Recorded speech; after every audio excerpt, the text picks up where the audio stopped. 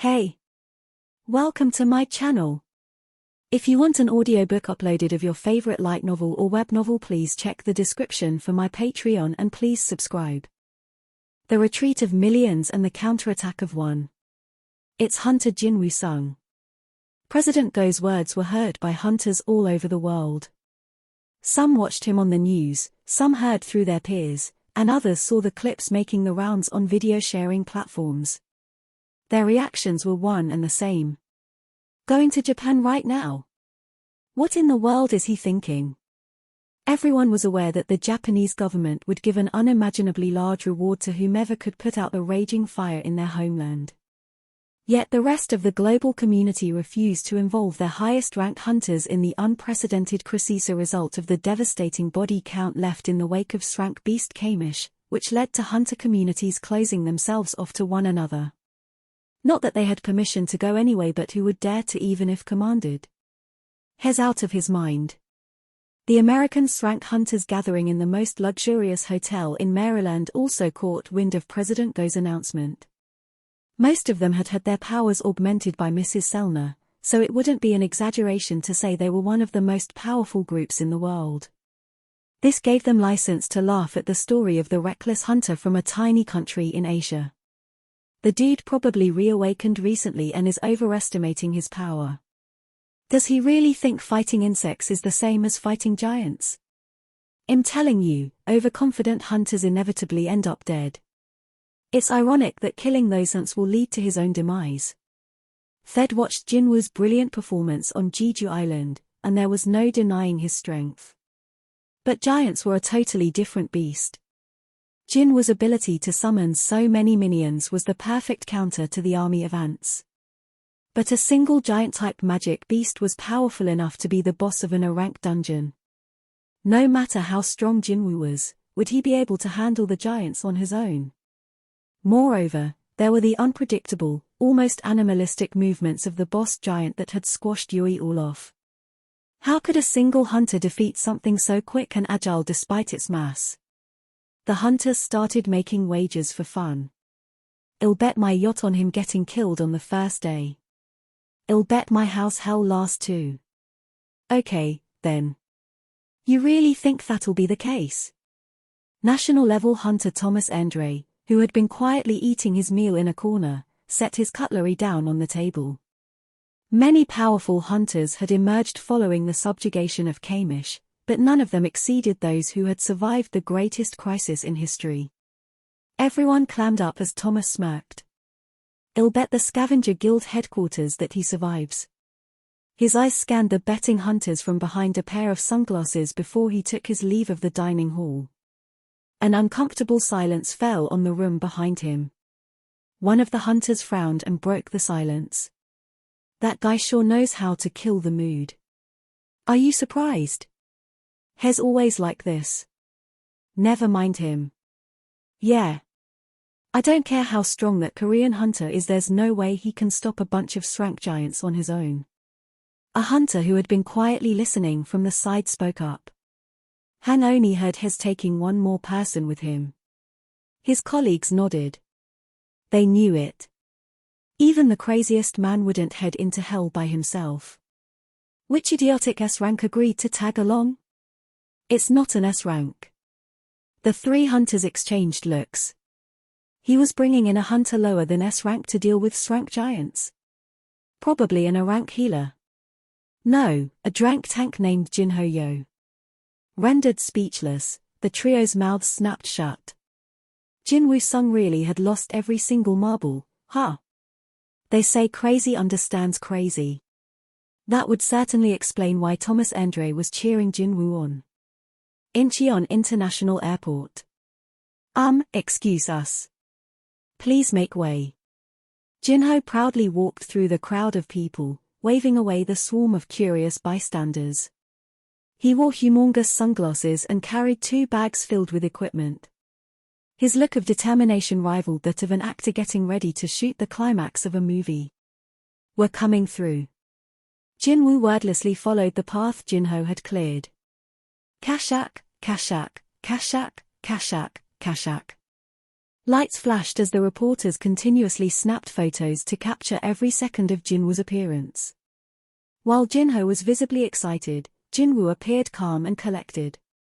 Once Japan caught wind of Jinwoo's plan, Fed sent a private jet for him, and naturally, he was allowed to bypass airport customs and security protocols. Some familiar faces saw him off President Gun Hee-go and manager Jin Chul-woo of the Hunters Association. The three men exchanged nods as they huddled together. Thanks to their keen senses, they didn't need to raise their voices amid the noise of the airport. President Go looked wistful. I must admit, I'd still like to dissuade you. Jinwoo was the strongest hunter in Korean history, so President Go was wary of letting him run off willy-nilly. Not to jinx things, but what if something happened in Korea while Jinwoo was away? But Jinwoo stood firm. I'm sorry, but I want to go. This was a golden opportunity for him to both level up and increase his shadow army by getting rid of the giants. To that end, he had requested Japan give him all the rights to the magic beasts, a condition the government eagerly accepted. President Go chuckled. Is it because of the magic beasts? Jinwoo grinned. Yes. I want to fight magic beasts. In that case, there's no helping it. Jinwoo grasped President Go's outstretched hand as they exchanged heartfelt goodbyes. All I ask is you come back safe and sound. Kashak, Kashak, Kashak, Kashak, Kashak. Their handshake was memorialized by hundreds of cameras. The news of Jinwoo's impending arrival was a light in the darkness for the survivors in Japan. The few remaining TV stations kept broadcasting footage of him, and the public clung to hope as they watched him on their TV screens. Despite having shown minimal interest in the Korean-Japanese collaboration during the incident at Jeju, Fed found it thrilling to see the Srank ants being swept away. At the same time, their desperation grew as the giants advanced to the south accelerated. They said Hunter Jinwoo-sung has arrived in Japan, exclaimed a boy listening to the radio, and the expressions of those around him brightened. But things were still looking grim for those stuck in places where the giants had knocked out the electricity and gas. They had no idea that help was on its way, so they awaited the arrival of a rescue team. The Japan Self-Defense Forces are here. 2 soldiers from JSDF with ghostly pale faces entered the small nursing home run by an elderly couple. The owner sighed in relief at the welcome sight. But the situation was graver than they could imagine. The soldiers shook their heads. We don't have room for all the patients. We can take a maximum of 3 or 4. The wife protested, that can't be, we have more than 10 patients with mobility issues. Her husband nodded, but the young JSDF soldiers were anxious to leave. There's no time to worry about those already at death's door. The giants are headed this way, spat one of the soldiers, drenched in sweat. All the residents in the surrounding area had already been evacuated, so it was only a matter of time before the giants detected the scent of humans and zeroed in.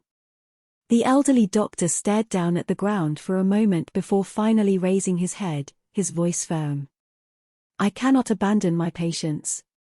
My wife and I promised we would stay by their side to the end. The 2 young men glared at him, but left with no other choice, they picked up their communicator and spoke loudly to make sure the couple could hear every word. The civilians here have refused to evacuate. We will retreat without them. The soldiers then ran out the door, and the couple soon heard the ignition of a car's engine. They patted each other on the back and let out long sighs. Suddenly, one of the soldiers rushed back inside, armed with a rifle. What are you doing? The elders clutched each other's hands. The soldier bellowed, if you stay here, those giants will tear you to pieces. Better a quick death than a gruesome one. He pointed the gun at the doctor and his wife in turn as they flinched away from him. This is your last chance. Will you come with us, or will you die by my hand? The young man steadied his aim. The couple hesitated. The soldier's intentions were clear. He was hell-bent on evacuating them, even if he had to resort to this. But he was also asking them to turn their backs on their credo of helping those in need, so it was an impossible choice. The moment stretched on for an eternity. A bead of sweat dripped from the young man's forehead, seeped through his eyebrow, and fell into his eyes, blurring his vision. He furrowed his brow when goggle. The soldier's stomach announced his hunger, but his glare never wavered. "Excuse me, dearie." The startled soldier whipped his gun toward the sickbeds. "Yes." In a dark corner of the nursing home room, an old woman propped up in one of the beds held out a tray toward him. On it was a rice ball. The old woman smiled. "If you're hungry, eat this. I don't have much of an appetite." At last, the JSDF soldier lowered his gun. "Here, don't be shy." The young man's hand trembled as he picked up the rice ball. He recalled the reason he'd decided to don a soldier's uniform in the first place, to protect innocent civilians just like the good people here. Yet he had been about to knowingly abandon these people to the magic beasts. Ashamed of his own powerlessness, he began to cry. He then picked up his communicator and sent his partner away. Shocked, the elderly doctor grabbed his shoulder. "What are you doing?" "I'll stay with you." The young man slung his rifle over his shoulder. "I'm a soldier. I can't run away knowing there are civilians remaining." He forcefully swallowed the rice ball in one gulp and bowed to the old woman. "Thank you for the food. It was delicious." Just then, stomp stomp stomp. The soldier resolutely rushed out of the nursing home. A giant was approaching incredibly quickly on all fours like an animal. "Is that?" As he readied his rifle, something caught his eye. Dangling from the giant's mouth was his partner. The soldier saw red and fired at the approaching threat. Rat-a-tat-a-tat-a-tat. Unfortunately, regular weapons were useless against magic beasts, so the giant barreled straight at him, unaffected by the shower of bullets. Click, click. Tears welled in his eyes as he realized the rifle had run out of ammunition. Oh God. The giant tossed the human in its mouth into the air and gobbled it up before leaping at the young soldier. Out of nowhere, a humongous nogger slammed into its side, sending the giant tumbling. But the beast sprang back on all fours at a speed that should have been impossible for something its size. Grrr, the giant pressed itself into the ground and bared its teeth at the nogger. It was Jima, former boss of the Nogger Nest dungeon and newly recruited shadow soldier. Jima held out his right hand and tightly grasped the black spear that had materialized up from a shadow. He brandished the weapon in front of him, making it clear he wouldn't let anyone pass. Huh? The JSDF soldier couldn't tell if he was dreaming or not. He'd been so sure he was going to be eaten alive, but now another monster was protecting him. Emotions surged through him as he stared at the nogger's imposing back. What is going on? Could they get out of this alive? Could he, the elderly couple, and the nursing home patients possibly survive this giant attack? Tears stung his eyes as the tension dissipated from his body. Here. Someone tried to hand him a colorful handkerchief. The young soldier looked over at a man who appeared younger than himself, gesturing with his chin toward the handkerchief and then nodding. The younger man hadn't spoken Japanese, but the message was clear enough. Is he Korean? The soldier wiped his tears with the proffered handkerchief. Who are you? How did you get here?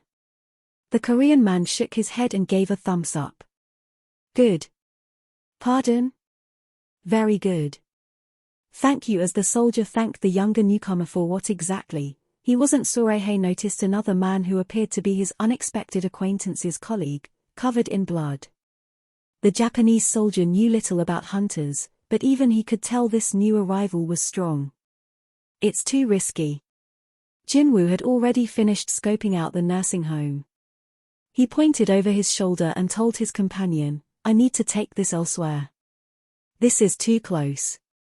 Having already witnessed Jinwoo fight giants several times, Jinho knew exactly what he was getting at. I'll wait for you here, boss. Got it. Jinwoo spotted the frightened young soldier and walked by, gently patted him on the shoulder as a sign that the kid had done well. The average person didn't have the balls to face a large magic beast on their own with only a rifle. Having raided many dungeons as a mere E rank, he knew how much courage it took. As the JSDF soldier gazed at Jinwoo's back, he couldn't help but softly let out, "Oh." The weight and warmth of the hand on his shoulder, it felt like his touch had washed away the sheer terror from before and filled him with a huge sense of relief. It was at that moment he remembered the story of the two Korean men who were supposedly running around Japan killing the giants. One was the hunter who was said to have killed Srank magic beasts almost single-handedly in the past. His name was Jinwoo-sung, Hunter Jinwoo-sung. There was no doubt. It had to be him. Badump. The soldier's heart raced at the realization that he had met a living legend. He hurriedly turned to the other Korean man. "Is that really him? The Srank Korean hunter?" Jinho nodded again. "Good." Jinwoo approached the two entangled beasts with a frown. Gark the giant was biting down hard on Jima's shoulder. Although the Noga had the added distraction of protecting the humans behind him, he was a former boss of an A-rank dungeon, and his strength far surpassed the average shadow soldier. That the giant was able to overwhelm him, despite not being the boss, demonstrated just how much of a threat the giants were. Jinwoo scowled at the sight of his soldier getting thrashed, and he bent at the knees, focusing power into his legs. Crick, crack. The asphalt beneath his feet buckled. Boom. Jinwoo shot up toward the giant's face. But his target spotted his split-second approach. Jinwoo had an epiphany. They really are of a different caliber. Jinwoo's fist slammed into the giant's forehead. Bash! He didn't expect his punch to do much damage as he watched the giant pull its head back to minimize the impact. A towering frame and swift movements, no wonder regular hunters felt helpless against them. But Jinwoo wasn't some run-off-the-mill hunter. He summoned a demon monarch's dagger in midair and held out his empty hand toward the giant's face. Ruler's authority. An invisible hand seemed to forcefully pull the magic beast's face forward, quickly closing the gap. Ru.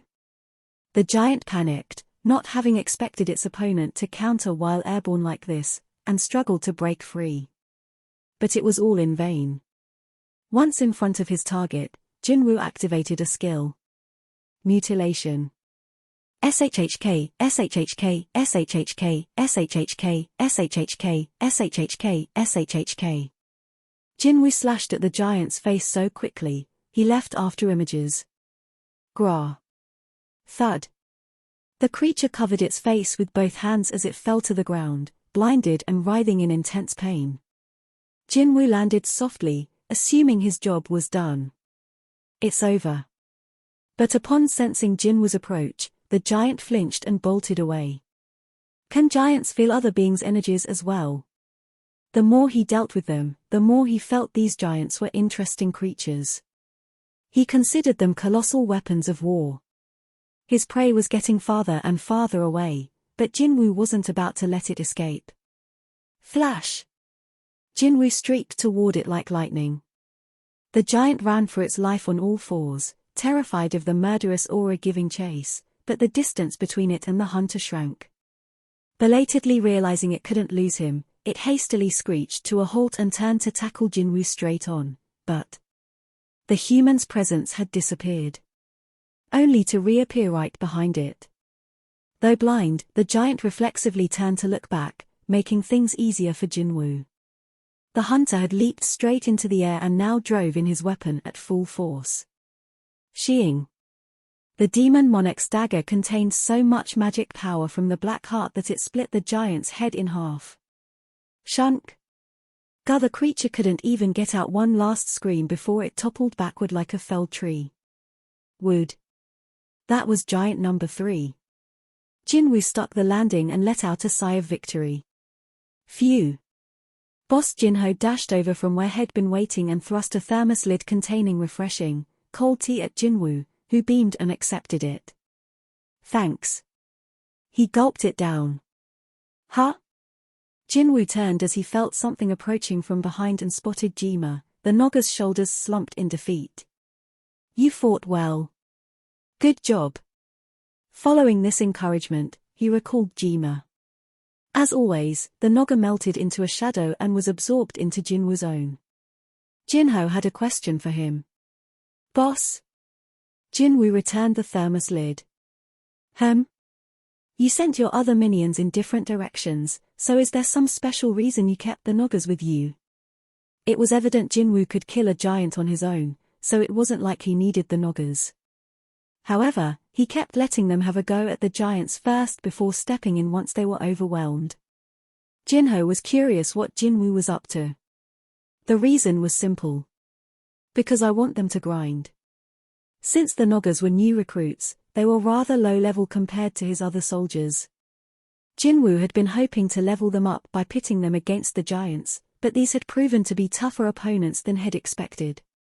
However, even though it was a bit of a hassle, this was the best way for the Noggers to gain experience. I guess I can't tell Jinho the truth, huh? Jinwoo grinned. It's because I still feel a little awkward with them. This is my way of getting closer. Oh. Jinho nodded in understanding. It was so easy to fool him. Jinho mulled it over and then enthusiastically replied, "You're thoughtful to your minions." That's so you, boss. It was also easy to feel bad about fooling him. Excuse me. Jinwoo turned to see the soldier who had bravely stood up to the giant walking toward them while glancing at the giant's corpse. Over the man's shoulder, Jinwoo could see the elderly couple who ran the nursing home. Though he hadn't had a conversation with them yet, he could guess what they wanted to say, and that was good enough for him. There was no time to receive their gratitude while other giants were out there rampaging. Jinwoo peered at the defeated giant. Here lay the biggest reason he had come to Japan. Stop! Jinho rushed to block their paths. Jinho seemed to catch on to things faster than when they'd first met. Thanks to him, Jinwoo could extract shadows without any distractions. Jinwoo gave Jinho a smile of approval and turned back to the corpse in front of him. He stretched out his hand and murmured, "Arise. Viewers, you won't believe what I am seeing now." Takakakakaka. The reporter in the helicopter couldn't help but let out incredulous gasps at the scene unfolding below. The camera panned down to share the sight with the viewers. Several hundred ant magic beasts were marching in an orderly fashion. Leading them was a monstrous ant with wings. Baru. He suddenly looked skyward. Scraw. The reporter clapped his hands over his ears at the shrill roar. The rest of the ants came to a halt. 3 giants stood before them. They looked like a group of mice facing a bunch of elephants, yet Baru charged right at them with claws extended into blades. Scraw. With the army of ants covering every inch of ground in a swarm of black, the ferocious attack ended instantly. Oh my god, the reporter yelled as the ants started gnawing on the bodies of the giants' corpses. Crunch. Crack. On Beerus' orders, the ants left enough of the carcasses behind so more shadow soldiers could be created. If anyone got too greedy, Baru didn't hesitate to send them flying with a swift kick. The reporter exclaimed, "They are eating the giants, the insects are eating the giants." The sight of the horrific, human-eating giants now being consumed by the ants was cathartic to the Japanese people. There was only one problem. Oh. Both the reporter and cameraman shrank back as Baru flew up to the helicopter, grabbed the camera focused on him, and crushed it without hesitation. Snap. Yikes! The reporter and the cameraman clung to each other, trembling. Baru wordlessly looked at each of them in turn, then returned to the ground. Phew. Ha. The 2 men noisily exhaled. Despite the winged ant's tendency to destroy 10 million won cameras, they kept following him around because viewers were clamoring for footage of his troops. So the cameraman took out the extra equipment he'd brought along for this very reason, and the reporter, who had grown used to Beerus' antics, continued his assignment without missing a beat. This has been Kitamura reporting live. Ikika, a young girl, probably around 12 years old or so, ran for her life, screaming with tears in her eyes. Aya. A giant was chasing her with a creepy smile. But how far could she run on her little legs? The distance between them quickly vanished. The giant bared its teeth and laughed as if enjoying this meaningless game of tag. It extended its arm, which looked significantly longer than those of other giants. Just before it could roughly grab the fragile little girl, though, a streak of blue lightning glanced off the giant's wrist, singeing its skin. ZZZT. Gra the giant reared up and grabbed its wrist, bellowing in pain. There stood Igris, brandishing a blue sword. He turned to the trembling girl, whose legs had given out, face as white as a sheet. Igris picked her up and quickly retreated from the area. The giant spotted the enemy who had attacked it now running away with its food, and its eyes reddened in outrage. Growling. It was enough to make any average person wet themselves in terror. However, someone dared to block the giant's path. It was the elite knight Iron, clad in upgraded armor. He thrust his shield into the ground, puffed up his chest, and let out a mighty cry. Grow. Iron is using skill Epic Taunt. The opponent has entered a state of aggro. The giant that had been aiming for Igris instantly turned toward Iron. The knight pounded his chest a couple of times and then picked up his shield, which was as big as his whole body, issuing a clear challenge. Rather furious giant swung at Iron at full strength. Kapow. But Iron didn't budge. Ranking him up had put him on a whole other level. Bam bam bam. After withstanding dozens of attacks, Iron let out a bellow. Whoo!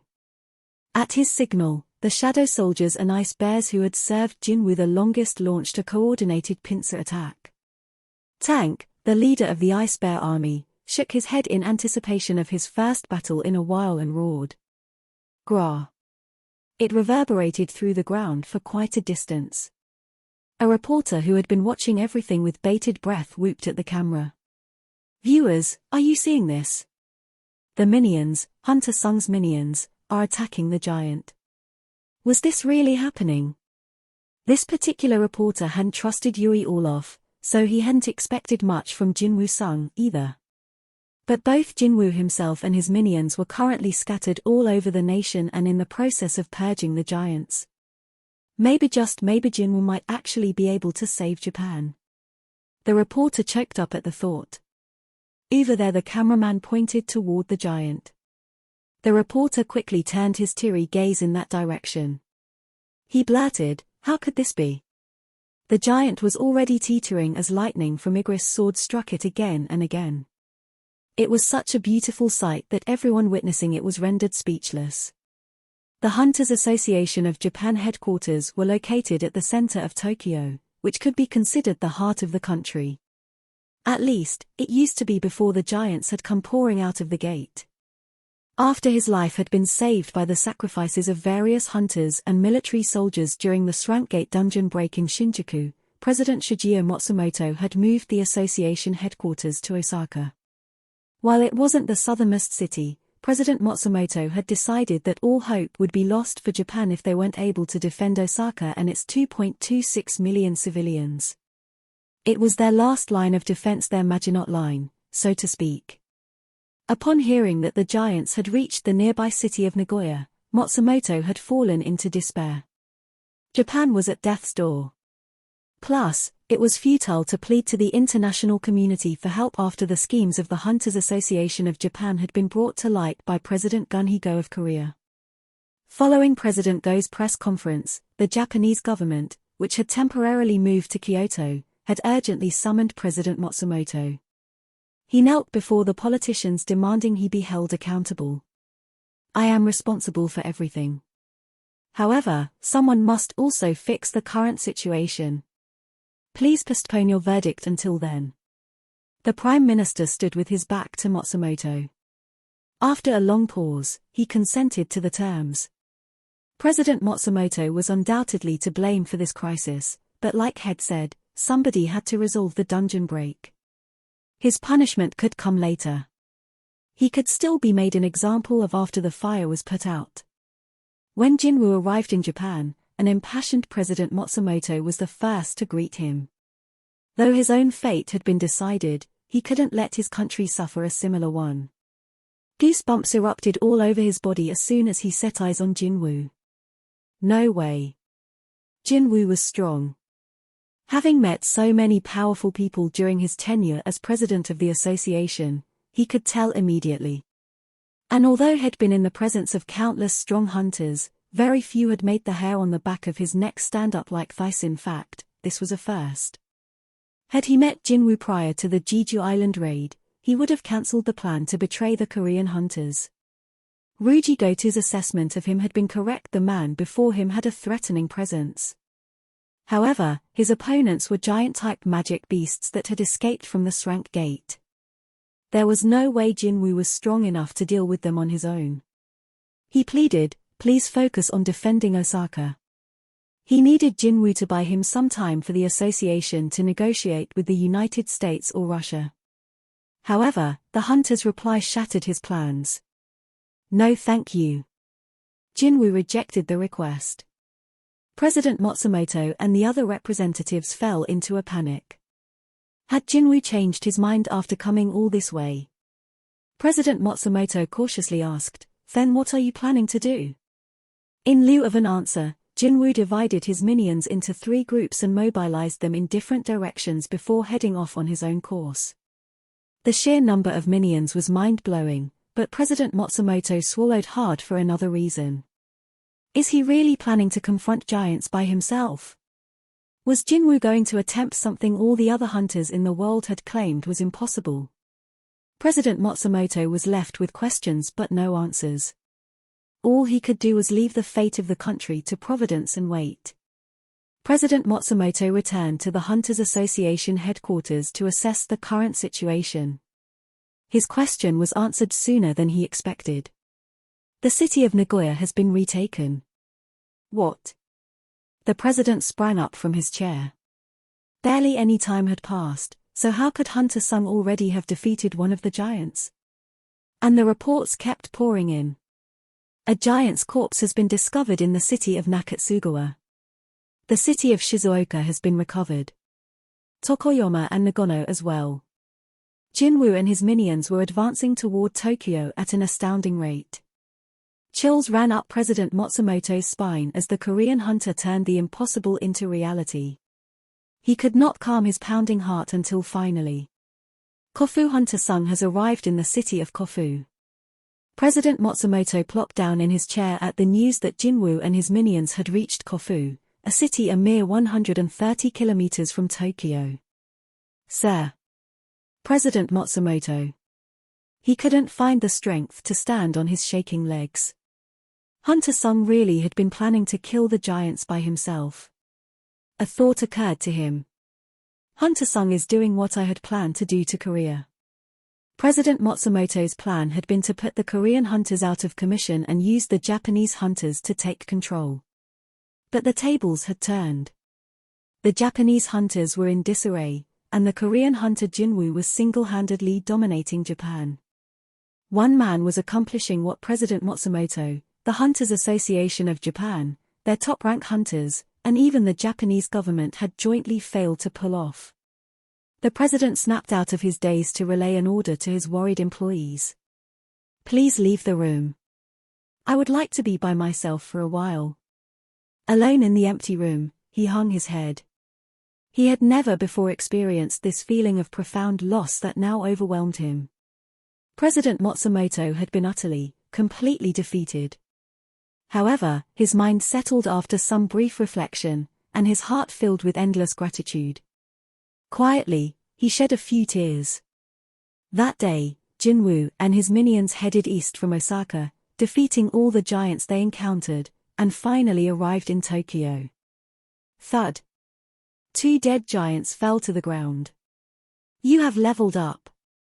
Jinwoo pumped his fist.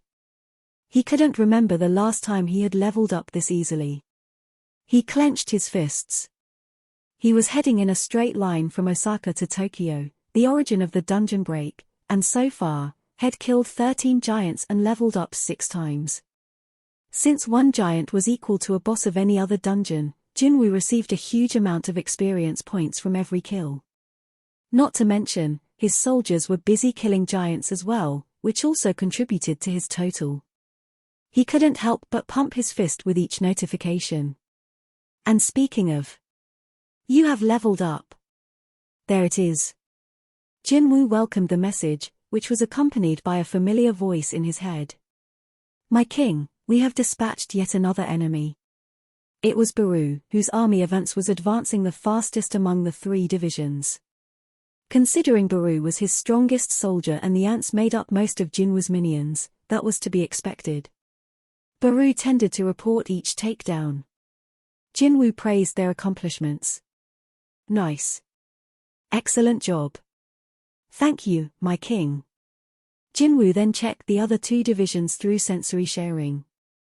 Although not as good as the Ant army led by Baru, the High Orc army led by Fang and the Elite army led by Igris were proceeding smoothly. Jinwu was proud of his soldiers leveling up so rapidly. "Boss, should we set up camp here for the night?" Jinwu opened his eyes to see Jinho pulling out a tent. Jinwu looked up and saw that the sun was already setting.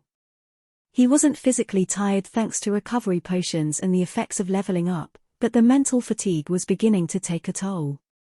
"I need some rest." He nodded. This would be their campsite for tonight. The 2 men worked together to quickly pitch the tent and prepare dinner. It was autumn, and a chilly wind was blowing. As he warmed up the meal provided by the Hunters Association of Japan on the fire, Jinwu mused that winter couldn't be too far off. Winter, he could see Tokyo from here. If he described a civilization's rise and fall according to seasons, Tokyo appeared to be in the middle of its winter. For some reason, the devastated city looked familiar. Where have I seen this before? Jinwu searched through his memories. The Demon's Castle. Tokyo looked just like the wasted cities within the Demon's Castle dungeon. The only difference was that Tokyo wasn't on fire. Jinwu's expression grew dark. Could this be? Every single floor of the Demon's Castle had shown cities in ruin. Had the architect of the system been implying something? Jinwu snorted. Well, whatever. The architect was already dead in some dungeon. Jinwu hadn't had any contact with it since, so there was absolutely no way it had survived. If this was a sign of things to come, he'd just have to stop it. The sole reason he'd amassed power was because he didn't want to be outmatched by anyone. He had leveled up, acquired skills, and leveled up again to finally arrive at this point. Badump. The black heart leaped as if responding to his thoughts. Jinwu placed a hand on his chest and smiled faintly as he felt his heart's beat. A doctor at the hospital had told him that there was nothing strange about him. Nothing abnormal here. You're perfectly healthy, Hunter-sung. Jinwu had gotten a full checkup the night before he left Korea. Although the doctor had scanned Jinwu's chest twice, he hadn't spotted anything out of the ordinary. The black heart wasn't any kind of physical change. Even though Jinwu could feel it beating, it didn't actually exist. That sounds crazy. Jinwu laughed in spite of himself. He was relieved to hear that he was anatomically the same as everyone else. But then where was this heartbeat coming from? A gentle breeze blew toward them from downtown Tokyo, carrying an immeasurably scary and almost sticky mana. Boss Jinho looked uncomfortable. The mana was so powerful, even Jinho with his low perception had picked up on it. Jinwu silently nodded. The wind had obviously originated from the giant guarding the gate in Shinjuku. Compared to the energy exuded by the other giants Jinwu had dealt with so far, this felt completely different and sent goosebumps up his arms. But Jinwu had to laugh. The black heart pounded in his chest as if in response to the giant's mana. Once he defeated this enemy, how many levels would he advance? And what kind of shadow soldier would it be? Jinwu couldn't wait. Igris Elite and Ice Bear armies were the first to arrive in Tokyo, followed by Fang's High Orc army. Igris spotted their approach and greeted them with a nod. Fang grinned under the hood of his robe and nodded in return. Soon after. Stomp, stomp, stomp. The sound of marching preceded the large group of shadow soldiers emerging through the light fog. It was Beerus' army of ants. They had taken the longest route and killed the most giants and so were the last to arrive in Tokyo. Igris greeted Baru, who led the ants. Baru, however, walked past Igris and approached Jinwu from behind, respectfully dropping down on one knee. "Oh, the gang's all here." Jinwoo tore his gaze from the giant in the distance. "You did well, everyone." As he welcomed his shadow soldiers, those who could followed Beerus' example and knelt on one knee. The ice bears weren't built to move like that, so they lowered their bodies and touched their noses to the ground. There stood all the humanoid, bear, ant, high orc, Nogger, and other types of shadow soldiers Jinwoo had collected until now. They numbered close to 1,000. "Everyone, on your feet." The soldiers stood with a gesture of Jinwoo's hand. It was quite an amazing sight. Jinho was blown away as he took it in. Good thing they're the boss minions. If they were actual magic beasts. He couldn't help but tremble at the thought of this assemblage of powerful magic beasts loose in the world. He was glad they were his allies, a word befitting Jinwoo more than anyone he knew. However, there was an even more awe-inspiring sight behind him. Jinho swallowed hard as he nervously looked over his shoulder. There stood a giant, the likes of which was completely different from the ones he had seen up to now. The magic beast's head was so far from the ground, it could be mistaken for a skyscraper. Wo Jinho couldn't help but gasp. There was a huge difference between seeing it in a video versus in real life. His mouth hung open in shock. Jinwoo patted the top of Jinho's head with a laugh. "Careful, your jaw's about to fall off." B-Boss Jinho snapped out of it and scratched the back of his head in embarrassment. Jinwoo inspected the giant. How could such a thing exist? It was an impossibly big creature. Jinwoo felt an urge to flee as quickly as possible because of the terrifying energy emanating from it. He was getting an ominous feeling about this. There were usually two ways to shake this kind of foreboding: run away and hide from the source or eliminate it. His choice had been made from the moment Head left Coriano, from the moment Head reawakened. Ba-dump, ba-dump. He briefly closed his eyes and enjoyed the sound of his heartbeat, then addressed Jinho. "Stay far." "Roger that." Jinho resolutely nodded and hurried away, past the ranks of the shadow soldiers. "Okay, then." Jinwoo waited until Jinho was far enough before summoning the newest members of his family. "Come forth." Though not as big as the boss giant, the shadow soldiers that emerged were still hulking figures. Jinwoo named them number 1 through 13 in order of extraction. With them comprising the front line, his army seemed all the more infallible. That should do it. His preparations complete, Jinwoo raised his hand high toward the sky, and the shadow soldiers prepared to attack. "My soldiers." His minions were either clad in black armor or covered in black smoke. Jinwoo looked at each in turn, then faced the giant in the distance. It gazed down at him indifferently, as if disinterested in anyone not within swatting distance. "I definitely don't like this." Jinwoo didn't appreciate being looked down upon. A feral grin spread across his face, and he pointed his hand toward the giant. "Advance." Baru flung his head back and screeched. "Skaaaaah." The army charged forward as one. Rumble. The ground shook with the sound of rolling thunder, and dust flew into the air. Finally, Jinwoo's soldiers entered the giant's domain. As soon as they did, the space around them changed. "What the?" Jinwoo couldn't help but yell.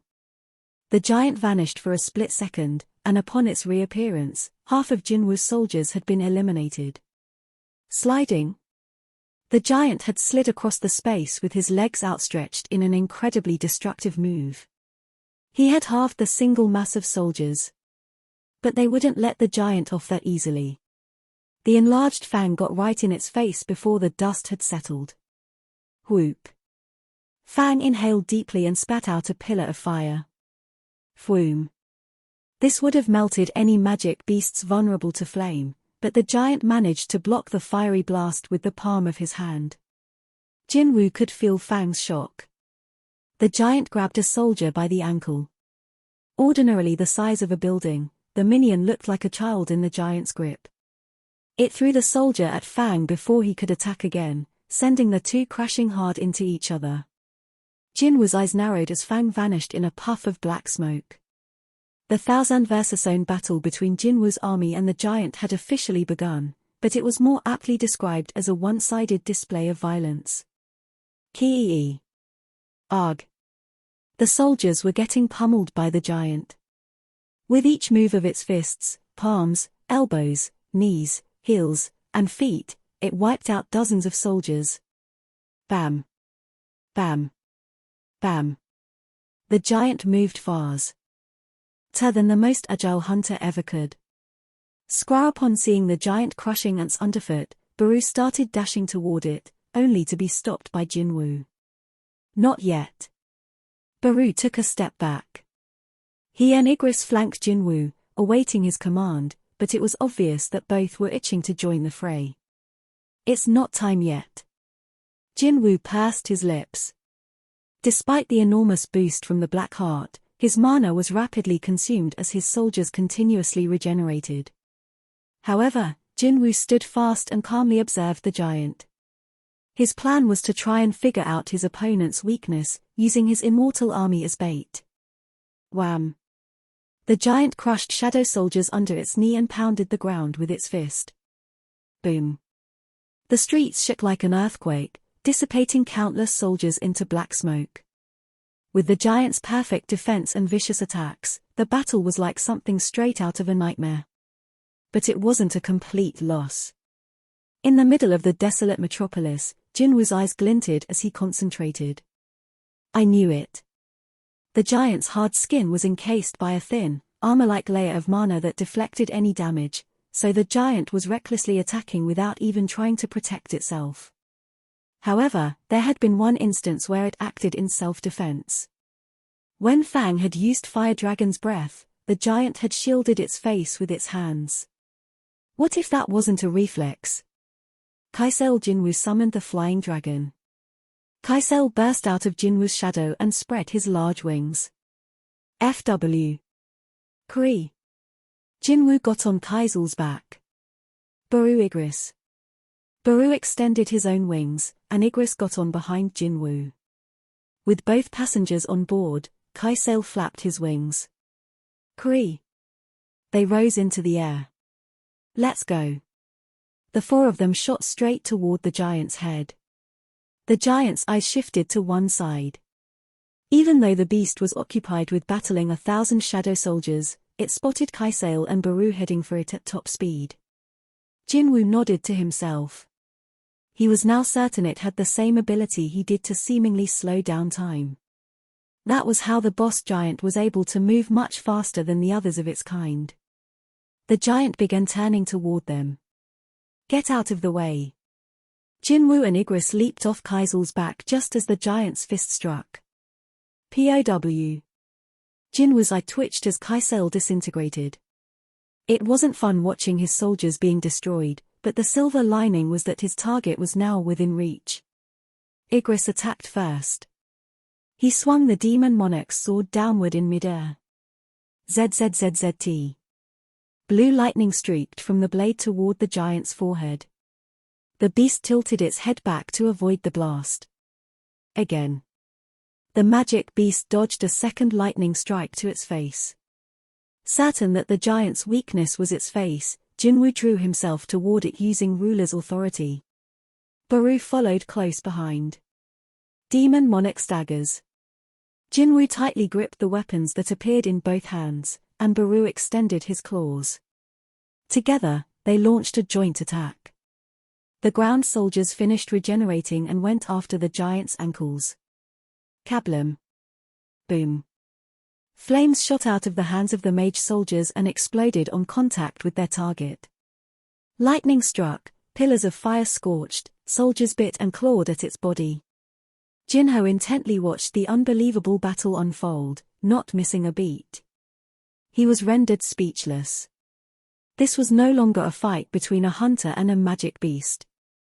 It was a battle of monster versus monster.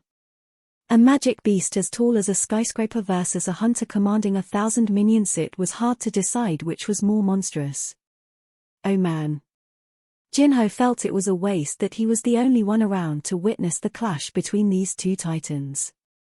He tried to calm himself while keeping his attention glued to Jinwoo. Just then, Jinwoo's dagger stabbed the giant in the eye. SHHK. The giant reeled, flailing its head in pain, but Jinwoo wouldn't let go. It's working.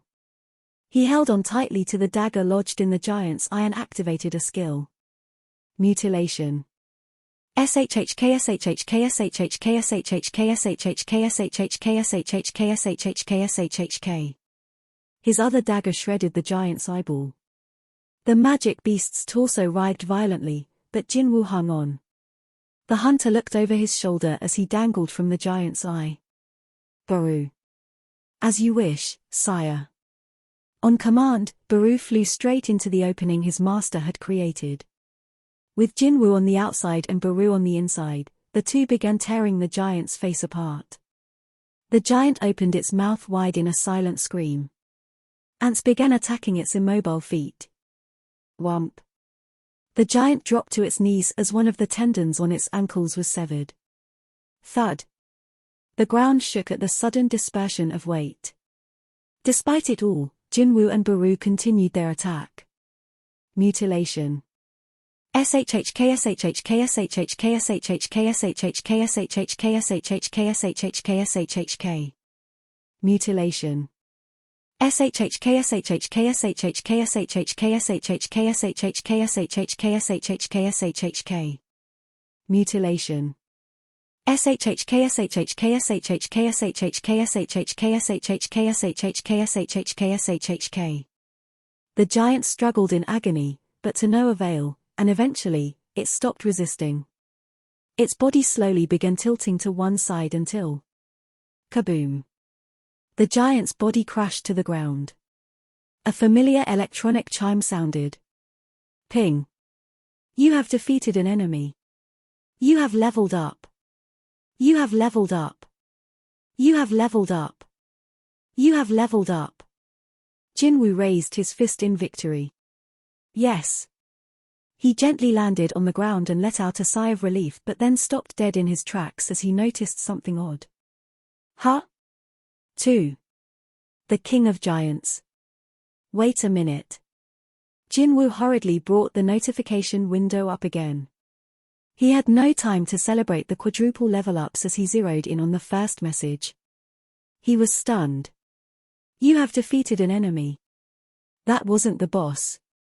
Jinwoo's surprised stare shifted to the giant with dull, lifeless eyes. Its strength and imposing aura had been completely different from the other giants and had shocked even Jinwoo. There was no way it hadn't been the boss of the dungeon, but here the system was, claiming it was a regular old magic beast. Boost Jinho excitedly called out to him as he ran toward Jinwoo. But Jinwoo urgently signaled for him to freeze. Or whether he was listening to Jinwoo or something had spooked him, Jinho froze in his tracks. Jinwoo's expression turned grave.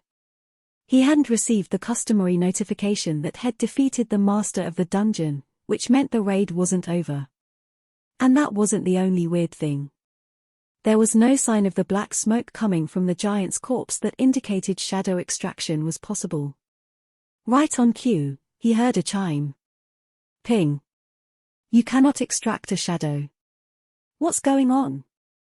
As Jinwoo pondered the many unexpected turns of events, he heard the sound of cracking bones. The giant's jaw was moving. Its mouth opened, and Jinwoo caught a glimpse of a humanoid figure. He immediately dropped into a battle stance, light glinting off the sharp blades of the two daggers heads summoned. However, the voice that emerged from the giant's mouth sounded familiar. My king, it is but your simple servant. Baru emerged, as courteous to Jinwoo as ever. Oh, it was just you. Jinwoo relaxed. Beerah's presence had been indistinguishable from the giant's, masked by the magic beast's tremendous levels of mana. Jinwoo sent the daggers back to inventory after confirming Beerah's identity. The Ant King was drenched in the giant's guts and blood. It was clear how much effort had exerted hacking away at the giant's innards. Jinwoo smiled and opened his mouth to praise Baru but paused and wrinkled his nose. What the heck is that smell? The disgusting stench grew worse as Baru drew closer. Baru was also able to smell the fluids and wore the same expression of disgust. The ant stopped right in front of Jinwoo and bowed. Okay, then Jinwoo was about to pat Baru on the shoulder for a job well done but changed his mind upon spotting an unidentified yellow liquid. Good job, Baru. Thank you, my liege. Baru sounded uncharacteristically curt. In any case, this was not the time to be concerned about the yellow mystery goo. If this behemoth wasn't the master of the dungeon, then where would he find it? VMMMMM. The air around them started to subtly vibrate. Jinwoo's defenses were up again. A split second later, Baru sensed it, too, and immediately moved to shield his master. Scrah. A sudden gale storm hit them. Ah! Jinwoo gritted his teeth. Wind forceful enough to uproot trees blew through them in a blink of an eye, then calmed. Thinking the danger had passed, Baru moved from his spot in front of Jinwoo. The hunter scanned his surroundings, then gasped as he realized what had happened. No way. That was no whirlwind. It was the giant releasing its copious stores of mana. The resulting blast had swept away everything in their vicinity. What happened to Jinho? Jinwoo spun around to where Jinho had been standing and was relieved to find him safe in Igris' arms. Phew. Jinwoo inspected the direction in which the magic power had headed. Every iota of mana formerly housed within the dead giant had been sucked into the gate, as if the gate had swallowed it up. The black membrane that used to seal off the gate had been shattered long ago during the dungeon break, so they could clearly see the world inside. VMMMM. The vibrations in the air let out a low hum. Despite the countless things Jinwoo had experienced, he had never seen anything like this before. There's something in there. His perception stat was picking up something. Jinwoo peered into the depths. Whatever was in there made the hair on the back of his neck stand up. He simultaneously felt goosebumps forming and chills up his spine. Ba-dump, ba-dump, ba-dump. Jinwoo's heartbeat accelerated, as if resonating with the vibrations. Boss step by cautious step, Jinho approached Jinwoo and peered at the gate. Given the danger, Jinwoo looked at Jinho and emphasized, "Wait here for me." "Yes, boss." Jinho obediently nodded. As much as he wanted to tag along, he had a feeling he would only be a burden. Satisfied with Jinho's answer, Jinwoo stepped through the gate with his shadow soldiers. Whoa, this is... High-rank dungeons tended to be large, but none had ever come close to this. This is huge. He was convinced that the word huge existed purely to describe this place. He had to swallow his gasp as he walked through the endlessly high and wide passage. He proceeded without making a single noise.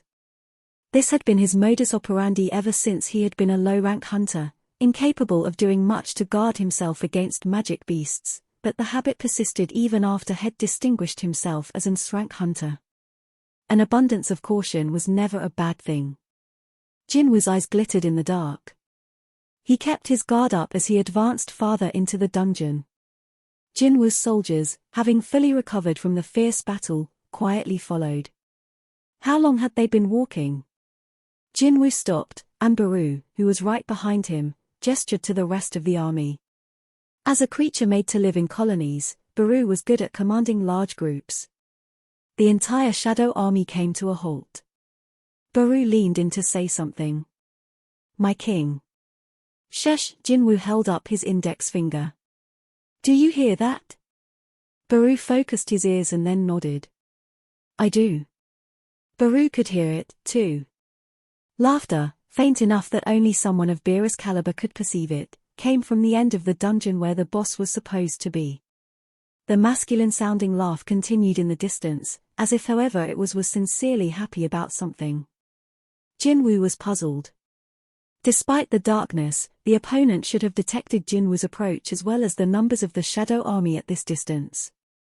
Yet it's laughing it up. Of course, Jinwoo also measured up his opponent. The ominous energy making it harder to breathe was even stronger than that of the boss giant.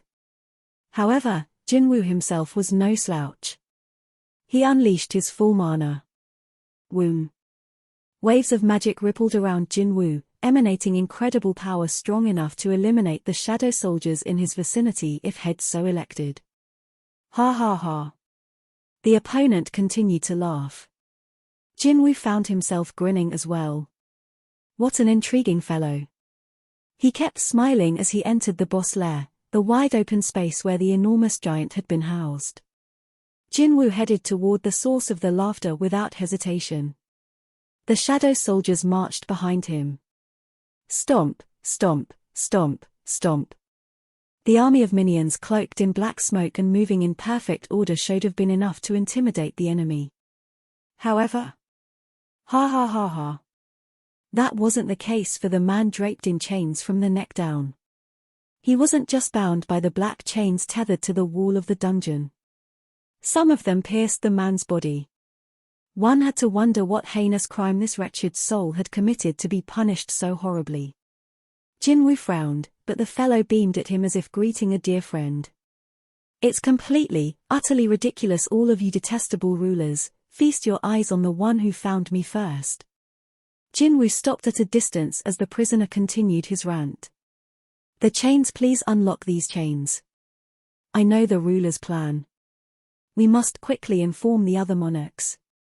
The man suddenly stopped, and the joy in his eyes faded.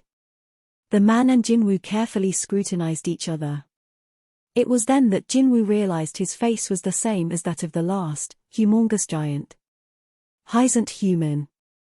The man's magic energy felt different from a human's. He also fluently spoke the language of magic beasts. But why was a magic beast chained up inside the dungeon? Many types of bosses had been found in gates over the last 10 years, but never one imprisoned like this. At least the mysterious man had given him a potential hint with the word rulers. There was a short pause before the prisoner spoke again. You're not the one I know. Jinwoo didn't know who had been mistaken for, but he wasn't going to deny anything. He had never seen this guy's face before today, either. Did the rulers or whoever do this to you? Jinwoo asked. I am being used as the foundation stone for the real war. This was a first for Jinwoo. He had repeatedly tried to probe intelligent magic beasts, but none had been able to explain their origins. However, the magic beast now before him had revealed the purpose of his existence. He was the cornerstone upon which the real war was going to be built. Whether he was telling the truth or not, this could serve as a clue. Who are these rulers? The longtime enemies of the monarchs. Monarchs. Jinwoo remembered something the angel statue had mentioned when cornered, something about the other monarchs not sitting by and letting things happen. Wherever the other monarchs were, Jinwoo had a feeling one was currently in front of him. So those rulers chained you up like this because? Yes, the man replied sorrowfully. I am one of the monarchs. He continued desperately. It's likely both the monarchs and rulers are after you. You don't have enough power to deal with both sides as you are. You'll need more influence. Jinwoo had a hard time keeping up with him, but one word caught his attention. Influence? The man nodded. Release me, and I shall help you. Jinwoo couldn't believe what he was hearing. Who was helping him now? A magic beast wanted to help a human. Jinwoo was so taken aback, he couldn't stop himself from asking, why should I believe you? The man was resolute. I will make you believe me. He chanted a spell, his lips moving like a recording sped up 100 times. As he did, the dormant magic power within the lair began swirling around him, and Jinwoo instantly summoned his daggers in reply. Had there been any hostility behind the magic, Jinwoo would have stuck a dagger straight in the man's forehead, but he remained patient. The amount of mana the prisoner was manipulating was extremely small compared to what either he or Jinwoo wielded, and the hunter sensed no hostility. Jinwoo waited, prepared to use dagger barrage if necessary. The tension in the air pricked his skin like a needle. Finally, the man finished chanting in the strange language, and a chime signaled an incoming notification. Regia, the king of giants and monarch of the beginning, has activated the Oath of Sincerity negotiation. Once the Oath of Sincerity negotiation is accepted, both the caster and the recipient cannot lie. Would you like to accept the oath of sincerity negotiation? YN. Jinwoo's eyes were drawn to the man's title. The King of Giants. Jinwoo recalled all the giants he had felled. That also explained why the one guarding the gate had worn the same face. The man wordlessly awaited Jinwoo's decision. What should I do? Jinwoo stared at the blinking yes and no buttons as he debated. Considering he had received a message from the system about it, this would affect him for sure. But it was clear which of them would be at a greater disadvantage. It's definitely his loss. Jinwoo had the upper hand. As cold-hearted as it sounded, he could always just kill the guy if he asked a question Jinwoo couldn't answer. Besides, it was his idea to begin with, and Jinwoo wasn't a newbie who would feel guilty killing a magic beast.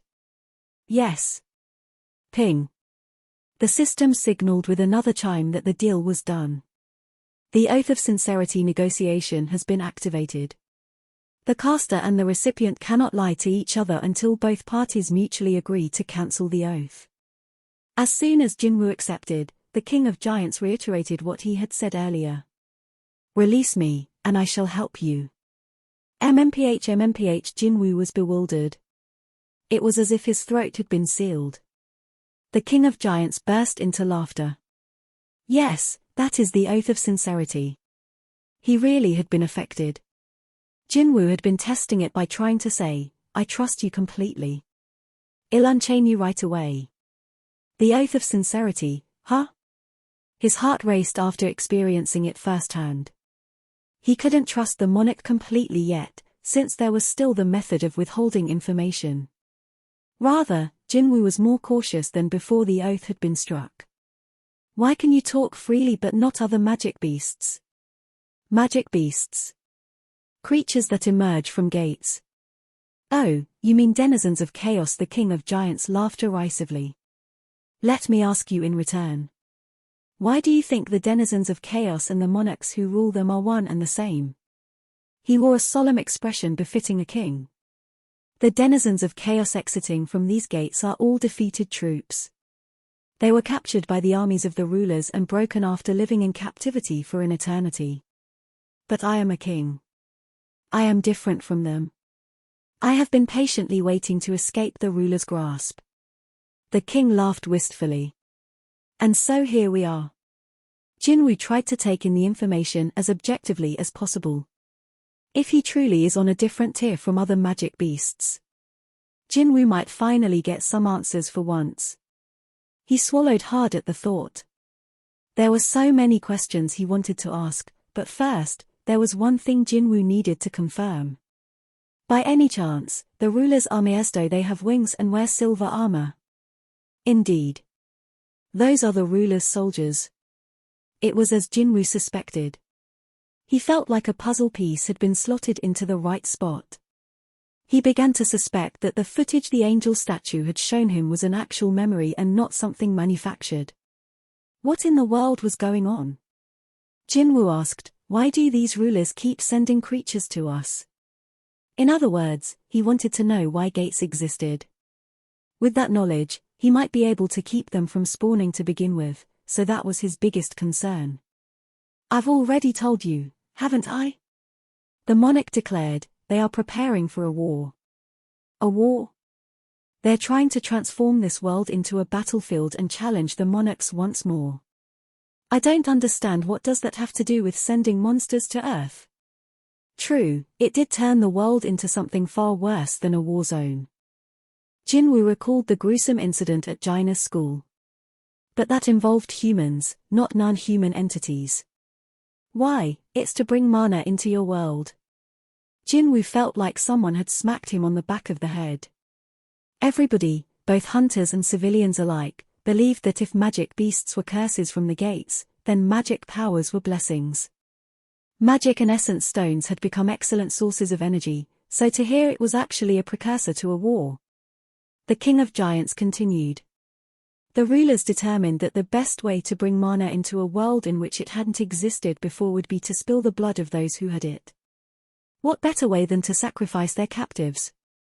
Needless to say, the world had become denser and denser with mana over the years. This was not a natural phenomenon but, rather, the fruit hanging from the trees planted in the soil watered with the blood of magic beasts. Mana makes the world stronger. The ruler's plan was to fortify your world in order to stop it from getting destroyed. And this so-called war, a rematch between the monarchs and the rulers that will turn the world you know into a living hell. A battle between the ruler's armies and the creatures that magic beasts used to be, just as Jinwoo had witnessed in the memory. If the king was to be believed, then it really would be hell on earth. The king's face darkened. There isn't much time. Once it is discovered that the one who found me is you, both the monarchs and the rulers will mobilize. It's possible their envoys are already on the move. You keep making it sound like they're after me. Why is that? You really don't know anything. The king sounded like he pitied Jinwoo. The power you possess isn't actually yours. Jinwoo nodded in agreement. The abilities of the Shadow Monarch had been given to him by the system, so he had no grounds to protest that.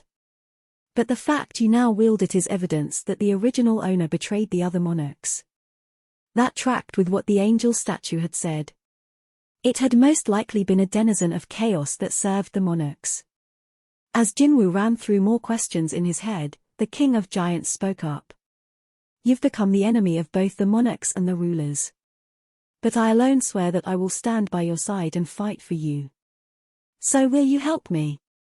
The king of giants was convinced that would be enough to persuade Jinwoo. However, the hunter had another suggestion. If that's the case, it would be better if you were one of my shadow soldiers. The king of giants shuddered, caught off guard. For a split second, he saw Shadow Monarch in the human. He wasn't wrong. It would be better for Jinwoo to have a loyal subordinate instead of a stranger for an ally. The king was impressed that Jinwoo had thought of that.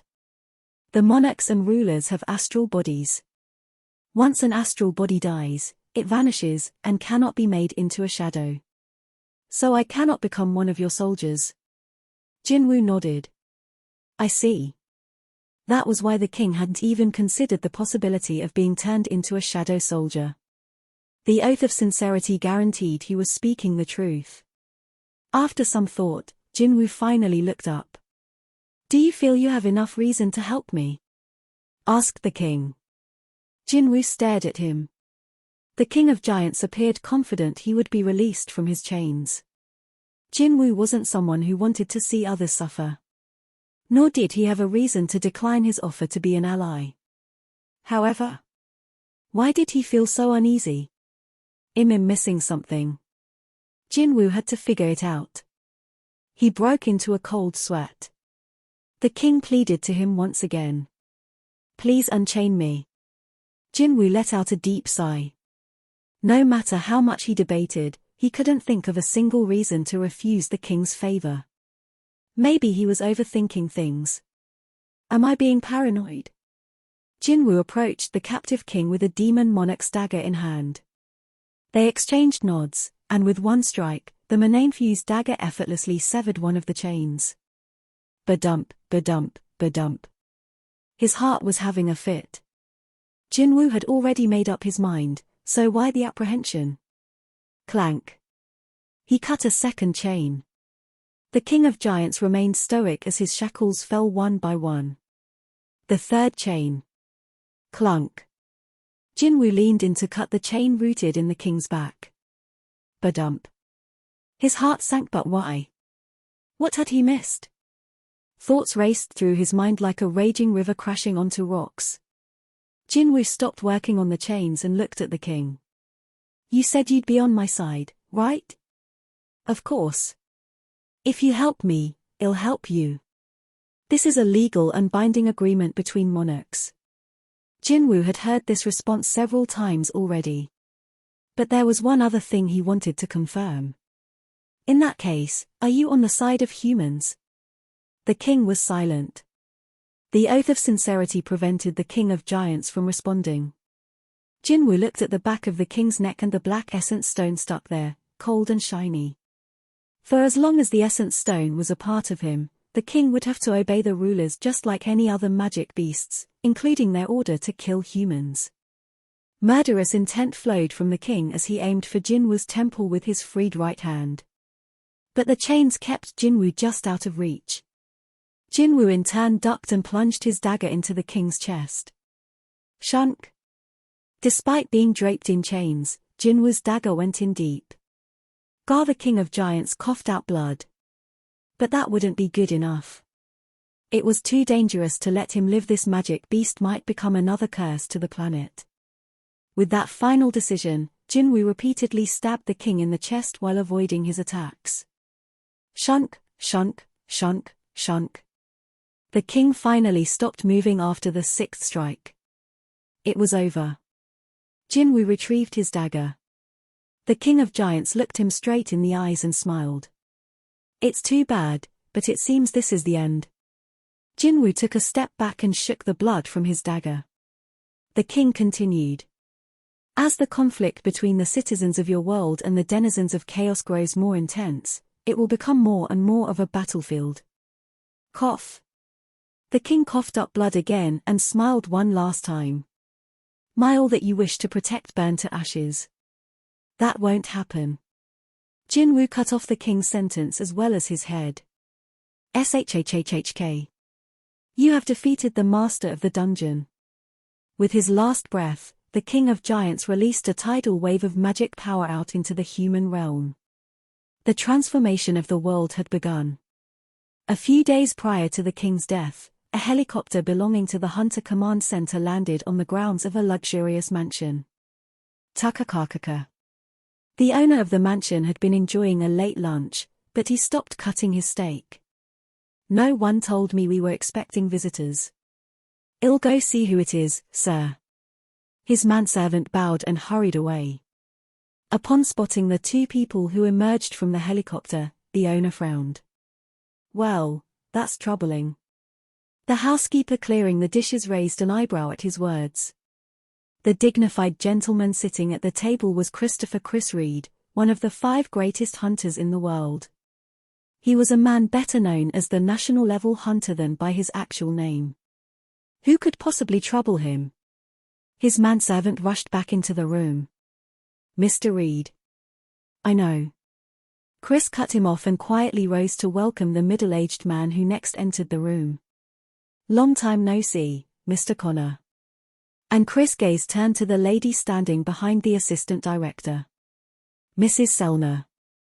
It was already unusual for Michael Connor, the assistant director of the Hunter Command Center, to pay him a surprise visit, but things had to be dire for Mrs. Selner to accompany him. The assistant director rubbed his chin as he anxiously looked around. I have something important to talk to you about. Could you please have everyone else leave the room? Chris' hunch had been spot on. Had the assistant director come alone, Chris would have punished him for disrupting his pleasant morning and made him wait a few hours before seeing him. However, he could not be rude to Mrs. Selner. After a pregnant pause as Chris took a swig of wine, he gestured for his manservant to approach and murmured, "Make sure no one comes near this room until they leave." "Yes, sir." The manservant nodded and sent everyone, including the housekeeper, out of the room. He was the last to leave, bowing again and quietly closing the door at Chris' nod. Only Chris, Michael, and Mrs. Selner remained in the spacious chamber. The master of the house scanned the 2 uninvited guests and smirked. Here, the second-in-command of the top organization in America was the lowest person present. Chris was a national-level hunter, and Mrs. Selner and her augmenting abilities were priceless. Oh my, where are my manners? Christopher couldn't let these honored guests stand. He quickly pulled out 2 chairs. Please have a seat. Michael and Mrs. Selner sat next to each other, and Chris took a seat across from them. So the national-level hunter looked back and forth between them with a smile. What brings you 2 out here? Mrs. Selner glanced at the assistant director, who nodded. Before she could speak, though, Chris raised his hand. Let me just say his expression made his displeasure clear. If you've come here because of the Srank Gate on the East Coast, I'm not interested. His tone made it clear there was no room for argument. As you both know, the US government has granted me national-level status. Therefore, I have the right to reject any of their requests, and I've already informed them of my decision not to participate in the raid. A national-level hunter wasn't just an ordinary citizen of a country. They were living nations unto themselves and treated as such, which meant civic duty wasn't in their vocabulary. Of course, they would cooperate when the occasion called for it, but since all the Srank hunters in the country were teaming up for this raid, Chris didn't feel the need to lend a hand this time. He had no intention of changing his mind even if the assistant director had brought Mrs. Selner here to entice him. But Mrs. Selner wasn't concerned with the gate, either. "That's not why I'm here, Chris. There's a more serious issue. Japan was on the brink of extinction because of an Srank Gate, but there was a problem more urgent than an Srank Gate appearing on US soil." Chris leaned in. "What is this so-called issue?" She hesitated, then spoke with difficulty. "Chris, someone is going to kill you in the near future." The room fell silent. No wonder the assistant director couldn't stop fidgeting and dabbing the sweat from his brow. "Mrs. Selner." Chris spoke in a low voice. "I haven't forgotten the favor you did for me." Thanks to her ability, he had become much more powerful, surpassing a limit he never thought he could exceed. But that didn't mean she could look down on him. Exactly who would be murdering whom? Who would dare harm a national-level hunter? Cats don't pick fights with lions. Only another lion could kill a lion, but Chris was confident that a lion like him could beat other lions regardless. This was another reason why he didn't want to participate in the raid. Why would a lion join a bunch of cats? Only a second-class lion like Thomas Andre would bother with such trivialities. Although she could see the anger rising in Chris, Mrs. Selner continued her explanation. "I had a dream about you not too long ago." "A dream?" "Yes." She nodded. Chris was dumbfounded. "In the dream, you were surrounded by some men, and—" Mrs. Selner, Chris couldn't stand it anymore. "Did you really come all the way here to bother me with nonsense?" "It's not nonsense. I'm aware of what kind of work you did before you awakened." Some individuals believed that Mrs. Selner's unique power came from her being a psychic, but in Chris' opinion, her previous employment was no excuse for this drivel. His face contorted. "I'm a national-level hunter. No one can kill me." "But in the dream." "That damn dream." Chris sighed deeply and nodded. "Fine. Let's assume I believe what you're saying and there are enemies out there who can kill me. Now what? Who should I ask for help if this is all true? Should he call the police or ask the Hunter Command Center for protection against an enemy who could potentially eliminate a national-level hunter? Ridiculous." Chris sneered. "Ultimately, there's nothing I can do, is there?" After some thought, Mrs. Selner replied. "There may be one person who can help you." "And who would that be?" "Hunter Jin Woo-sung. He may be able to protect you." Jin Woo-sung? Chris had been ready to reject any suggestions, but the familiar name gave him pause. Where had he heard it before? It had been recently. "Is it that?" Chris frowned. "Do you mean that Asian hunter who went to handle the dungeon break in Japan?" "Yes, that's Hunter Jin Woo-sung." Mrs. Selner had seen the nearly unlimited power dormant within Hunter Sung, a power that might even surpass that of the national-level hunters. She was sharing all this with Chris because she was sincerely worried about him, but the proud hunter took it as an insult. Bam! He inadvertently slammed his fist down on the table, causing it to sink into the floor. "Leave, Selner." Now he sprang to his feet and jabbed his finger at the door. "Wait. I need to tell Michael." Tried to assuage Chris' fury but balked. "WWE should go." Michael escorted out a reluctant Mrs. Selner. The waiting manservant ran in after seeing the broken table. "What happened, Mr. Reed?" "Nothing." The master of the house shook his head.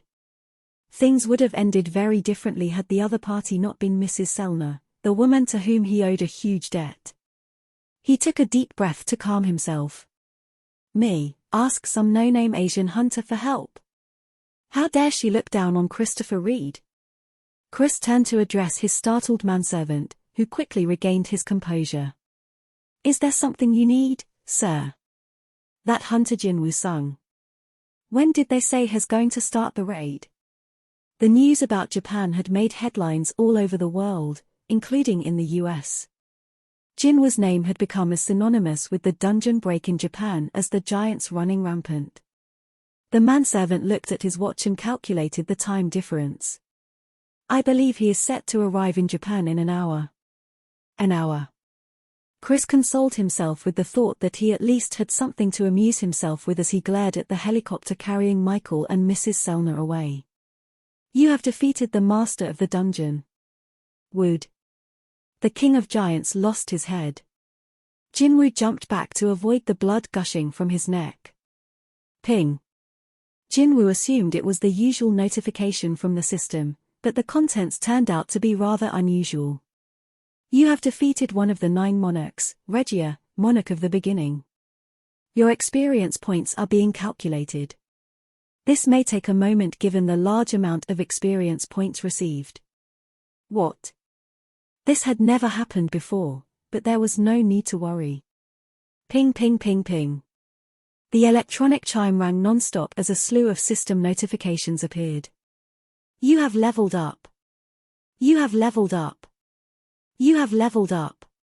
You have leveled up. You have leveled up. You have leveled up.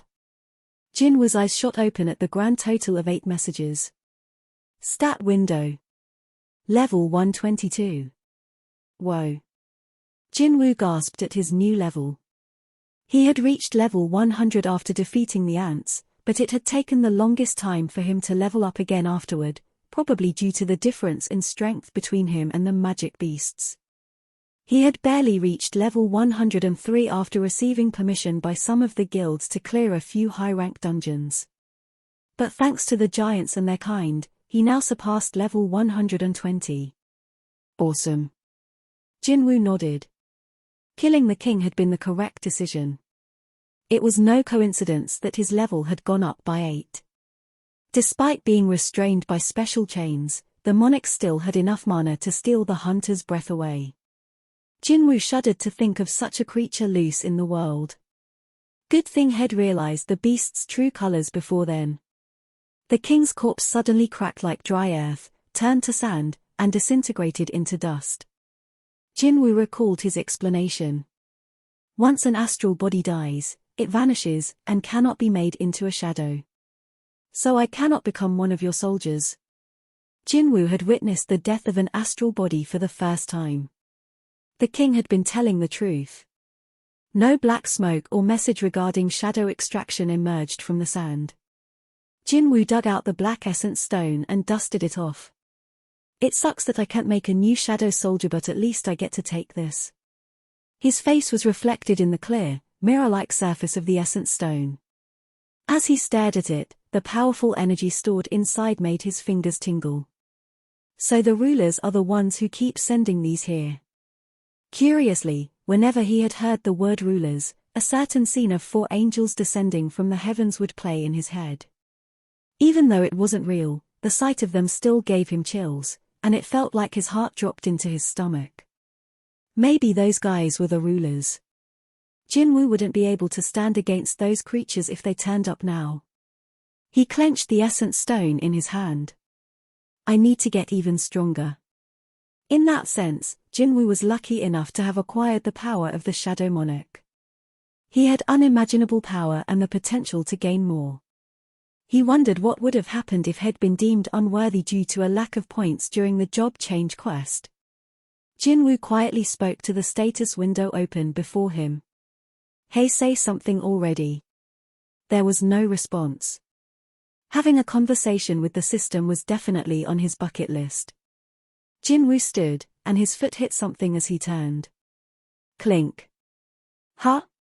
He looked down to see the chains that had bound the King of Giants. These might come in handy. Jinwoo carefully grabbed hold of a chain still connected to the wall. Sure enough, he could feel his power being siphoned away. Ooh! The chain was absorbing his mana. One might have been escapable, but even a mighty being would have had difficulty escaping with several of these wrapped around them. Jinwoo grinned as he watched his mana decrease little by little on the stat window. Don't mind if I do. He gleefully summoned a demon monarch's dagger and cut the chains one by one, but then realized he couldn't detect any drainage from the severed chains. What? The same thing was happening to all of them. What's going on? Jinwoo looked at the wall, then grabbed a chain connected to it again, confirming that it was siphoning mana as intended. He had an idea what was happening. So it's like that, huh? The chains themselves weren't the artifact. The draining effect came from the power of the dungeon, which meant that the chains were nothing more than scrap metal once removed. No use bringing these, then. Jinwoo dropped them on the ground. He was a little disappointed, but even without the chains, Head achieved a lot. During this raid, Head recruited giants for his shadow army, and his level had gone up to 122. It was everything Head hoped for and more. Jinwoo ditched the chains and turned around with a smile. Baru bowed, then pointed toward the exit. At his signal, the army before Jinwoo parted and cleared a wide path. Jinwoo patted the now clean Baru on the shoulder and headed toward the exit. Touched by this gesture, Baru followed his king, and behind him marched the 1,000 soldiers who had contributed so much to the fight, in perfect unison. Stomp, stomp, stomp, stomp. The soldiers' heavy footsteps echoed through the dungeon. Jinwoo smiled as he spotted the sunlight streaming in from the exit.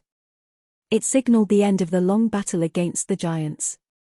A deafening silence had settled in the operation room of the Hunters Association of Japan.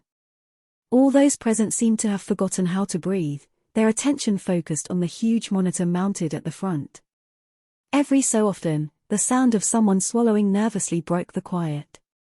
The screen displayed a satellite feed of Shinjuku as seen through a mana-detecting camera. Magic power appeared as blips of light on the map, and the stronger the magic power, the bigger the light. Everyone in the room knew what the huge light in the middle of Tokyo represented, but they were all shocked to see the 1,000 or so smaller lights gathered in front of it. Are all of those Hunter Sung's minions? Dear Lord. They are easily more than 500, no. President Matsumoto quietly leaned toward the analysts sitting next to him. How many minions are there?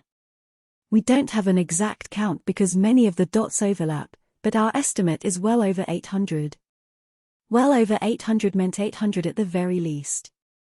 That was more than double the number of minions Jinwoo had utilized on Jeju Island.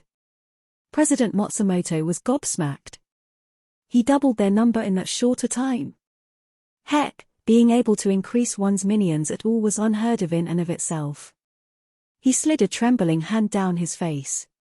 If Jinwoo had been the enemy, it would have been a lost cause, so it was a relief to call him an ally. President Matsumoto was thankful for the mercy the hunter had shown Japan.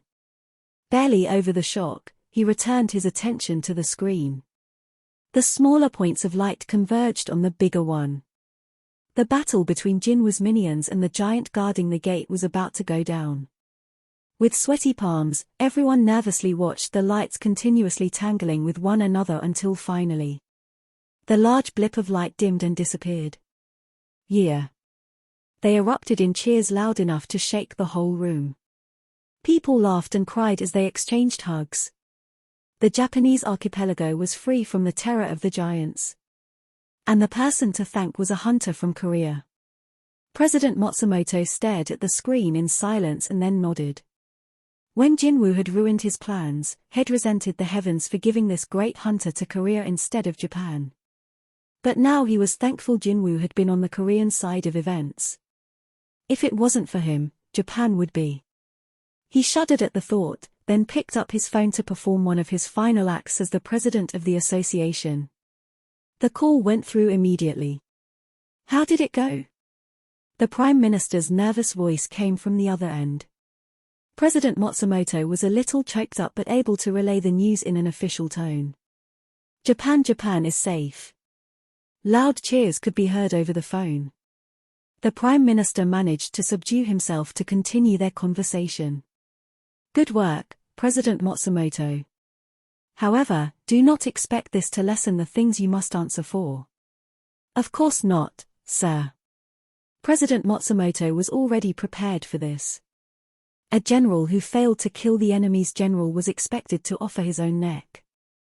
And if the same enemy's general saved their country? President Matsumoto had no excuse in the face of a complete defeat. He spoke quietly. I shall take any punishment. That is the last thing I must do as president. The news that the giants had been eliminated instantly spread around the world, from the neighboring country of Korea to Brazil, the nation located on the opposite side of the planet. The whole world heard about Jinwoo's achievement. A single hunter saves a whole nation. Social media was abuzz about the possibility of a new national-level hunter. Koreans had been the only ones who cared about Jeju Island, but this time, the whole world had their eyes on him. In Maryland, USA, the American hunters had safely completed the Srankgate raid and were on their way to attend a party hosted by the government, but a TV monitor in the hotel lobby caught their attention. The hunters stopped to watch the coverage from Japan, and their jaws dropped. What? But that doesn't make sense. It defied logic. Yuri Orlov, the most famous support-type hunter in the world, had been killed in the blink of an eye. The boss giant's movements had been captured on camera during that incident. Monster was barely an apt word for something of that speed and size. But a lone Srank hunter had gotten rid of that fearsome creature. Hunter Jinwoo Sung and his companion, Drank Hunter Jinho Yo, arrived in Japan earlier that same day and... Actually, it would have been better if Jinwoo had gone in alone, but he got the job done with a Drank hunter to protect. It was hard to believe, but the footage of teary Japanese people expressing their delight showed that it had to be true to some extent. The news then switched over to coverage of a massive giant lying lifeless on the ground. "Ack!" the three Srank hunters simultaneously exclaimed. The reality finally started to hit them. There you guys are. The three hunters turned toward the voice, and their eyes went wide. Thomas Andre grinned and waved a piece of paper at them. What's that? A contract stating that you accept the results. What? Thomas ignored their confusion and began jotting down the list of items they'd carelessly bet. You bet your yacht, and you bet your house, and he stared at the third hunter and scratched his head with the end of the pen. What did you bet again? The man swallowed hard and quickly clarified. I didn't bet anything. Hey, that's a pretty nice tie. But I didn't. The tie. No, I said I. Thomas pushed down the sunglasses he was wearing and gave the third hunter a look that rendered him speechless. Having just witnessed another S-rank take down a Goliath of a magic beast on his own, the third hunter didn't want to offend a man who went around casually raiding S-rank dungeons. My necktie. With tears in his eyes, the man removed his tie. A little later, Thomas hummed as he walked into the dining hall. He stopped when he spotted Laura, the manager of the top-rank hunters in Scavenger Guild. Thomas showed off the tie as she approached. How's my tie? It looks expensive, but it doesn't go with your Hawaiian shirt. Really? Thomas took it off and stuffed it in a nearby garbage can. Yeah, I didn't think so, either. Laura was used to Thomas' eccentricities, so she jumped into the issue at hand without missing a beat. We have a problem. A problem? Thomas looked up. Based on his experience, if Laura deigned to make a personal appearance rather than discuss the matter over the phone, it was a big deal. What problem? Laura anxiously explained. Thieve announced the list of guilds invited to the International Guild Conference, and it includes the Arjun Guild from Korea. Arjun Guild? Thomas had a bad feeling about this. His voice turned serious. Laura nodded. Yes. That's the guild Hunter Sung recently established. And there it was. Thomas groaned. So has coming to America. At a village in Ishikawa Prefecture, the town's entrance was crowded despite the early hour. What's going on? Why is everyone out here? A clueless man asked his neighbors.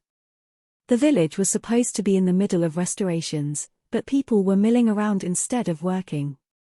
He'd been diligently hauling away wreckage from the destroyed buildings, so he was unnerved to see his fellow villagers acting this way. The thing is, a friendly woman started to explain but became distracted by the sight of an approaching vehicle. Oh my, has coming, has here. The crowd went wild, as if eager to welcome a long-lost relative home. But there's no way it's that. Curious, the man used a towel to wipe sweat off his neck. Can anyone tell me who's coming? An older man seemed exasperated by his question. They say the hunter is coming. The hunter? Which hunter? Who else would it be? The villagers frantically waved their hands as the car drew near. Their expressions beamed with sincere joy and gratitude. Wait. The man finally realized who they were all talking about and instinctively glanced over his shoulder. He took in the miserable reality of the half-destroyed village with idle tools and machines strewn everywhere. Had nobody stopped the giant, their village would have been wiped off the face of the earth. The schools Head attended, the roads Head traveled, the places where Head worked his ass off, the hometown that elicited so many precious memories would have disappeared without a trace. His heart ached at the mere thought of it, and his eyes stung with unshed tears. Is he really coming here? He turned his head back toward the road. The villagers hadn't been prompted to gather by their leaders to put on a show. They had done so on their own, motivated by their overflowing appreciation. The man was swept up in the mood soon enough, and he cheered loudly while swinging his towel around. Woo! Though the expensive black van coming down the empty street was new, the caked-on dirt made it look at least 10 years old. The Hunters Association of Japan stamp embossed on the license plate was hard to make out. The condition of the vehicle told the story of a battle, and the sight touched the villagers even more. The most emotional of them were in tears. Soon, the van came to a smooth stop. "Yeah. Mr. Hunter." Jinho, sporting sunglasses, exited from the driver's seat to an enthusiastic welcome by the crowd. Jinho waved at every single villager. Mr. Hunter, an employee of the Hunters Association of Japan, had been waiting for them. He was barely able to push through the throng to get to Jinho. Huffing and puffing, he finally pulled it together enough to ask, "Are you Hunter Jinwoo-sung?" The employee spoke Japanese, but luckily, Jinho understood a few words. "No." Jinho shook his head and pointed at the sky. "There. Kree." Kaisail the winged dragon let out a joyful roar. What the heck is that? Huh? Just like the saying once bitten, twice shy, the creature flying overhead made the villagers, who had been living in fear of the giants for some time, quiver where they stood. However, Kaisail merely continued circling above them. Kree. Once the people realized that Kaisail meant no harm, they stared at the dragon with both wonder and trepidation. Just then, a shadowy human figure leaped from Kaisail's back. Thud. The villagers gaped in awe as Jinwoo cushioned his landing with ruler's authority. The association employee, who was closest to Jinwoo, could only stare while holding his glasses. Jinho spoke to Jinwoo on his behalf. "Boss, this man was asking for you." "Really?" Jinwoo approached the employee. The fellow snapped back to his senses as soon as Jinwoo stopped in front of him. He had been instructed not to falter in the presence of this most important hunter. He bowed solemnly, just barely able to think straight. "Nice to meet you, Hunter-sung. I am Hiroshi Tanaka from the Hunters Association of Japan, Konozawa branch." He raised his head. "I have been assigned to be your guide for today. I'm at your service." Of course, Hiroshi said everything in Japanese. Jinwoo looked at Jinho. Jinho looked back at Jinwoo. Jinho's carefree smile made it clear he had no intention of trying to piece together what the employee had said. Jinwoo let out a big sigh and summoned a shadow soldier who could interpret for them. "My liege."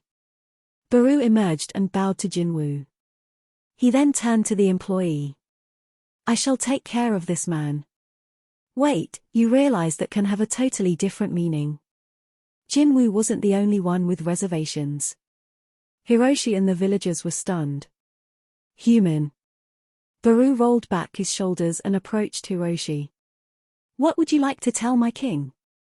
The villagers witnessing this scene squawked in astonishment. This was also Jinho's first time seeing a shadow soldier make conversation. Surprised, he turned to Jinwoo. Boss, he can talk? Yeah. Beerus' voice resonated like a beast's roar, but he spoke fluent Japanese. I mean, this made sense, considering how most of the humans Baru had consumed had been Japanese. Jinwoo could feel a headache coming at the very thought. Baru turned back to him after speaking to the employee. My king, this man will be your guide in this village and will serve you with sincerity. But what did you say to him to make him look so pale? I told him that if he made one false move, I would eat him whole. I see. What did it matter? As long as they understood each other. Hiroshi was clearly painfully conscious of the ant who had taken his position behind Jinwoo. Please come this way. Jinwoo nodded, feeling sorry for him. The man looked like he'd seen a ghost. Okay. Hiroshi led their group to a deserted storage unit located deeper within the village. One of the walls had been destroyed, and a dead giant lay inside on its back. It's right here. Hiroshi gestured to the corpse and stepped aside. Jinwoo walked up to the remains. Traces of a fierce battle remained on the magic beast's dead body, including bite marks and bits of torn flesh. You guys ate this, didn't you? Jinwoo's eyes narrowed as he turned to interrogate Baru. The ant was already bent at the waist in a deep, apologetic bow. The pair reminded Jinho of a company manager bowing to a department head. Jinwoo looked back at the giant. He would have no problem extracting a shadow as long as enough of the carcass remained. It just doesn't feel right. Jinwoo was currently on a quest across Japan to extract the shadows of the giants his shadow army had eliminated. He found that he was able to tell which of his units had battled which giant based on the state of the remains. Others left by the ant army had all been in a similar state. Jinwoo sighed as he gazed upon the magic beast that had most likely been eaten alive. He then rolled up his sleeves and reached his hand out to the giant. He solemnly uttered, "Arise." The villagers who had trailed after them exclaimed in amazement as a giant soldier in perfect condition emerged screaming from the shadow. It went down on one knee in front of Jinwoo. Thud. Jinwoo easily succeeded in extracting his 27th shadow. That leaves 2 more. Jinwoo smiled as he gazed up at the imposing giant. Meanwhile, in South Korea, President Go was flipping through TV channels in his office at the headquarters of the Hunters Association of Korea, remote in hand. Every station featured Jinwoo's performance in Japan, both Korean and worldwide. The name Jinwoo Sung had been imprinted on everyone's brain across the planet. Oh ho. President Go couldn't stop smiling, as if he were the hunter about whom they were speaking. Thank goodness he hadn't prevented Jinwoo from going.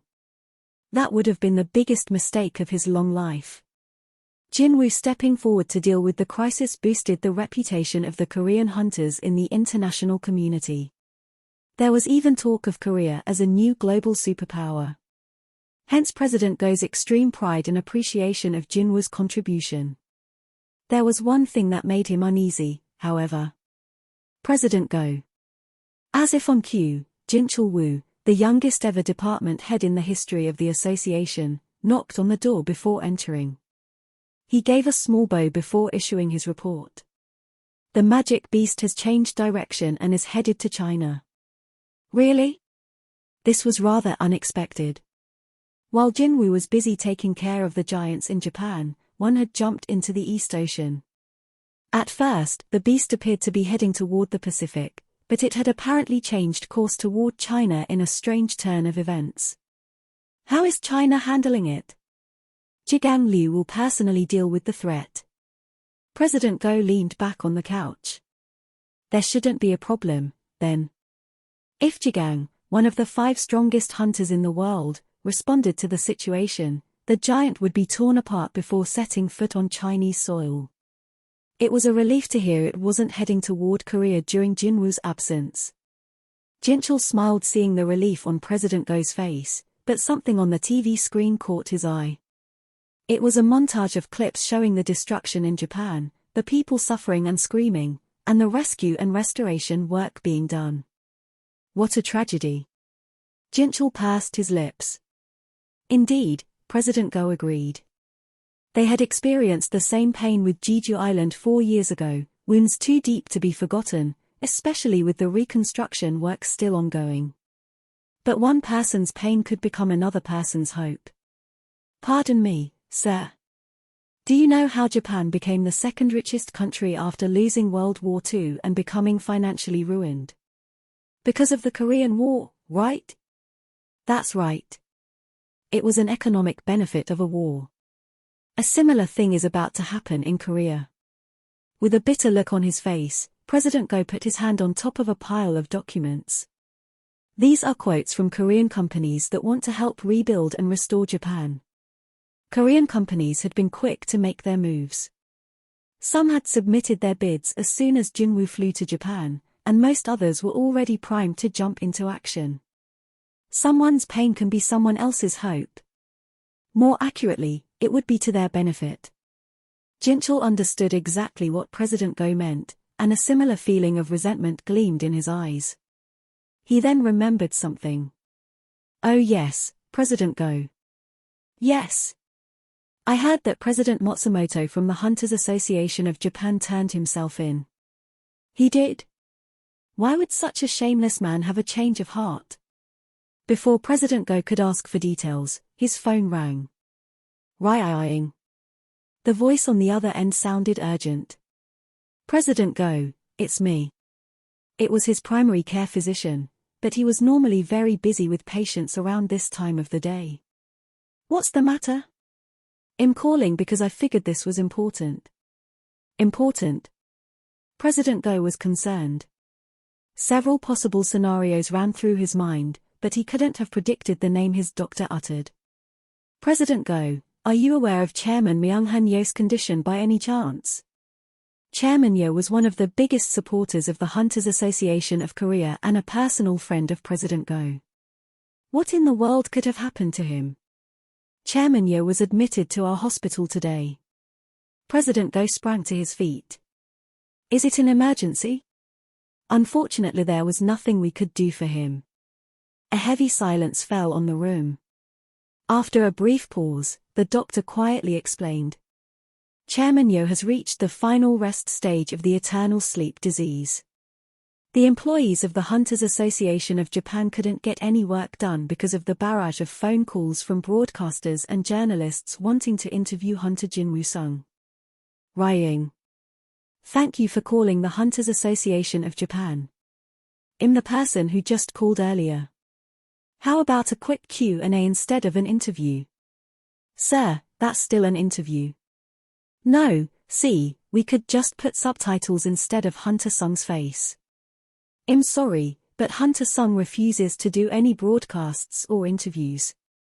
Click. Rying. Thank you for calling the Hunters Association of Japan. I'm the executive producer from 20 TV, and I just wanted to ask. I'm sorry, but it's a no. Click. They received hundreds of these calls every day, making it impossible to do other work. The department head got a migraine anytime he heard a phone ring. I guess this shows how focused the media is on Hunter Sung. Who wouldn't be interested in the man who had single-handedly saved Japan after nearly 40% of the country had been decimated? He, too, was curious about what kind of person Jinwoo was and what he had to say. Yet that was neither here nor there. Hunter Sung had made it clear he did not want to do interviews. It was the department head's duty as an employee of the Hunters Association of Japan to decline all media requests in accordance with Hunter Sung's wishes. I can't disappoint the Ovia of our country. The department manager gave a firm nod. Just then, one of the new hires nervously approached him. Excuse me, sir. The manager cut him off. Tell them no. No need to hear him out. Some higher-up from a broadcasting station or a newspaper had probably yelled at the newbie, so he'd come to check with his boss. That's not it, sir. I think we got a phone call from Korea. From Korea? Gun Hee-go from the Hunters Association of Korea says he needs to talk to the person in charge. The manager was in a panic now. Gun Hee-go, you said? Yes, sir. There was no way there was another Gun Hee-go within the Hunters Association of Korea. The cooperative relationship between Jinwoo and the Hunters Association of Korea was public knowledge, and hadn't it been President Go who had announced Jinwoo's intentions to help Japan? The manager rushed to his desk, yelling, "Connect the call right now." Yes, sir. Hello, President Go. I'm the department head. The manager had still had some doubts as he picked up the phone, but he froze at the fluent Japanese coming from the other end of the line. Yes. Yes. Understood. Yes, I will contact him right away. It didn't matter how many times he watched it, Jinho never got tired of it. Wow, he couldn't repress yet another outburst of admiration. The sight of a huge black creature that had emerged from a giant's dead body, kneeling and pledging loyalty to Jinwoo, was like something out of a movie. It got Jinho every time. You're so awesome, boss. Jinho's eyes shone with respect for Jinwoo as he heard exclamations coming from behind them. Whoa. How is that possible? What the heck is that? Considering how Jinho still wasn't used to the shadow extraction process despite having seen it many times before, it was no wonder the villagers were aghast. Although he didn't understand Japanese, he could guess what they were saying. Pride swelled inside him, as if he was the subject of their conversation. An employee from the Hunters Association of Japan interrupted his train of thought. Are you Mr. Hunter by any chance? Oh, if you're looking for my boss, he's over there. Jinho pointed at Jinwoo, assuming he was the hunter for whom the man was looking, but the employee shook his head, pointed right at Jinho, and switched to English. No. You. Jinho blinked in surprise. Me? Yes. Perplexed after the exchange in broken English, Jinho accepted the cell phone handed to him. As he listened to the person on the other side, his expression turned grim, and he kept repeating yes until he hung up. Jinwoo exited the ruined storage unit after stowing the giant shadow soldier, and Jinho immediately hurried over and hung his head. I'm sorry, boss, but I think I need to head back to Korea. Jinwoo noted the serious look on his face. Something wrong? I'm not sure. I was just told to return to Korea for a family matter. Jinwoo kept his mouth shut, but he had an inkling. Chairman Yo's disease. If that was the reason, Jinwoo understood why the person calling hadn't gone into detail over the phone. How do you explain to a child currently in a different country that his father has fallen into a coma? Jinwoo didn't ask any further questions. I understand. Thanks for your help. No, it was nothing. I'm sorry I can't stay with you until the end. Jinho apologized one more time before he got in the car sent by the Hunters Association of Japan and headed to the airport. Wordlessly, Jinwoo watched the car drive away. Jinho had tried to appear calm in front of Jinwoo, but he was unable to hide his anxiety. This was the first time he'd ever heard his mother's normally gentle and warm voice shaking. What's going on? Jinho's heart raced. Was his father angry he had followed Jinwoo to Japan without his permission? What parent would approve of their child walking into the jaws of death? In a daze, he looked out the window of the moving car, then shook his head to try and snap out of it. No, don't think about it now. He would only give himself a headache worrying about maybes. It could all turn out to be nothing. Jinho clung to that thought until his plane landed at Incheon Airport. Jinho. Mr. Kim, Chairman Yo's secretary, was there to pick him up. Seeing the older man's red eyes, Jinho knew at once something big had happened. Mr. Kim. The car is waiting for you. Please come with me. What's going on? Jinho was dying to ask but couldn't bring himself to for fear of the answer. Let's hurry. Secretary Kim directed him toward the exit. Oh, but somehow, Jinho couldn't move his legs. Secretary Kim placed a hand on Jinho's shoulder as if he sympathized, his face betraying his mixed feelings. Jinho, you must stay strong at a time like this. I'll explain everything on the way. Tears welled in Jinho's eyes, and as promised, Secretary Kim explained Chairman Yo's status while they drove. Jinho went into denial. There was no way Secretary Kim was telling the truth. However, he had no choice but to accept it once he saw his father asleep through the glass partition in the hospital. He had always envisioned his father as a strong man, and his heart broke at the sight of his frail body lying on the bed. Father. The doctors blocked Jinho from bursting into the hospital room. His father's condition would get worse if a hunter who couldn't control magic got too close to him. His expression crumbled as he listened. I see. As a son, Jinho had always been a disappointment to his father, but he never imagined he wouldn't even get to hold his hand in his final moments. Just one more way had let his father down. Looks like I'm a useless son until the end. Despondent, Jinho turned away from his father and found Secretary Kim standing there with a black leather portfolio. What's this? Jinho took it, and Secretary Kim explained. It's something Chairman Yo was working on right before he collapsed. I was keeping it with me in case he asks for it when he wakes up, but I think you need it more, Jinho. Me? Jinho glanced between Secretary Kim and the portfolio before slowly opening it. There were newspaper clippings about his older brother, Jin Sung, and older sister, Jin Hee, organized like a scrapbook. Like father, like son. Jinho had always wondered where his scrapbooking inclination had come from, but it seemed to have originated with his father. I didn't know father had this kind of hobby. He couldn't help but smile at the childhood pictures of his siblings. His brother and sister were his father's pride. From academic competitions to contests to performances, his siblings were well-known geniuses in their respective fields. Naturally, the scrapbook was filled with articles about the two of them. Jinho was embarrassed there wasn't a single picture of him, but then he flipped to the last page and paused.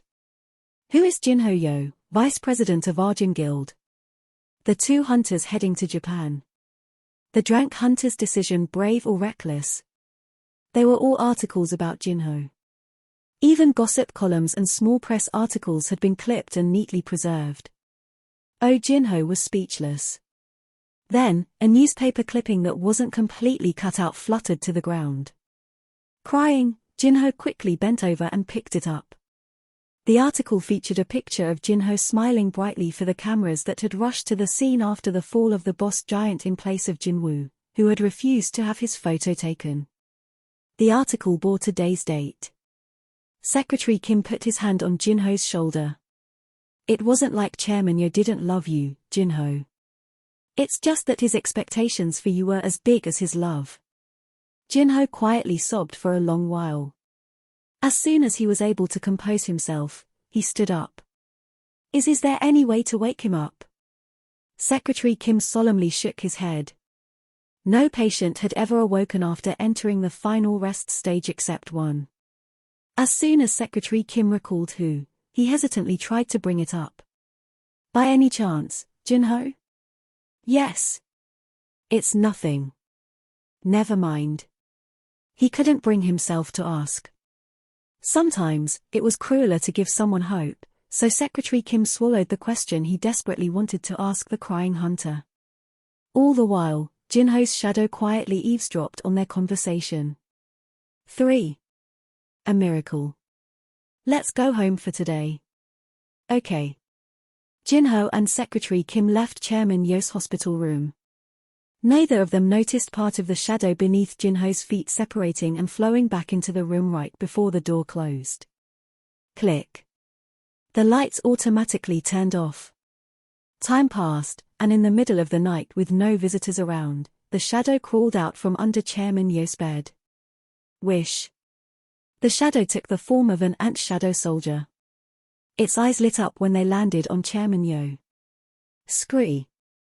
As the ant soldier smacked its lips, it was suddenly sucked back into the shadows and replaced with Jinwoo, who had activated the shadow exchange skill. Despite concealing himself with stealth beforehand, he made sure to cautiously scan his surroundings.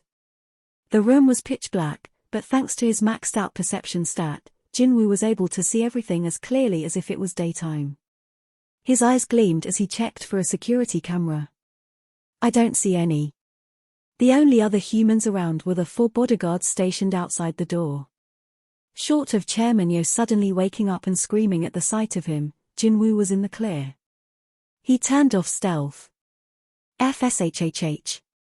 His invisible body materialized, gradually taking shape.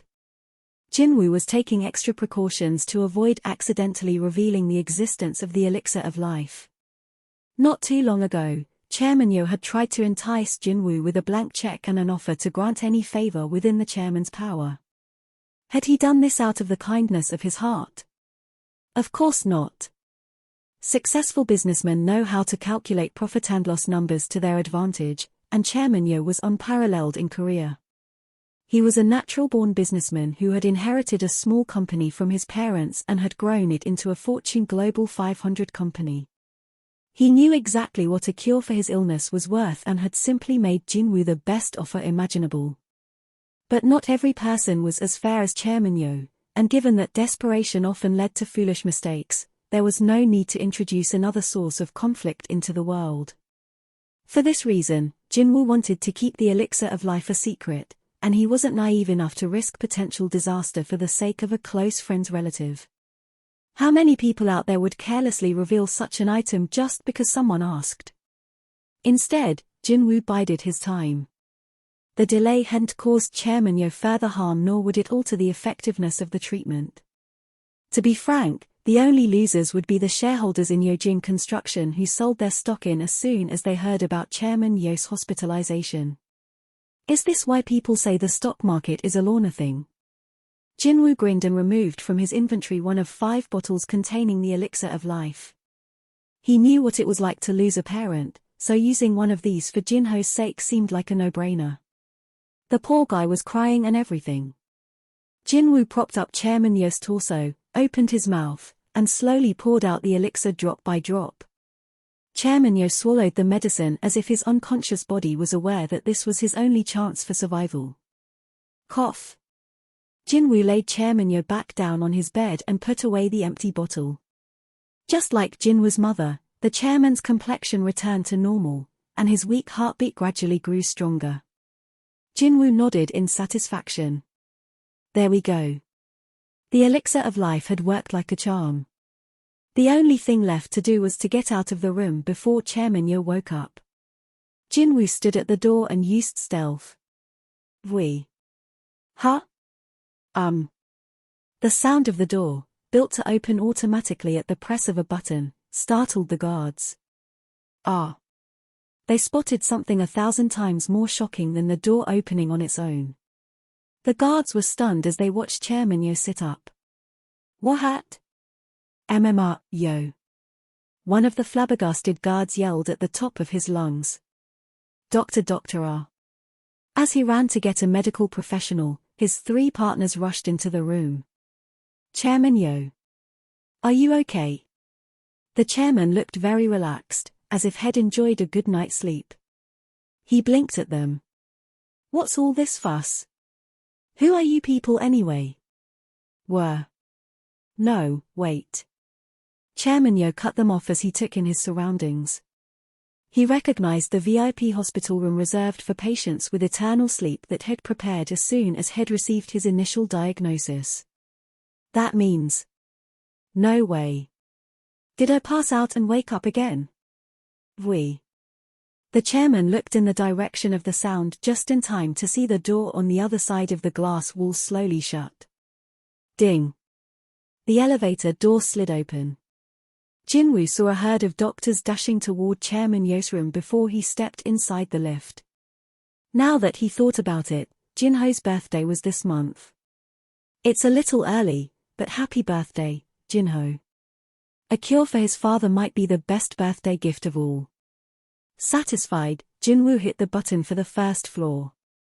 A man who had stepped in behind the hunter paused when he saw the button light up on its own. Well, that's freaky. Jinwoo had stealth activated, so it looked like the man was alone in the elevator. Unnerved, the man ran out, muttering, "Oh hell no. I'm sorry, sir." Jinwoo apologized mentally as he jabbed the button to close the doors. When the elevator began to move, he decided to check one of his skills. Skill info. Skill Shadow Exchange, LV.2. Job exclusive skill. No mana required. The caster may switch locations with a designated shadow soldier. Once used, you may activate it again only after a 3-hour cooldown period. Wait times can vary depending on skill level. You may use the skill after 0:15:411. 1 hour and 54 minutes. The 11 seconds aside, he had 2 hours to kill before he could use Shadow Exchange again. He still had a couple of giants from which he wanted to extract shadows, so he needed to return to Japan.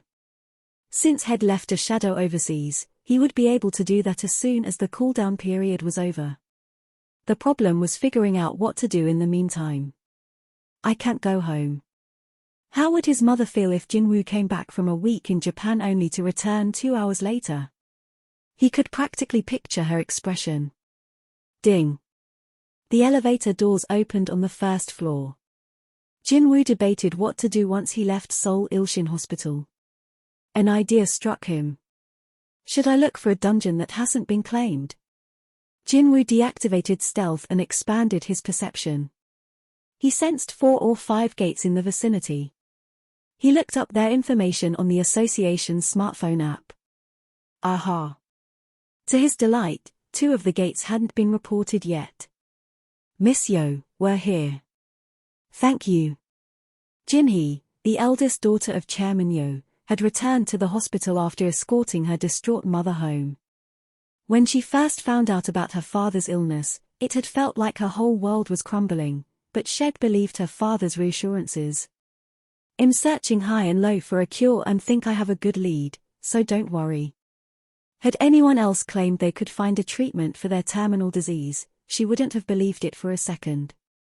But this was Chairman Myung-hun Yo, the colossus of Korea's financial sector, so Jinhee had held on to hope despite the dire situation. And yet, she wiped her tears as she recalled how her father had attempted to hide his grief when she moved overseas. If she'd known things would turn out this way, she would have given up studying abroad to spend more time with him. Suddenly, someone rather familiar passed by her. Hey, isn't that? She'd definitely seen him somewhere, but before she could remember where, he pulled down on his hood and quickened his pace as if he could feel her stare. She curiously watched him walk away before hastily moving on. Whoever he was, the man's identity was unimportant. As she anxiously waited for the elevator doors to open, her cell phone rang. Brying. This late at night in the empty hospital lobby, the chime sounded louder than usual. Jinhee didn't recognize the number. She normally wouldn't pick up such calls, but who could it be? Considering how crazy the last 24 hours had been, she felt she should. She put the phone to her ear. Hello? Hello, this is Seoul Ilshin Hospital. We're contacting you because we couldn't reach your mother. They'd given her mother a sedative to put her to sleep, so that tracked. But what was going on? The unexpected call from her father's primary doctor frightened Jinhee. She cautiously asked, did something happen? The thing is, Chairman Yo. As she listened, her eyes widened to the size of dinner plates. It had to be a lie. Did the doctor really think Shed by this? She fought back tears as she asked, are you sure? If I hadn't seen it with my own 2 eyes, I wouldn't have believed it, either. It's extremely rare for patients in the final rest stage to wake up. In any case, please get here as soon as you can.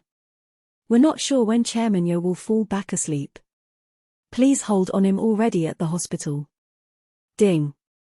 The elevator doors opened right on time, and Jinhee practically threw herself through them. She'd never thought in a million years. Is this for real? The short elevator ride felt like an eternity. Ding. She made a beeline straight for her father's room and was met by the sight of the old man turning to see who it was. Without a doubt, it was him from head to toe. Dad. Surrounded by doctors, Myung-han took in the sight of his daughter. Jin-hee? Dad, she jumped into her father's arms. As he consoled her, it hit Myung-han once again that he had come back from the dead. I'm alive. But was this truly some kind of coincidence? Amid the doctors discussing this miracle and his sobbing daughter, Myung-han focused on his heartbeat. How could this be? Ba-dump, ba-dump, ba-dump. He was well over 50, yet his heartbeat was steady and strong like a man in his 20s. Sure enough, Myung-han's primary doctor was bewildered by his charts. How does any of this make sense? Myung-han carefully asked, is it bad? Oh, that's not it. Not at all, said the doctor reassuringly before posing a question in turn. Sir, by any chance, did you take your medication for high blood pressure before taking these tests? Up until last night, Myung-han had been suspended in a state between life and death. After he woke up, he hadn't had the presence of mind to take his medication. No, I did not. He shook his head. The doctor nodded as if he'd expected this answer, but his expression was troubled. And yet, your blood pressure is quite stable right now. In fact, you seem to be healthier than the average person according to these numbers. Chairman Yo was taken aback. What in the world is he talking about? He'd expected to die once he entered the final rest stage, but instead, he'd awoken to find his high blood pressure cured. The doctor continued to pore over the file. In addition, all your organs are functioning properly. If I blanked out your age, people would think these were the vital signs of a 20-year-old. How was this possible? The doctor was more stunned than Myung-han himself, despite seeing the evidence with his own 2 eyes. The ink had barely dried on the test results from when Chairman Yo had first been admitted, but here were results with drastically different numbers. How could this be explained? Had Chairman Yo's body been transformed in recent weeks? But he had been dying of a terminal disease until just last night. He laid out his conclusion. I've been a doctor for 30 years, but this is the first time I've seen anything like this. This can only be explained as a miracle.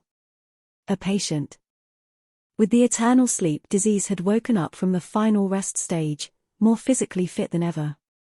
What else could this be but a miracle? He happily announced his verdict. Congratulations, sir. Your eternal sleep disease has been cured. You could even run a full marathon this very minute if you wanted to. However, Myung-han didn't celebrate just yet. He thought long and hard before asking, by any chance, are there security cameras in my hospital room? Pardon me? Why do you ask? There is something I want to check. Is there a camera in the room or out in the hall? There's no camera in the room, but there should be one outside. Perfect. Chairman Yo nodded. I can't chalk this up to coincidence. This was way beyond a mere happenstance. Someone with unimaginable power had interceded here, and Myung-han had an idea who it could be. What an enormous debt I now owe. Chairman Yo had never owed anyone anything, and he had no intention of starting now. But how to repay someone for saving your life? And before any of that, he wanted personally to confirm his savior's name. Please show me the security footage from last night. Of course, nothing had been caught on camera. The only odd thing was the door malfunctioning right here. One of the guards pointed it out on the screen. The windows had been locked from the inside, so the single entrance into the hospital room had been through the door. The testimonies from all 4 guards matched. They were professional security personnel, so they wouldn't have been slacking on the job. Not even an insect could have entered Chairman Yo's room. The possibility of Jinwoo possessing the stealth skill didn't cross Chairman Yo's mind, so his thoughts were a jumbled mess. Secretary Kim rushed into the monitoring room. Sir, I've looked into the matter you requested. And? Well, Secretary Kim eyed the other people in the room and whispered in Chairman Yo's ear. The association confirmed that Hunter Sung was in Japan at the time.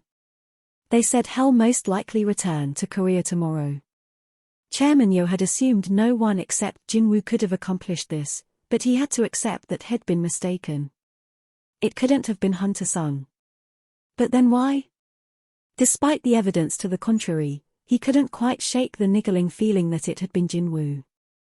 However, if Chairman Yo and Jinwoo had one thing in common, it was that they didn't dwell on things outside their control. Understood. He switched the subject. According to the doctor, I could run a marathon if I wanted, so I'll be back to work tomorrow. Make sure everything is ready, would you? The chairman was back to his old self. Secretary Kim swallowed a giddy laugh, then brought up another matter. By the way, Chairman Yo, do you know what the media is saying about you? The media must have had a field day with the story about the man coming back from the dead. The chairman didn't look bothered. What? They're saying you're immortal. Immortal? Chairman Yo wasn't one to grin, but he couldn't suppress his growing smile. Immortal. That was much better than when they called him King Midas or Poker Face. Ha! Chairman Yo repeated the word. Immortal. Immortal, huh? It was the perfect way to describe someone who never gave up under any circumstances, even to a terminal illness. Chairman Yo gratefully accepted his second chance and laughed contentedly. I quite like it. While Korea was abuzz with the news about Chairman Yo, Jinwoo made it back to Japan and succeeded in collecting all 29 giant shadow soldiers. At last. He became emotional as the giant shadow soldiers lined up in front of him in order of extraction. Tracking down the dead bodies of the giants and collecting their shadows made him feel like he was on a video game quest, but the reward at the end of it was so much more satisfying in real life. He felt invincible with 29 dignified giant shadow soldiers on his team. Too bad one is missing, though. A total of 30 giant-type magic beasts had escaped from the gate, not including the one that had remained to guard it, but one had escaped into the ocean. Still, he felt quite proud of collecting the other 29. With the giants all gathered there, the destroyed city around them felt almost crowded now. But he hadn't summoned the giant shadow soldiers as decoration. He posed a question to them. Who is the strongest among you? He needed a captain to lead the giants just as Baru, Igris, and Fang commanded their own troops. When the giant soldiers warily gazed at one another and no one came forward, Baru impatiently yelled at them. Skra! The giants shuddered as the powerful roar ripped through the air.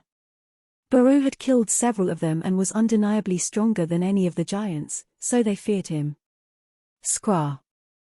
Following Beerus' scolding, one of the giants slowly raised his hand.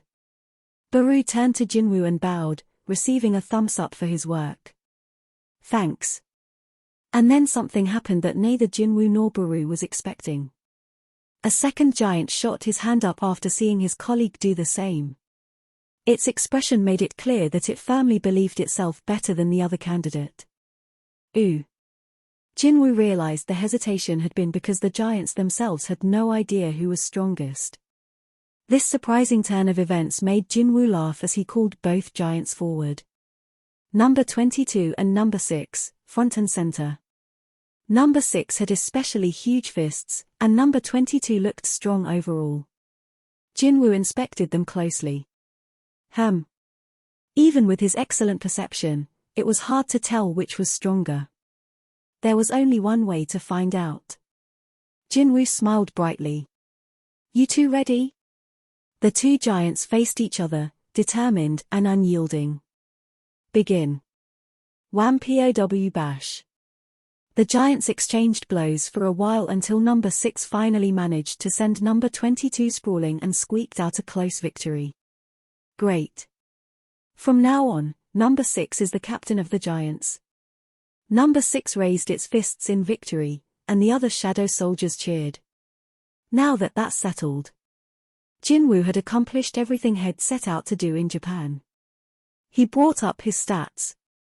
Stat window. A combination of words and numbers materialized in front of him. Ping. Name Jinwoo Sung level 122. Job Shadow Monarch title Demon Hunter and 2 others. HP 65,230 MP 115,160. Fatigue 0. Stats. Strength 292. Stamina 281. Agility 305. Intelligence 310. Perception 277. Available ability points 0. Physical damage reduced by 65%. Skills. Passive skill unknown LV max, willpower LV.1, dagger master LV max. Active skill flash LV max, murderous intent LV.2, mutilation LV max, dagger barrage LV max, stealth LV.2, ruler's authority LV max. Job exclusive skills. Active skill shadow extraction LV.2, shadow storage LV.2, monarch's domain LV.2, shadow exchange LV.2. Item equipped. Crimson Knight's helmet S, Demon Monarch's earrings S, Demon Monarch's necklace S, Demon Monarch's ring S, Seeker's shirt A, Seeker's gloves A, Seeker's pants A, Seeker's shoes A. He took in his progress since coming to Japan, starting with the insane increase in his stats. Everything was pushing 300, and the intelligence stat, which he had invested in the most, had surpassed 300 a while back. This was a result of the rewards from the daily quests, which he had never missed his increase in levels from hunting giants and the super expensive defensive gear he had purchased from the systems shop. Seeker's defense gear set. Until recently, Jinwoo hadn't paid much attention to the items in the system shop. However, since he had no idea how strong these monarchs and rulers were, he needed to find a way to protect himself. If the king of giants was that strong when weakened, the others could be extremely overpowered. Jinwoo recalled the angels with 6 wings he had seen in the memories of the Shadow Monarch. If he wanted to survive a fight with them, Jinwoo would need to get even stronger. His gaze shifted up from the list of items to his level. Level 122. His level had gone up 8 times after defeating a single monarch. Jinwoo couldn't even imagine how many levels he would go up once he fought the rest of them. Badump. His heart pounded with trepidation but also excitement. He'll level up. The power Jinwoo gained from leveling up was the weapon with which he protected everything he held dear. His heart leaped again. Badump, badump, badump. The pounding of his 2 hearts hurt his ears, but he didn't mind the pain. All right, then. Jinwoo sensed someone's approach and recalled his shadow soldiers. Takakakakaka. A helicopter belonging to the Hunters Association of Japan was landing in the near distance, and Jinwoo happily climbed aboard. For now, it was time to go home. The Japanese government provided Jinwoo a suite in a 5-star hotel. He had originally planned to decline their hospitality because he could use shadow exchange instead of waiting for a plane. However, he relented after an earnest plea from them. Please stay. You'd be helping us avoid being scorned for not treating the savior of our country accordingly. This was his first time setting foot inside a hotel that cost 4 million won a night. His initial impression of his suite was amazement at having the huge room all to himself. The furniture looked brand new, as if it had been purchased only yesterday. He then walked to the window and looked out over the city's downtown area. A good view always seemed to increase the property value, and he agreed that this one justified the expensive room rate. I can't believe magic beasts almost decimated this beautiful city. Jinwoo sucked his teeth as he recalled the ruins of Tokyo, but he was glad he'd at least arrived in Japan when he had. I should go to bed now. After camping outside for days on end, a night in a hotel room was bliss. The next day, employees from the Hunters Association of Japan came to fetch Jinwoo for his flight. Good day, Hunter-sung. His guide greeted him in perfect Korean. There's a car ready to take you to the airport. And not a moment too soon. Jinwoo was growing bored of waiting in the hotel room anyway. He picked up the bag he had tossed in a corner. Let's get going. Oh, the guide looked flustered as Jinwoo made to leave. Hunter-sung, do you not have a change of clothes? Jinwoo understood the reaction. His battle-worn outfit was stained with blood and perspiration. I tried to be careful, but it had been impossible to avoid all the blood gushing from the giants' bodies. Jinwoo could only shrug as all the clothes he'd brought with him were in a similar state. The guide smiled and asked, then would it be okay to arrange an outfit for you to wear today? That sounded more than okay. Jinwoo had no desire to walk around in blood-stained clothes if he didn't have to or be squirreled away to the airport like a criminal whose identity needed to be concealed. The guide chuckled as he read Jinwoo's expression. We'll get you something to wear right away. Please wait here. 10 minutes later, a group of men each carrying multiple sets of suits paraded into the suite. That was fast. The handler saw Jinwoo's raised eyebrow and cheerfully explained. We had these prepared in advance just in case. Jinwoo could barely contain his surprise as he looked over the panoply of suits laid out by size and color. They'd been extremely thorough in their preparations. And if you need anything else. Jinwoo waved his hand. No, but thank you. He was more than satisfied with the hospitality he had received up to now and appreciated the efforts of the Hunters Association of Japan. Jinwoo inspected the outfits and selected the suit that looked like it would fit him best. He tried it on and checked himself out in the mirror. Perhaps it was because these were high-end threads, but it made him look like a different man. I think this is good. He couldn't help but smile. He turned around, and the guide exclaimed, that looks perfect on you, Hunter-sung. We should get going. Understood. Our staff will take care of your bags. On cue, 2 men entered and picked up Jinwoo's belongings. The Hunters Association of Japan seemed determined to make sure their savior didn't lift a finger. Jinwoo left the 5-star hotel appreciating the hospitality, got in a black sedan, and headed to the airport. As the car neared the airport, Jinwoo suddenly realized why the Hunters Association of Japan was so concerned about his appearance. Through the window, he saw throngs and throngs of people. Jinwoo was rendered speechless at the sight. His guide excitedly told him, they are all here to see you, Hunter-sung. There were way too many people for this to be a crowd gathered by the association for show. Do you know how many there are? We're estimating more than 100,000. That many? The car transporting Jinwoo made its way down the barricaded road without incident. The vehicle turned a corner to reveal an even bigger crowd waiting to welcome Jinwoo. You're the hero who saved Japan, Hunter-sung. From Jinwoo's point of view, he'd simply done what he could. The thing was, nobody else could have accomplished what he had.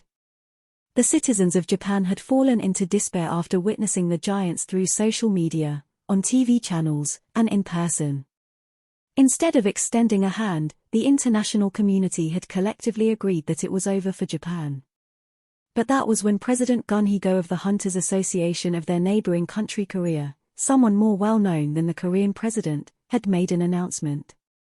There is one such hunter who wishes to take on the giants. The many Japanese people watching the live press conference had glued their eyes to the screen with bated breath. Just who is this hunter? At the question, President Go had brought his lips as close to the mic as possible and replied. Hunter Jinwoo-sung. Jinwoo's exploits on Jeju Island were already widely known, so the mere mention of his name had people cheering. He had been their last and only hope. A week later, Jinwoo was headed home, having made good on his promise to rid the country of giants. Naturally, the people of Japan came in droves to see him off. His guide mentioned that were it not for the fact that cleanup of destroyed areas was underway, more would have shown up. The guide then made a request. The Prime Minister would really like to meet you, Hunter-sung. Could you please spare some of your time for him? This was the most serious expression Jinwoo had seen on his escort, and the hunter guessed he had been pressured by some higher-ups to ask. But Jinwoo refused to do anything he didn't want to, so he repeated his usual response. I don't want to waste my time on anything unnecessary. The handler nodded while trying to stifle a laugh at Jinwoo's firm stance. Ha ha, understood. As they made small talk, the car pulled up to the entrance. Jinwoo stepped out of the car as cool as ever. At his appearance, the air exploded in applause. Jinwoo looked around at the crowd. Hunter sung. Hunter Jinwoo sung. Although he didn't speak their language, Jinwoo understood the emotion in their voices, the look in their eyes, and the hand gestures they made. Their immense gratitude and deep admiration were conveyed to him. Baru observed the whole thing from within Jinwoo's shadow. My king, these subjects are pledging their loyalty to you. It's not like that. You wave and acknowledge them, my king. I said, it's not like that. Where in the world was Baru learning stuff like this? But a question popped into his mind before he could ignore the ant. Hey, do the other ants like it when you do that? Jinwoo could practically see the majestic expression on Bira's face at the pride in the ant's voice. Of course, my king. Jinwoo should have expected that Baru had the ability to boost the ant soldiers' morale with a single roar. Jinwoo nodded to himself. If an ant could do it, then the least he could do was greet the people who had traveled to see him. Jinwoo turned toward the crowd, hesitantly raised his hand, and waved it back and forth. The applause and cheering grew louder. Woo. As he did, he noticed that even his guide was enthusiastically clapping with teary eyes. Thank you. Thank you, Hunter sung. Thank you so much. The guide wiped his eyes with his sleeve and beckoned to Jinwoo. Let's go, Hunter sung. Your airplane is departing soon. Jinwoo lowered his hand, but the clapping didn't stop. It continued long after he entered the airport and vanished from their view. 100,000 people watched his plane take off. The following day, a renowned Japanese columnist wrote, if the leader of the country was decided solely on their support from the people, Japan would have its first ever foreigner as prime minister. Christopher Reed jolted awake in the middle of the night because of the sound. As one of the most powerful hunters in the world, he'd never have slept if he let all the inconsequential white noise bother him. So, more specifically, what had disturbed him wasn't so much the presence of noise. Why is it so quiet? No matter how hard he concentrated, he couldn't hear a sound. He threw off his blanket and opened his bedroom door. Chris couldn't sense any of the household staff, and the creepy atmosphere made it feel like the mansion had been abandoned. Chris stared down the empty hallway, then grabbed a wine glass from the table, returned to the door, and threw it down the hall. The wine glass left his hand, drawing an arc in the air, before it hit the floor and shattered into tiny pieces soundlessly. Something impossible had occurred. He shuddered, keen senses warning him of a danger he had never experienced before. He instinctively moved to his bedside table to grab his cell phone and the crumpled note inside the drawer. If you ever need help, call this number. President Gun Hee-go of the Hunters Association of Korea will connect you to him. The assistant director had slipped this note to one of the Hunters' staff before leaving the mansion. Chris found out after the fact and had been about to angrily throw it away, but had stopped when Mrs. Selner's face unexpectedly popped into his head. Did Mrs. Selner foresee this? He didn't know the answer to that, but he'd have to survive this ordeal in order to get one. Chris flipped over the paper. President Go's phone number was written on the other side. He knew President Go could speak English fluently, so he wouldn't have a problem communicating. If he contacted President Go, he'd be able to receive Jinwoo's help. Chris had assumed Jinwoo was biting off far more than he could chew and had expected him to perish in Japan, but he changed his mind after watching Jinwoo's performance with his shadow soldiers. Jinwoo's abilities were legitimate. Plus, Mrs. Selner had already told him. Hunter Jinwoo sung. He may be able to protect you. Mrs. Selner might be been onto something. Chris moved to enter the numbers but paused when he felt a presence behind him. It was too late to request help or notify someone about his situation. Chris placed his phone and the note back down on the nightstand, straightened, and slowly turned to see a man with blonde hair beaming at him. He had one hand in his pocket and seemed very relaxed for someone who had infiltrated the home of a world-class Srank hunter. "Who are you guys?" asked Chris. There was one in front of him and two more on the other side of the wall behind him, so 3 in total. He wasn't sure if he could handle just the one in front of him, but to have to deal with 2 more after that. Chris broke out into a cold sweat. As a bead of perspiration rolled down his temple to his chin, the blond man spoke. "You won't get very far by being gentle with the humans, oh fragment of luminosity." His voice was strange, almost otherworldly. "The language of magic beasts." Chris glared and yelled, "What kind of bull shit are you yapping about?" But the man put his index finger to his lips. "Shush. I wasn't talking to you." The fluent English coming from the man's mouth stunned Chris. As far as he knew, there wasn't a single person in the world who could freely speak both the language of humans and that of magic beasts. The blond man pointed the same finger at the ceiling. "Up there. I'm talking to the one connected to you." Chris didn't have the faintest idea what he was talking about, but one thing was certain. The intruder was being very condescending. Chris' voice began echoing loudly. "You think him some sort of a joke?" His eyes flashed red, and his whole body burst into flames and grew in size, pushing aside furniture. Whoosh! He was soon entirely engulfed in flames, close to 4 meters tall, and sparks flew from his eyes like a god of fire. "I'm taking at least one of you bastards with me." Chris struck the wall behind him with his fist, causing it to explode. Kaboom! The hole revealed the figures of 2 more men, who had stepped back to avoid the blow. "Is that an astral body? A human can have one?" They studied Chris' transformation with interest. The floor where the hunter stood began to bubble and melt. He resolved to fight to the death for the first time since his battle with Kamish. Whoosh! The flames surrounding him flared and engulfed everything in his vicinity. As the contents of the room were swept away, Chris roared from the eye of the firestorm and shook the very foundation of the house. "Die, you fucking beasts." What were the odds Jinwoo would be seated beside an acquaintance? When he followed the flight attendant to his seat in first class, he couldn't believe his eyes when he saw who was in the seat next to him. "Are you going to insist this is just a coincidence?" "I'd prefer if you thought of it that way, but I guess that would be too much to ask."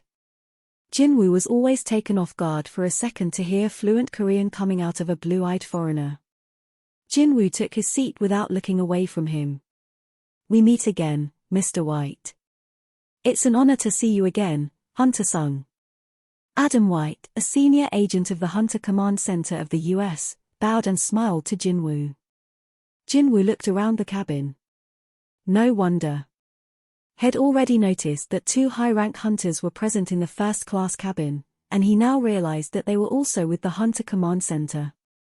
The 2 men in black suits nodded in greeting when he met their eyes. Why did all agents, including the surveillance team of the Hunters Association of Korea, wear black suits? Was that their way of making their jobs obvious to those around them? Adam interrupted Jinwoo's pointless musings. "We've only met once, but you remembered my name. Our first meeting was quite memorable. My apologies. We never imagined that there'd be a hunter immune to Mrs. Selner's." Jinwoo waved his hand. He'd been bombarded with fervent apologies from the assistant director that day, so he wasn't interested in revisiting the incident.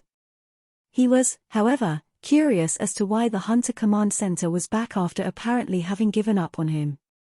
He had no intention of playing a game of Chugoful with them.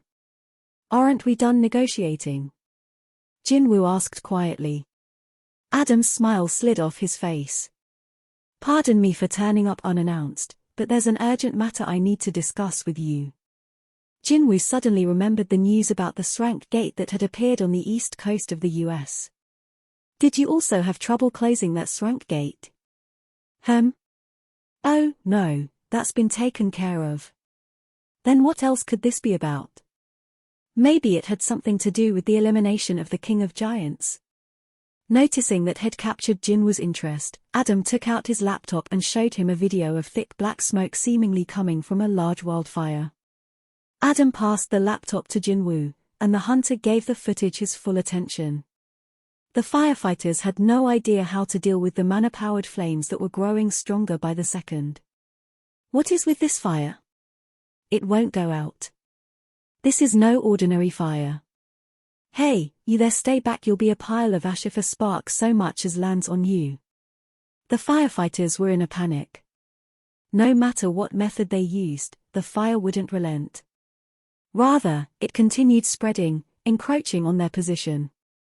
Burning trees fell onto others, causing a deadly domino effect. It was an ever-growing sea of flames. God help us. What about backup?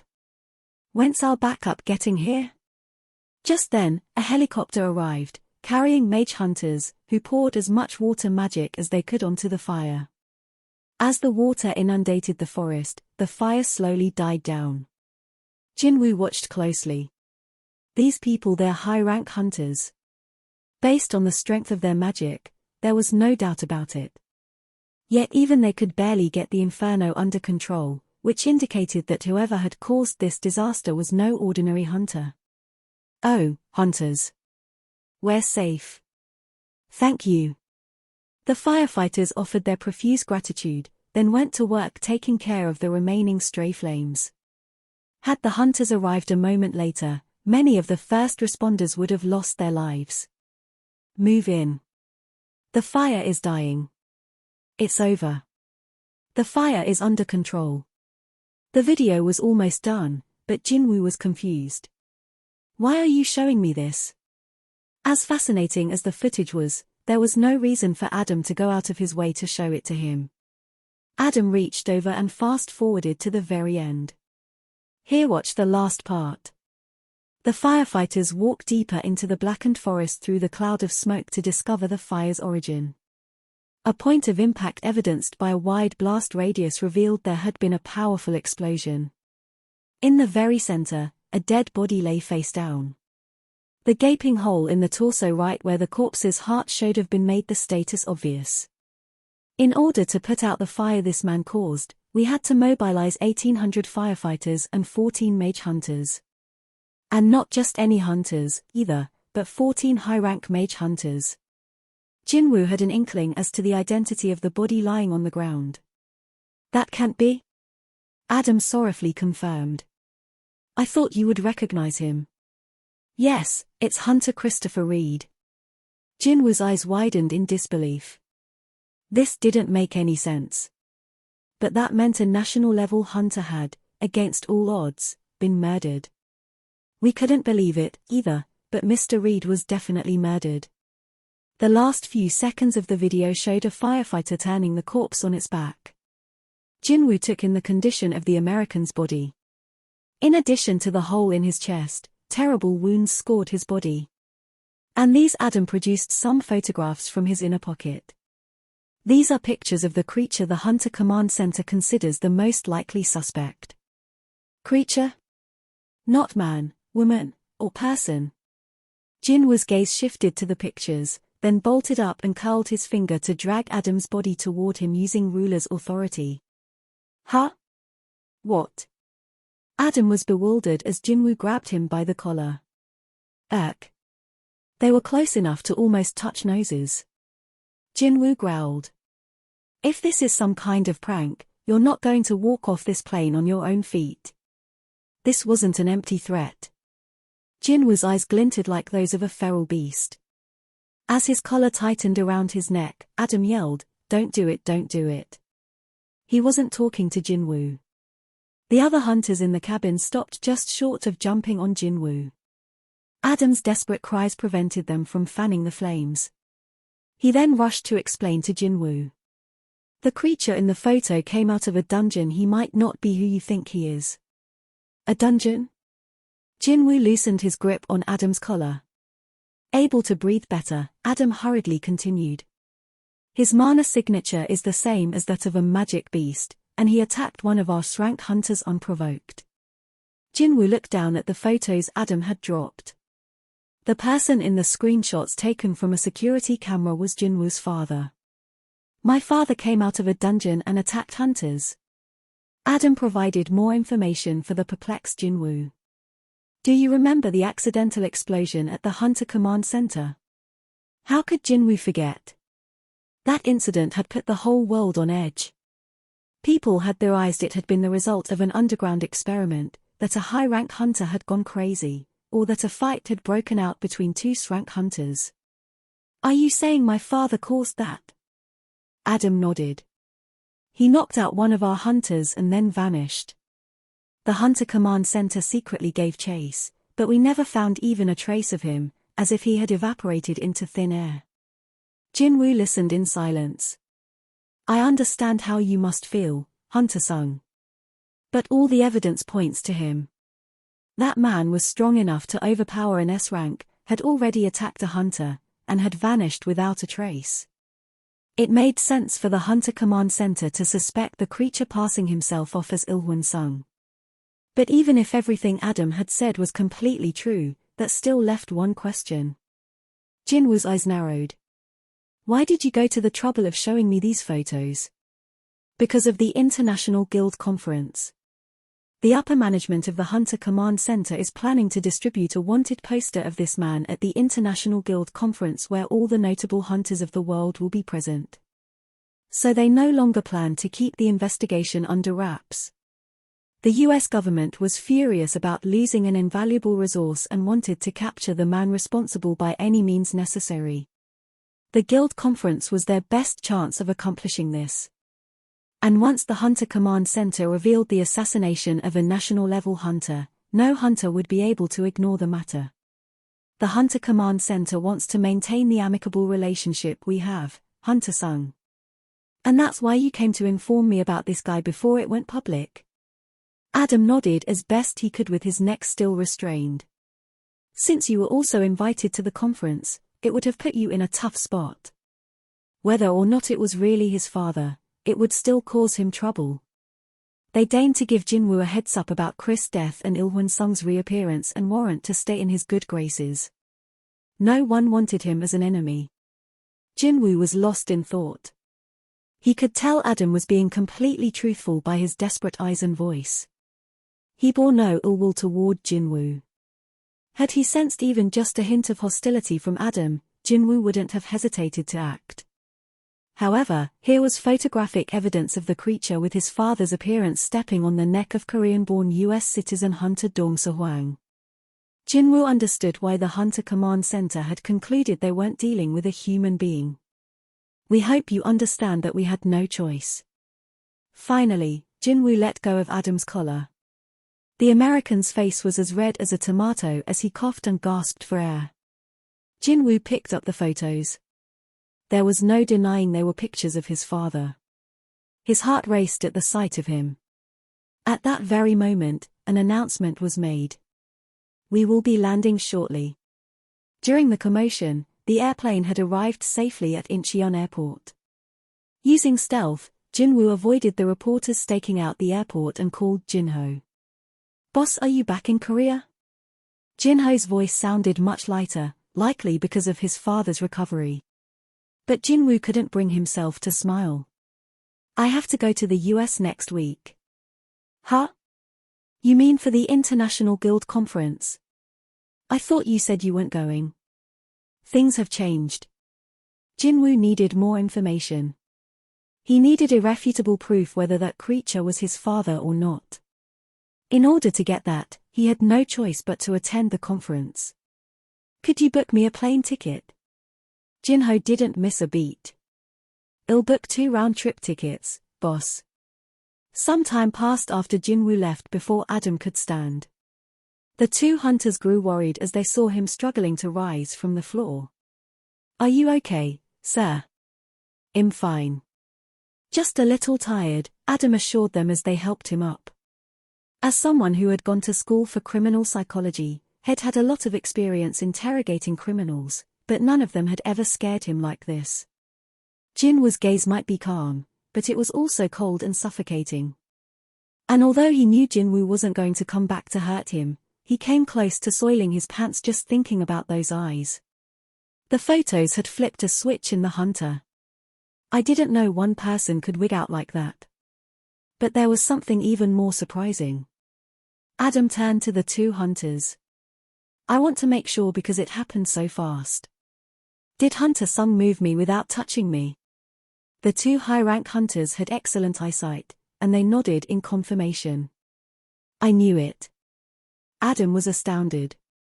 He was certain Jinwoo had telekinetic power.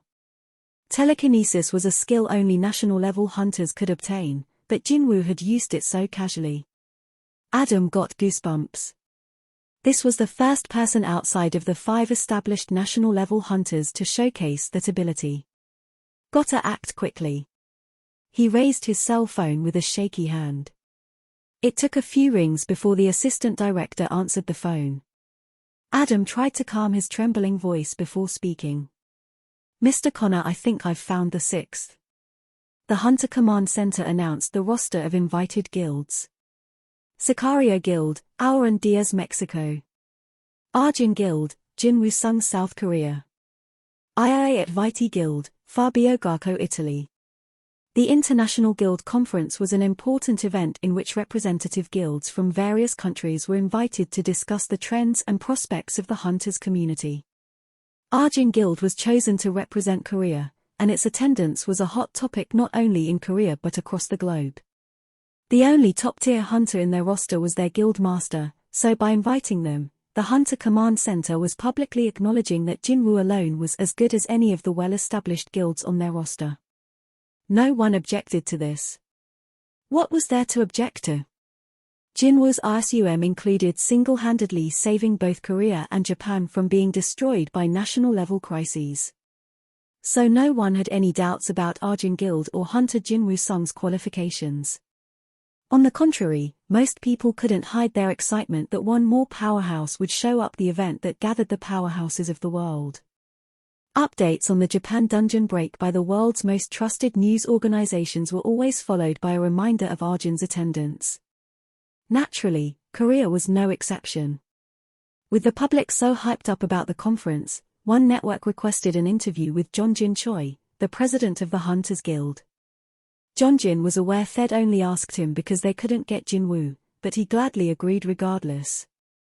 The interview took place live at the network studios at 8 in the evening, during prime time hours. Hello. I am Jeonjin Choi, the president of the Hunters Guild. The clean-cut smile on his handsome face made female viewers' hearts flutter. The program's website was full of complaints from this very demographic about how they believed the Hunters Guild had been robbed of their rightful invitation. Thank you for joining us, President Choi. The female host politely bowed before asking the question on the teleprompter. Many people are interested in news regarding Arjun Guild these days. How do you feel about that, President Choi? Jeonjin easily answered. I think the Hunter Command Center made the right choice. Does that mean you support their decision? I do indeed. But it's no exaggeration to say that Arjun is a one-man guild, right? Yes, but that one man is Hunter Jinwoo Sung. Jeonjin chuckled, and the host laughed with him. He continued without missing a beat.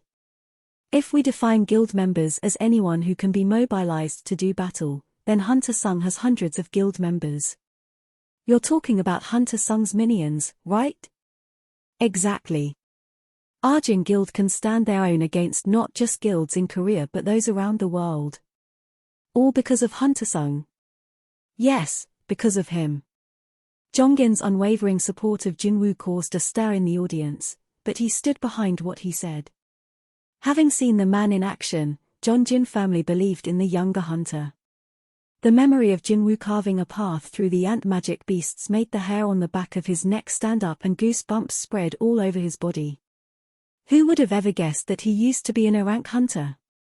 Things heated up as Jeonjin acknowledged the power gap between Arjun Guild and his own. Still, as the previous Korean representative at the International Guild Conference, I can't imagine you're particularly happy about how things have gone. The host looked pleased with her question and awaited Jeongin's reaction. Of course, I'm jealous he gets to go overseas. ID just renewed my passport and everything. The audience guffawed at his joke. However, I'm prouder of Hunter Sung than I am jealous of him. Jonggin's smile suddenly faded, and at his serious expression, the laughter from the audience died down, and the host's eyes gleamed. The audience could tell from the look on his face that this was the crux of the matter. Their eyes locked on his mouth. Jongjin had appeared on TV often enough to know how to play to the audience. He took a dramatic pause before continuing. Imagine this. You're up against a deadly magic beast you cannot hope to defeat. Just then, a hunter appears, one you would trust with your life to keep you safe. His sincere words had a weight to them that rendered the host and viewers speechless. Jongjin declared to a studio that was now dead silent, "My guild members and I, along with many other members of different guilds, only lived to see this day because of Hunter Sung." He scanned the audience. He hadn't meant to turn this into such a solemn occasion, so he smiled to lighten the mood. "I am truly proud that Hunter Jinwoo Sung has been chosen to represent Korea." He received thunderous applause. As Jongjin exited the studio after wrapping up the interview, he received a call. VR. The caller ID said Director Myung-ki Jo, a fellow guildmate who Jongjin often turned to for advice. Jongjin Choi speaking. "President Choi, we got the permit for the gate that spawned in Suzeodong this morning. It's an A-rank gate, but the level isn't that high according to the readings." Excellent. He smiled at the good news, but then a thought occurred to him. "Hey, did Arjun Guild try to book this gate?" "No, sir. Like you said, they've been too quiet lately." It had been 4 days since Jinwoo returned from Japan. Since then, 4 high-rank gates had appeared near Seoul. The number of high-rank gates had increased rapidly, but there was no movement from Arjun Guild aka Jinwoo. The other large guilds in the metropolitan area welcomed the silence from the so-called destroyer of gates and bringer of death to magic beasts. However, Jongjin found the lack of activity strange, and the continued silence made him uneasy. "I know better than Yunho Beck of White Tiger or Taegu Lim of the Reapers. If one rejoiced over an apple falling from a tree, how are they any different from a monkey? While one person smacked their lips over a free apple, another pondered the laws of gravity." Jongjin wasn't foolish enough to get caught in a stroke of good fortune. Myung-ki chuckled. "Either way, our profits are up 40% due to the lack of competition." "Ah, another monkey. Excuse me." "Never mind." Jongjin quickly changed the subject. "Did the association say anything?" "They claim he's been at home resting. And he apparently hasn't been to the guild office recently." Don't overthink it, sir. He's probably getting ready for the International Guild D conference." Jongjin shook his head. That can't be it. He knew Jinwoo better than that. He cleared 3 to 4 low-rank gates per day before his re-evaluation, raided gates on other people's turf after becoming an S-rank, and then took care of an S-rank dungeon break in Japan all by himself. That's the kind of hunter Jinwoo Sung is. The more Myung-ki thought about it, the more he realized Jongjin might be right. The director was also curious as to why Arjun Guild had been so quiet lately. Where there were magic beasts, there was usually Jinwoo Sung. Jinwoo couldn't have been that tired after the giant fight, either, so Jonggin's suspicions went unfounded. "You're right. Wait, wasn't Arjun Guild supposed to interview some prospective employees today? But he still didn't show up at the guild." "No, Hunter Sung wasn't at the interview. Vice President Yo was conducting them by himself." Jongjin paused, then calmly asked, "And how did you know that, Director Joe?" "I'm dying, boss." Jinho groaned into the phone.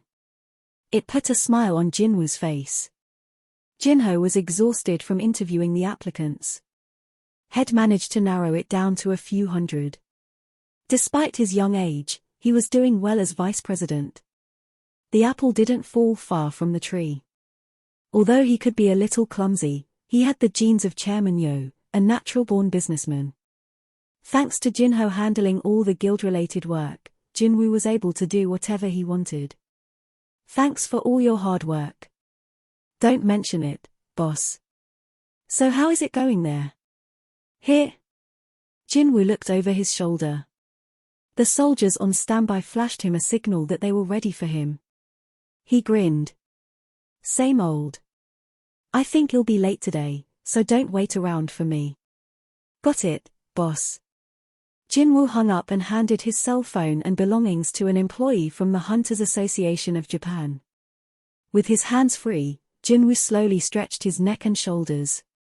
He luxuriated in the buoyant feeling he always got when he warmed up before a raid. Meanwhile, the employee from the association struck up a conversation with him. If people knew you were clearing high-rank dungeons in decimated areas, your reputation would sparkle like a diamond. May I ask why you're keeping this a secret? Jinwoo smiled and answered simply, because I like to keep things quiet. Modesty was one of the best virtues, and Jinwoo's humility brought tears to the employee's eyes. Please feel free to call on me anytime if you need anything. I will do my best. No, I will do whatever it takes. Jinwoo suspected something may have gotten lost in translation, but Jinwoo didn't mind as long as everything worked out okay. He smiled awkwardly and patted the employee on the shoulder before heading toward the gate. The soldiers saluted as they cleared a path for him. It was an A-rank gate.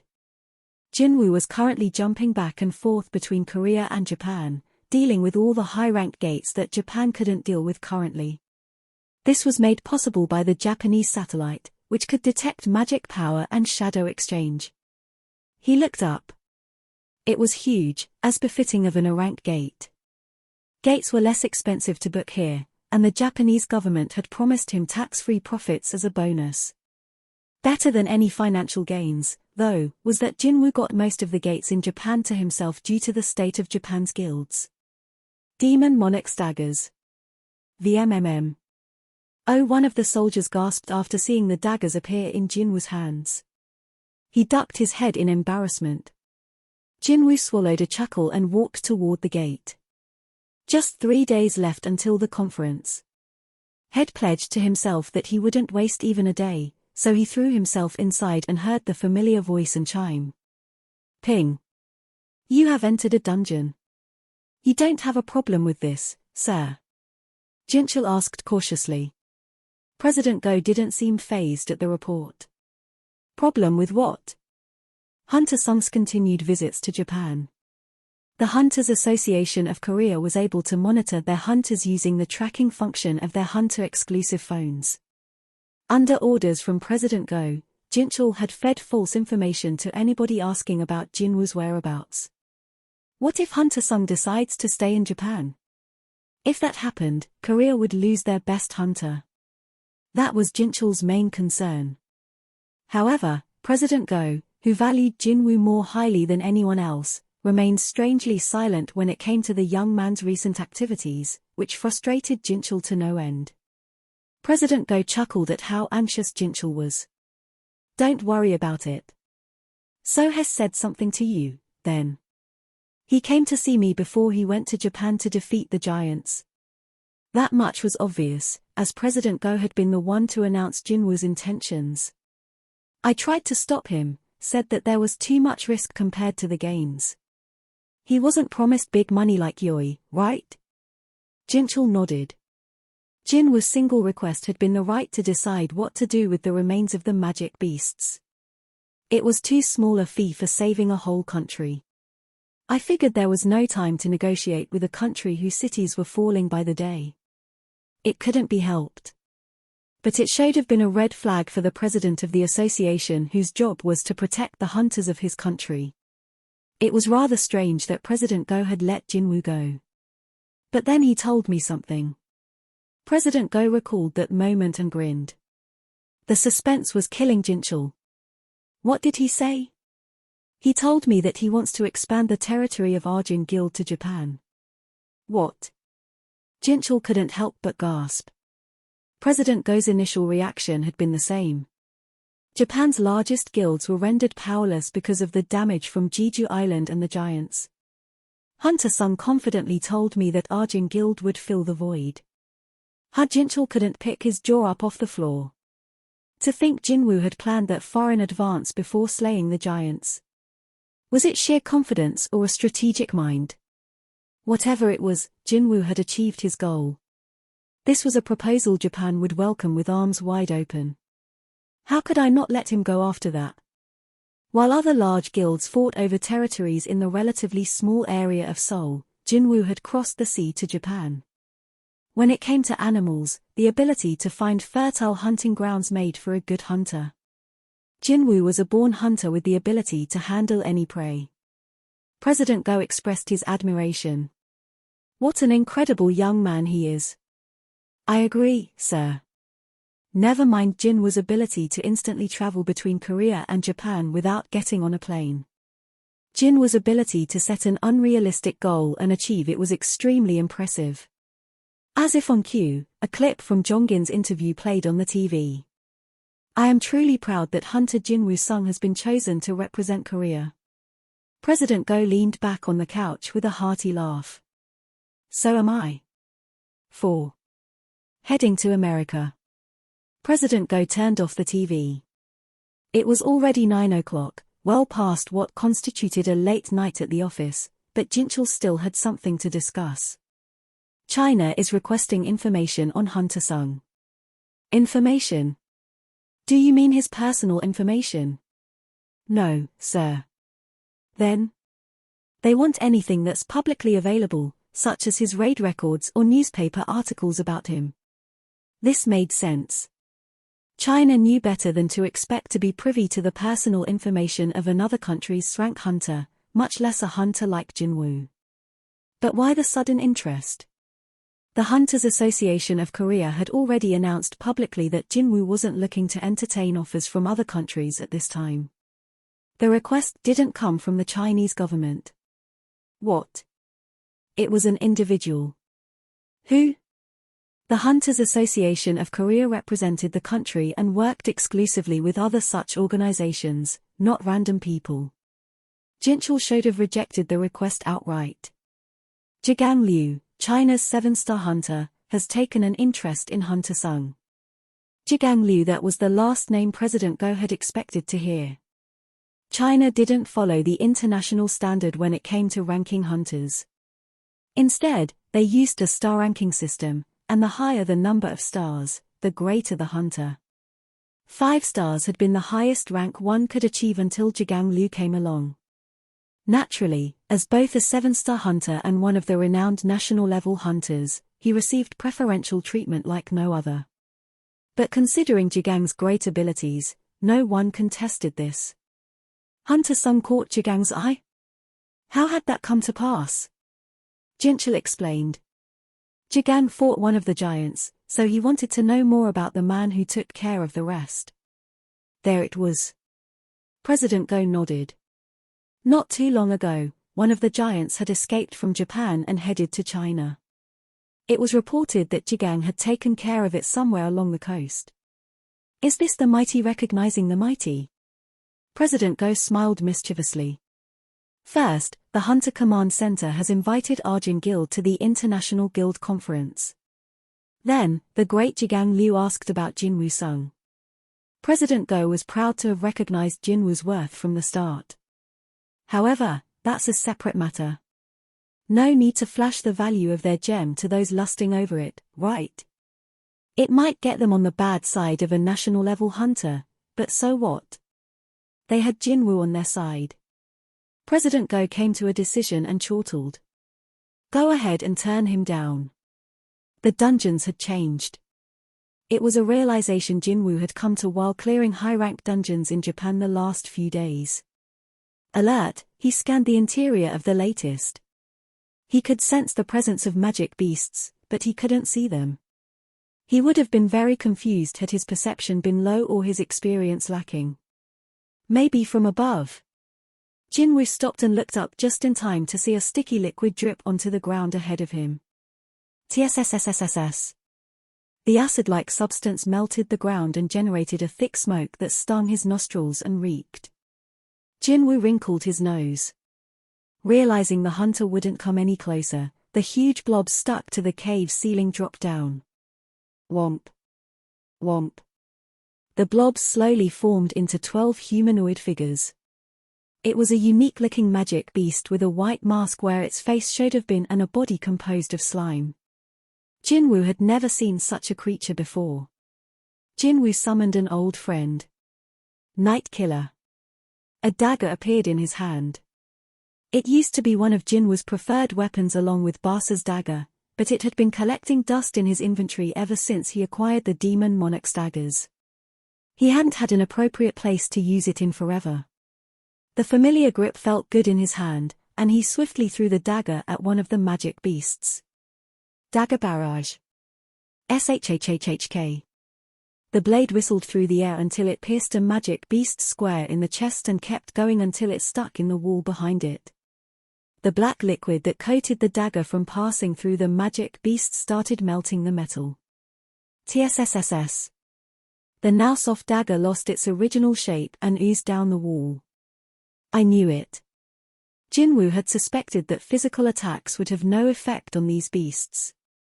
However, before he could mourn the loss of Night Killer, the magic beasts quickly jumped at him. Jinwoo repelled them with ruler's authority. Bam! An invisible hand sent his attackers flying. Ploop ploop. The magic beasts' bodies broke into several jiggly pieces, but the separated blobs slowly merged and reformed perfectly. Heh! Jinwoo barked out a laugh at the creature's ridiculous recovery time. He would have loved to experiment as to whether his shadow soldiers was better, but I need to be patient. Physical attacks, tangible or not, didn't work on them. Then what else could he try? He pondered a solution while casually avoiding the continuous attacks when Jinwoo noticed one of the creatures moving awkwardly. Huh? Jinwoo looked closely to see the magic beast's arm hadn't reformed. He also noted a crack in its mask, probably from when Head used ruler's hand. That's their weakness, isn't it? Jinwoo smiled. Once he figured out how to attack them, it would be easy going from there. SHHK. Dodging the magic beast's merciless punches, he summoned his other friends. Demon monarch's daggers. A blade appeared in each of his hands, and Jinwoo's eyes flashed. Crack. One of the beasts went limp as a dagger pierced its mask. Whoomp. That was only the beginning. Jinwoo danced through the group, breaking every single mask in the blink of an eye. Crick. Snap. And lastly, crack. The final mask cracked into 2 pieces, and the beast splashed to the ground, having turned back into liquid. Jinwoo returned the demon monarch's daggers to his inventory. What if he hadn't been the one raiding the dungeon? At least a few people would have been killed before anyone realized that normal attacks wouldn't work. Even more would have been sacrificed before they found out the weakness. Worst case scenario, everyone would have died before that, even if it was an elite strike squad. These magic beasts had been that strong, fast, and dangerous. The problem was that this wasn't the first time Head noticed this. Yeah, the dungeons have definitely changed. The day Jinwoo killed the King of Giants, magic stones had vanished from dungeons all over the world. These minerals used to absorb much of the mana within dungeons, but with them gone, the magic beasts had it all to themselves. In an instant, dungeons became much more life-threatening than ever before. And these dangerous new beasts keep appearing. Jinwoo frowned. The average strike squad setting foot inside a high-rank dungeon wouldn't be able to avoid a fatality. And the number of gate-related incidents were on the rise as well. He had ordered Baru to guard his home out of worry, since the ant could handle most dungeons by himself. On the other hand, it wasn't entirely a bad thing in Jinwoo's perspective that gates were spawning more often and that magic beasts were stronger now, since it allowed him to level up more easily. In this dungeon alone, Jinwoo could sense that there remained many more magic beasts emitting tons of mana. A smile crossed his face. Now that I know what I'm dealing with, let's get this party started. He was done warming up. It was the beginning of their end. Come on out. Voom. His shadow soldiers emerged behind him from his shadow. He had already informed them how to handle these opponents, so they were prepared. With Baru guarding Jinwu's family, Igris was now the commander of the whole army. At his master's nod, the knight signaled to the army to advance. Stomp, stomp, stomp, stomp. Their marching footsteps echoed loudly inside the cavernous dungeon. One by one, the best hunters in the world arrived in the US for the International Guild Conference, the national-level hunters among them. However, Thomas Endre was concerned with only one person. Jinwoo Sung will arrive tomorrow. Thomas summoned Dongsa to the president's office after verifying Jinwoo's schedule. You wanted to see me, sir? Dongsa cautiously asked as he studied Thomas' expression. He'd been with the Scavenger Guild for a few years now, but he still found it difficult to talk to the guild master. Thomas was extremely powerful, had an unpredictable personality, and was very possessive. Despite being a fellow Srank hunter, Dongsa felt small in Thomas' presence. Mr. Huang. Thomas got straight to the point. Do not lay a finger on Jinwoo Sung. Dongsu's eyes widened, unsure how Thomas knew. His eyes then shifted to Laura standing behind the guild master. She stared back at Dongsa as if to indicate she had just been doing her job. TSK. Dongsa clicked his tongue. Thomas continued. I know what happened between your older brother and Hunter Sung. I understand that there were suspicious circumstances and that you want answers. Dongsu's older brother, Dongsuk, had gone into a dungeon with Jinwoo a while back. All 8 of Dongsuk's regular squad members had perished in that dungeon alongside him, while 2 of the survivors went on to form a guild together. No wonder he had questions for Jinwoo. Dongsu's discontent showed on his face. But Thomas wagged a finger at him, and a corner of his lips curved up. I don't remember saying you could speak, Mr. Huang. Just listen. It was a clear warning. Thomas was one of only a handful of hunters who could threaten Srank hunters like that. Understanding the power dynamic between his guild master and himself, Dongsa kept his mouth shut. Thomas emphasized one more time. Do not do anything to Jinwoo. Heck, why don't you take a vacation at the guild villa for the duration of the conference? Would you do that for me? Mr. Huang? Dongsa reluctantly nodded. Sure. Good. You may leave now. Dongsa hastily left the president's office with a storm cloud over his head. Do you think that will do, sir? Laura asked, seemingly unconvinced. Thomas shook his head, disgruntled. Not at all. Thomas had seen the hostility on Dongsu's face. He wasn't ready to let go of his brother's death. Laura. Yes, sir. Keep a close eye on Mr. Huang until Jinwoo leaves the US. Will he be okay with that? Dongsa might have behaved in front of Thomas, but he had quite a temper. Thomas, however, didn't care about that. This wasn't a matter where he could try to accommodate Dongsu's preferences. He agonized over it for a bit as he scratched his chin, then shrugged. Well, better frustrated than dead. Why are there so many reporters here? Germany's top hunter, Leonard Neerman, gasped at the sight as he exited the airport. As the guild master of Richter Guild, he attended the International Guild Conference yearly, but he had never seen this much press before. The vice guild master told him that popular Korean hunter is arriving in the US today. Ah, got it. Leonard understood immediately. Even though he was an Srank hunter, it was difficult for him to resolve an Srank dungeon break on his own, much less one with giants. No wonder the media was excited that a hunter who could was about to set foot on US soil for the first time. Leonard also found himself keen to learn more about Jinwoo. So he's coming, eh? At that moment, the passengers deplaning from Korea began pouring out of the airport. The vice guild master pointed at someone in the crowd. Oh, there he is. He, too, was an Srank hunter. While not as strong as Leonard, his perception was good enough to be able to pick Jinwoo out of a large crowd. There was a twinkle in Leonard's eyes. Shall we introduce ourselves? What? It's not a bad idea to get acquainted with the mighty hunter. That's true. The Vice Guild Master agreed. One never knew when one might need the cooperation of another guild, so the purpose of the International Guild Conference was to gather the world's most powerful hunters in one place to allow them to network. Lennart was simply getting a head start on the festivities. He straightened his clothes and walked toward Jinwoo's group but paused after a few steps. His face was growing as white as a sheet. The Vice Guild Master glanced over his shoulder. "Aren't you coming, sir?" Lennart looked at his colleague, aghast. "Don't you see them?" "Excuse me." The Vice Guild Master couldn't, but Lennart, one of the top hunters in the world, saw them clear as day. He mumbled to himself in disbelief.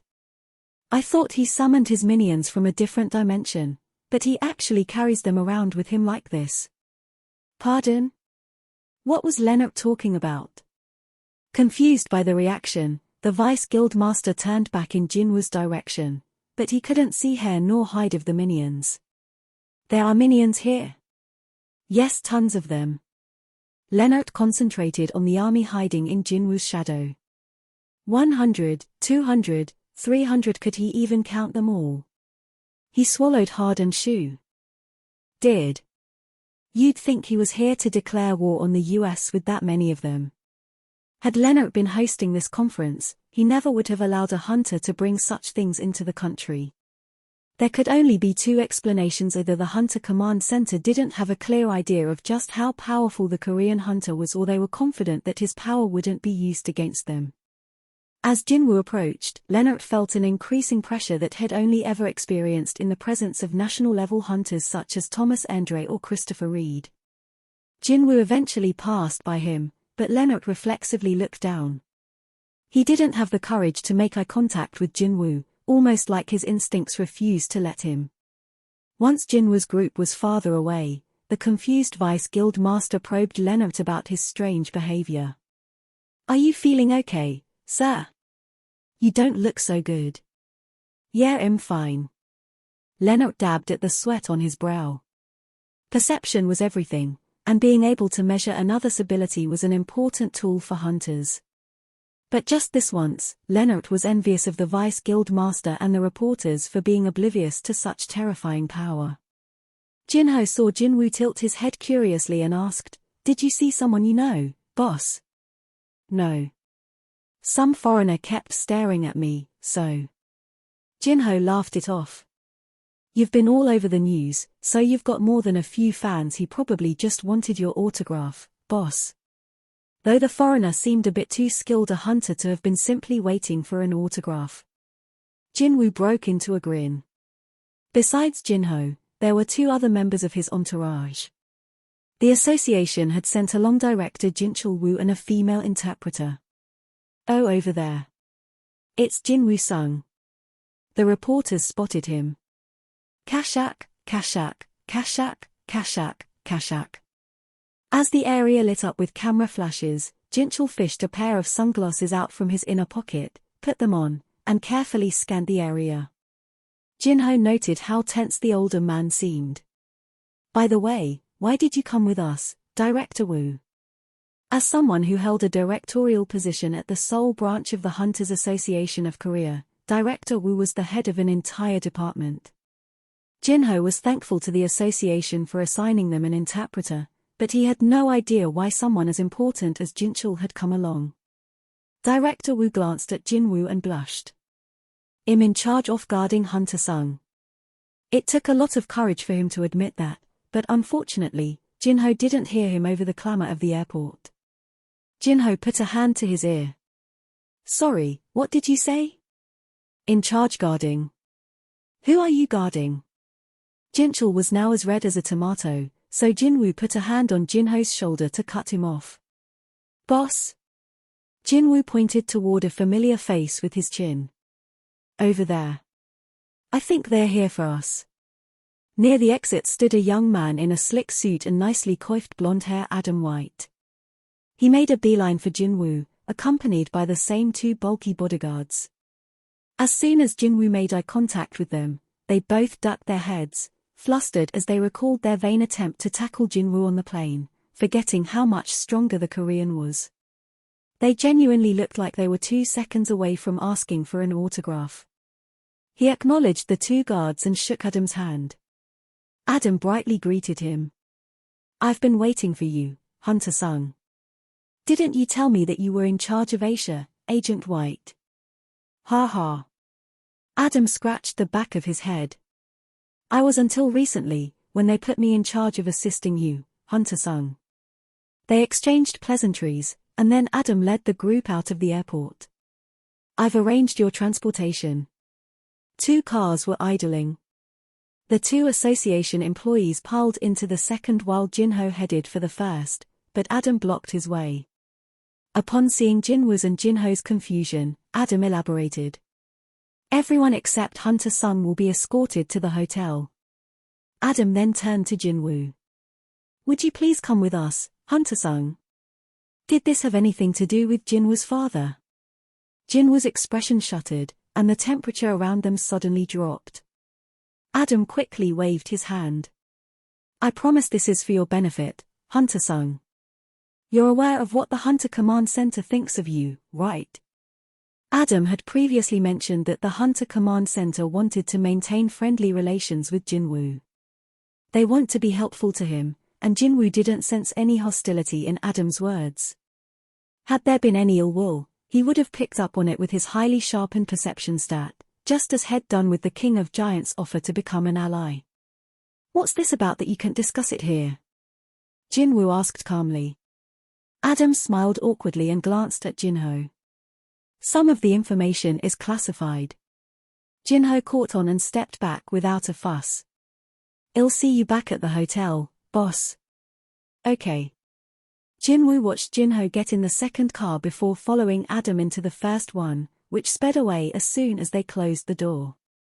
The 2 cars split off in different directions.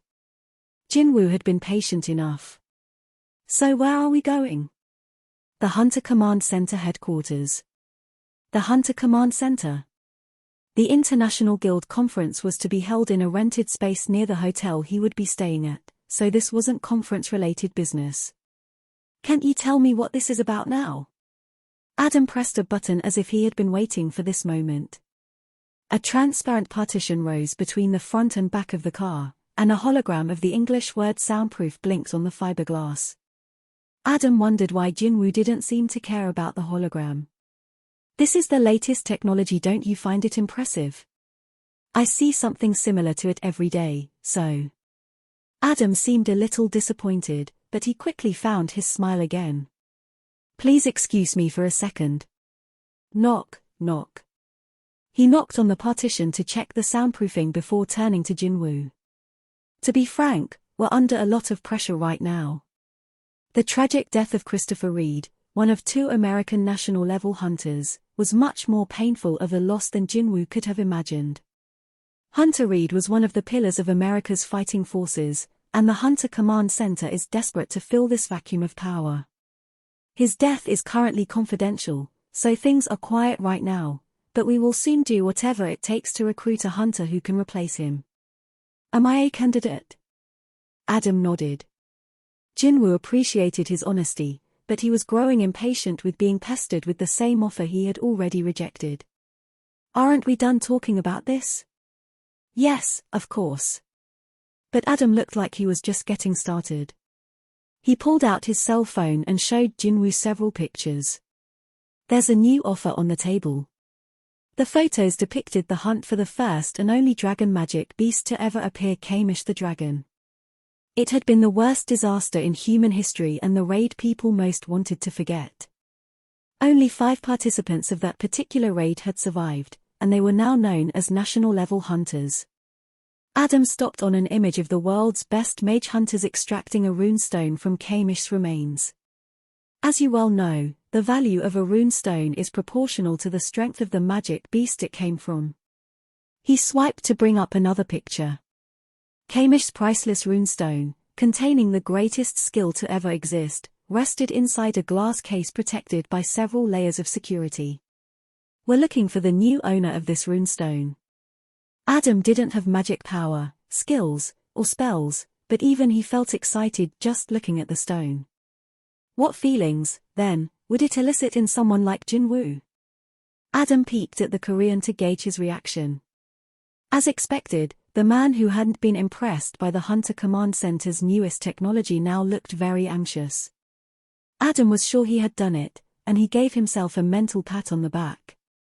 However, Jinwoo made an unexpected request. Can you go back to the previous pictures? Pardon me? I want to see the ones before this. Confused, Adam obliged. Hold on. Jinwoo stopped Adam on one particular image and pointed at something to the side. Where is this? He was pointing at a pillar that had caught his eye. Pillars had been erected around Kamish, which suggested that a building had been built to contain the corpse. Kamish had been killed 8 years ago.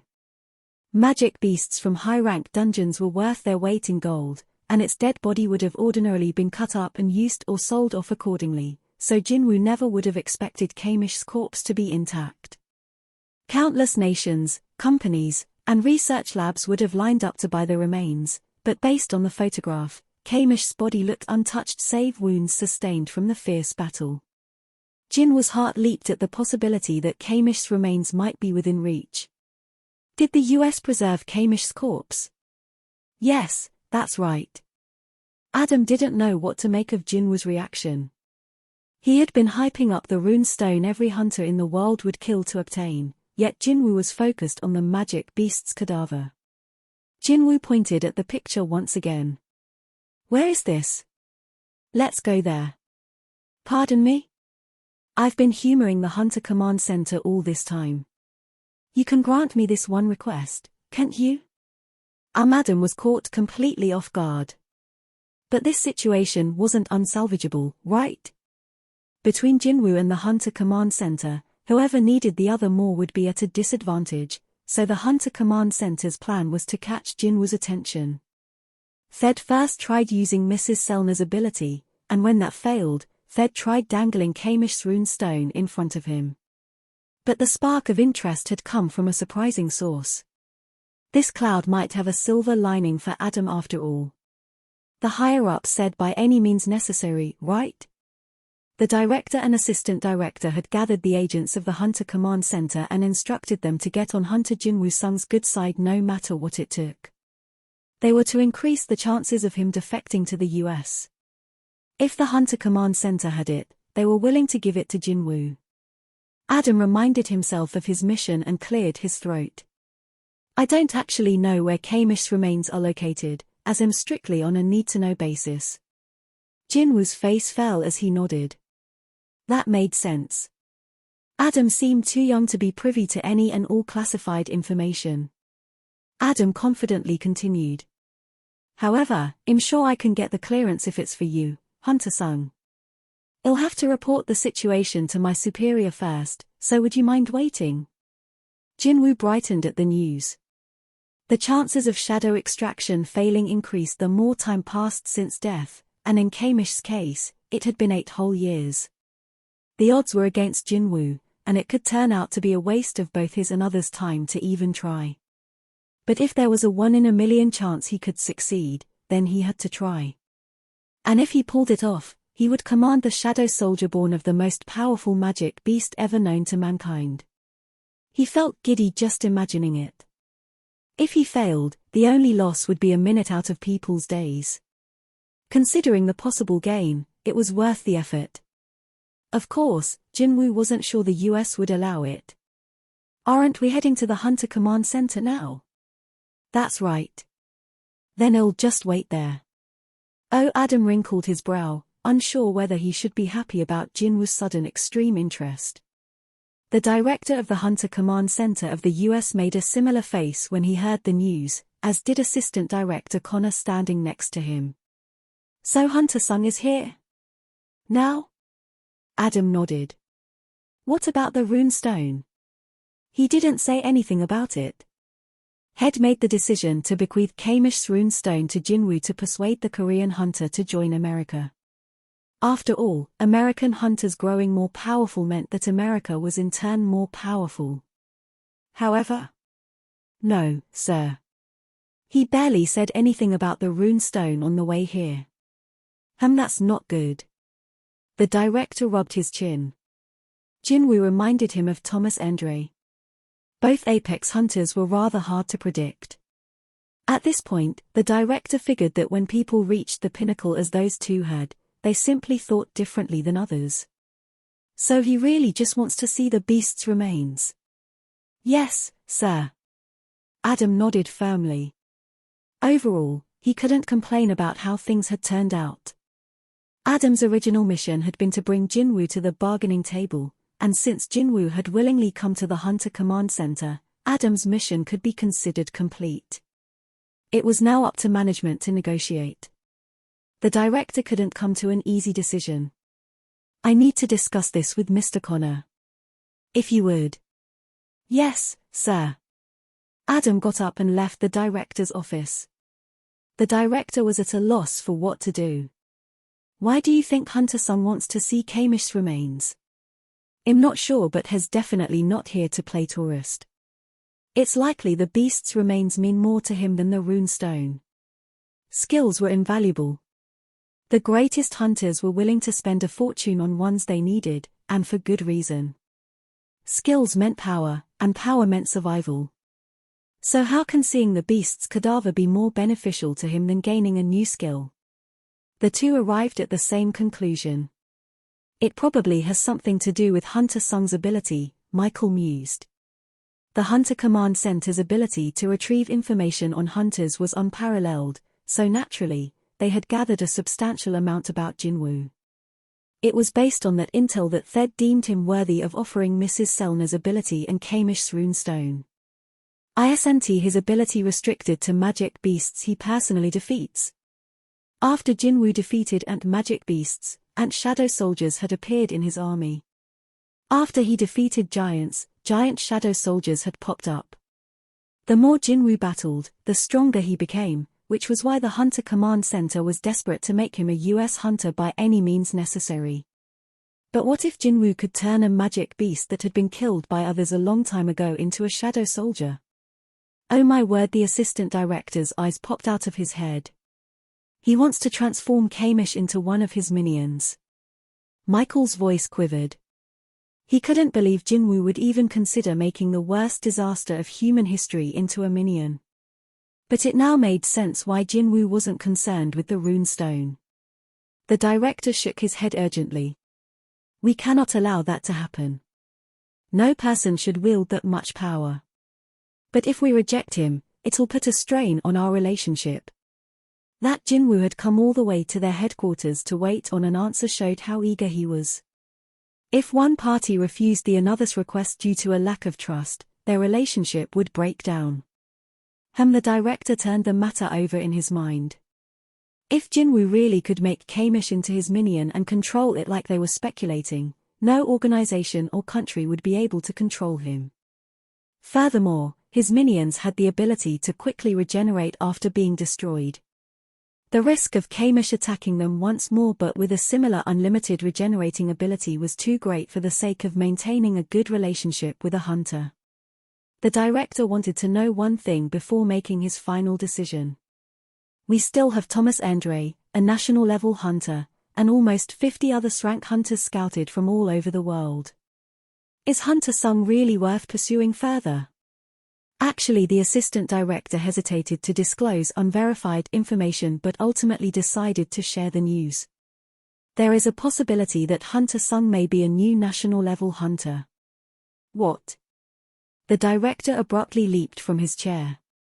We received a report from Agent White a week ago that Hunter Sung could use telekinesis. Apart from a healer, the national-level hunters had the ability to move objects at will. And though many powerful hunters had come before and after them throughout history, they were the only ones ever recorded as having that skill.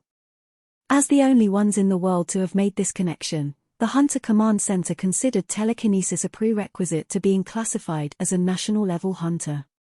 If Jinwoo indeed had this ability, he might be God's gift to the US after losing the mighty Christopher Reed. God bless us, everyone. This country was truly blessed. The director's expression changed. Do you think we can trust him? The evaluation of an individual ability was objective, but the evaluation of whether someone was trustworthy was not. The assistant director spoke of the Jinwoo had observed up until this point.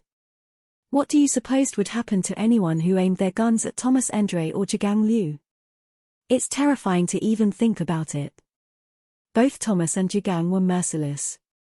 If one was lucky, they might lose an arm and not their lives. Hunter Sung doesn't operate like that. You can still talk things out with him, even in urgent situations. The director lowered his gaze and nodded. The assistant director continued. And look at what has done in Japan. No one else came forward to deal with the dungeon break there, but he took care of it without making any demands. It was a sharp contrast to Yui Orloff, who had asked for an insane 10 billion yen per day.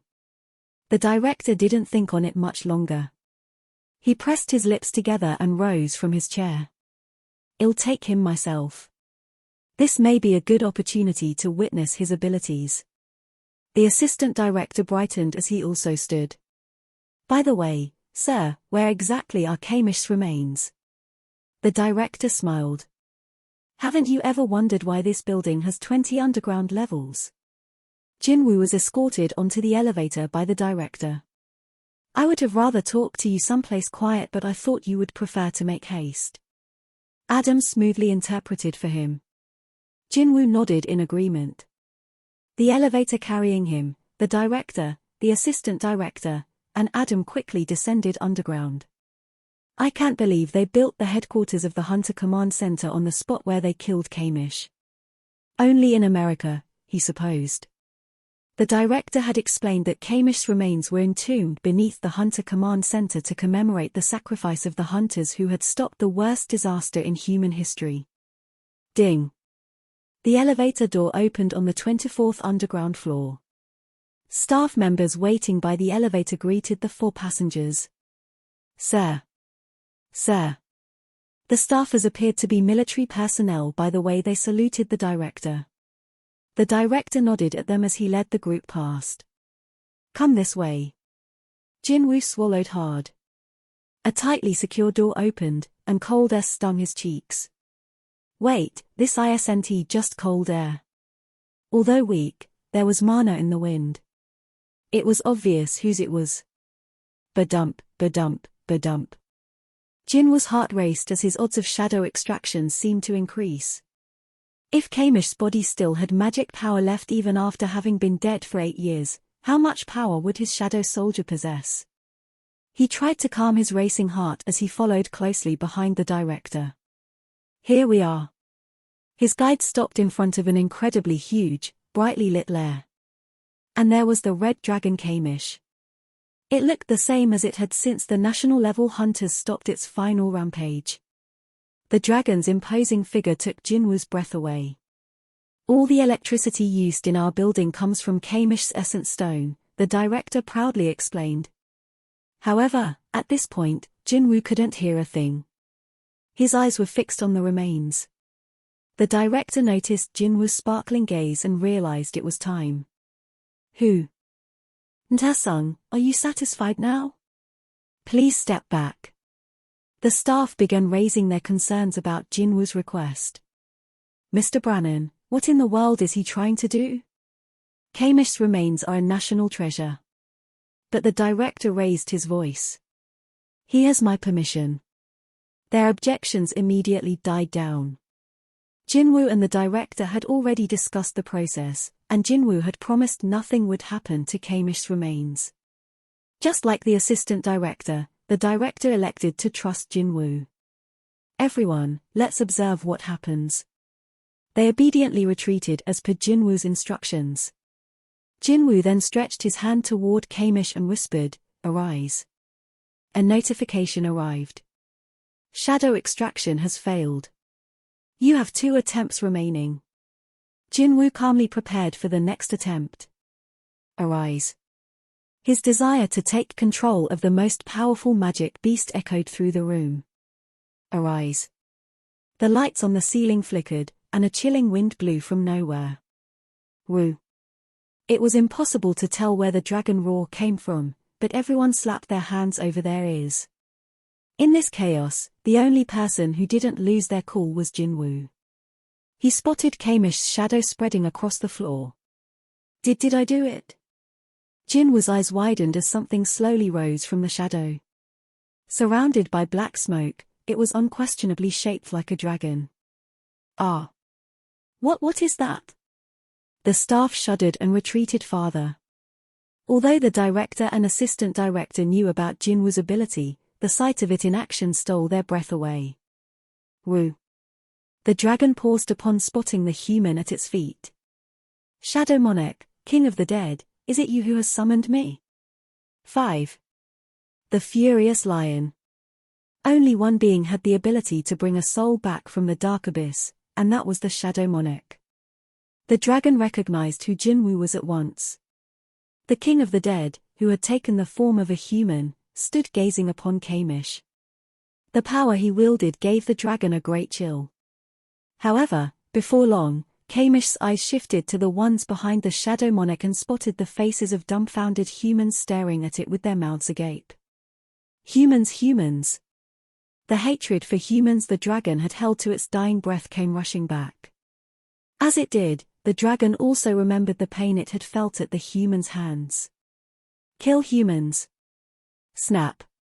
Kamish lost its rationality and rose to its full height, eyes glowing red. All of you, I will kill all of you. The air in the chamber began heating up. Oh my God, the director whispered in horror. The structure had been built around a sleeping dragon, but it now looked too small to contain the beast as its head reached the ceiling and split the concrete. What could that be? A red glow formed within the dragon's mouth. Both the director and assistant director had seen what that massive red light could do via video footage on repeat. Adam anxiously yelled at the director and grabbed him by the shoulder. Mr. Brannan, we need to get out of here. How do you escape a dragon's breath? Once the red light was expelled, destruction of this lair and the entire headquarters of the Hunter Command Center would be assured. There was no escaping the dragon's attack. One of the staff members' knees buckled, his face pale. 2 others desperately tried to enter the password to open the door. But both the director and assistant director knew it was all for naught, so they kept staring back and forth between Jinwoo and the revived dragon. Fwa. The red light transformed into a ball of fire. The dragon was ready to spit flames at the humans in front of it. Die! Just then, Jinwoo bellowed, stop. The members of the association, who had instinctively shielded their eyes from the bright light, now cautiously lowered their hands. They had thought themselves doomed, but that had been a hasty conclusion. How? The fire that had been raging inside Kamish's mouth died down. In the past, the dragon had incinerated hundreds of hunters with its fiery breath, but it now took one hunter to stop it in its tracks. The director gawked at Jinwoo. And just when he thought he couldn't be more surprised, Jinwoo spoke to Kamish. The essence stone that was once inside your head was taken a long time ago. You don't have to listen to the rulers anymore. The assistant director shivered. Is he speaking the language of magic beasts? I don't know what to make of what I'm seeing right now. While everyone else was trying to work through their shock, Jinwoo let out a sigh of relief. He hadn't had much time to think, so it was a good thing his idea had worked. For a moment there, though, the dragon's aggression coming had caught him off guard. How can a shadow soldier be so bold? It looked like the king of giants had been right about powerful beings having bigger egos. The dragon itself was surprised at how compliant it was toward the new monarch. So this is how it feels to be subordinate to the Shadow Monarch. Kamish lowered itself out of respect to Jinwoo. The humans flinched as the dragon moved but calmed down as nothing else happened. The dragon's nose touched the floor, and it spoke in a low voice. This former servant of the Dragon King bows down to its new master.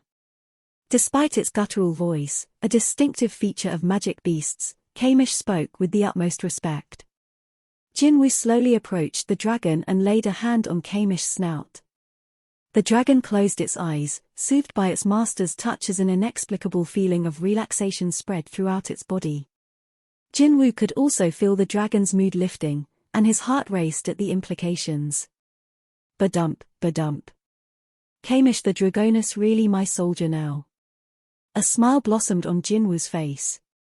Adam was rendered speechless by what he was witnessing until something caught his eye. Mr. Connor, is Kamish wagging its tail now? Kamish was called the worst disaster of human history, not man's best friend, so what kind of nonsense was Adam talking about? But that was the only way to describe what was happening with Kamish's tail. Oh my. When Jinwoo removed his hand from the dragon's nose, Kamish stopped wagging its tail and looked up. Humans had named the dragon Kamish for their own convenience, but Jinwoo was considering a new name for his new shadow soldier. He then remembered what the dragon had said when he first greeted it. You said you served the Dragon King before? That is right, my king. I served the king of wild dragons, the monarch of destruction. The king of the dead, the shadow monarch. And the king of giants, the monarch of the beginning. It hit Jinwoo that the dragon's former master was one of the 9 monarchs he had heard about from the system. But that wasn't important right now. He wanted to give the dragon its original name back. So what's your earn? Jinwoo was unable to finish his sentence, his eyes widening at the sight of the dragon. The dragon's body was slowly crumbling like a sandcastle being blown apart by the wind. Alas, my king, I believe it is time for me to bid you farewell. What? Jinwoo's perception stat picked up on the dragon's emotions. The dragon was truly upset and saddened by the situation.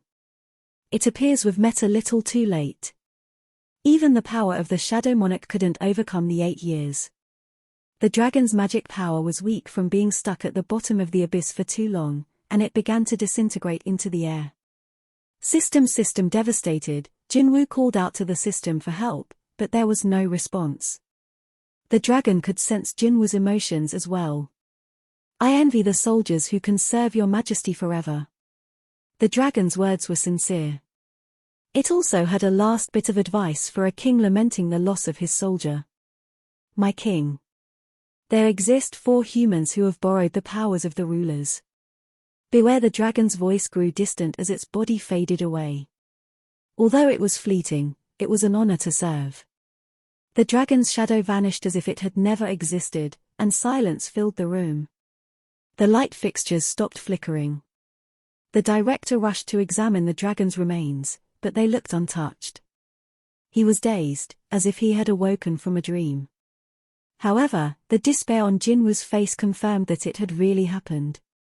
For the longest time, Jinwoo couldn't take his eyes from the spot where the dragon's shadow had stood until he finally received a notification from the system.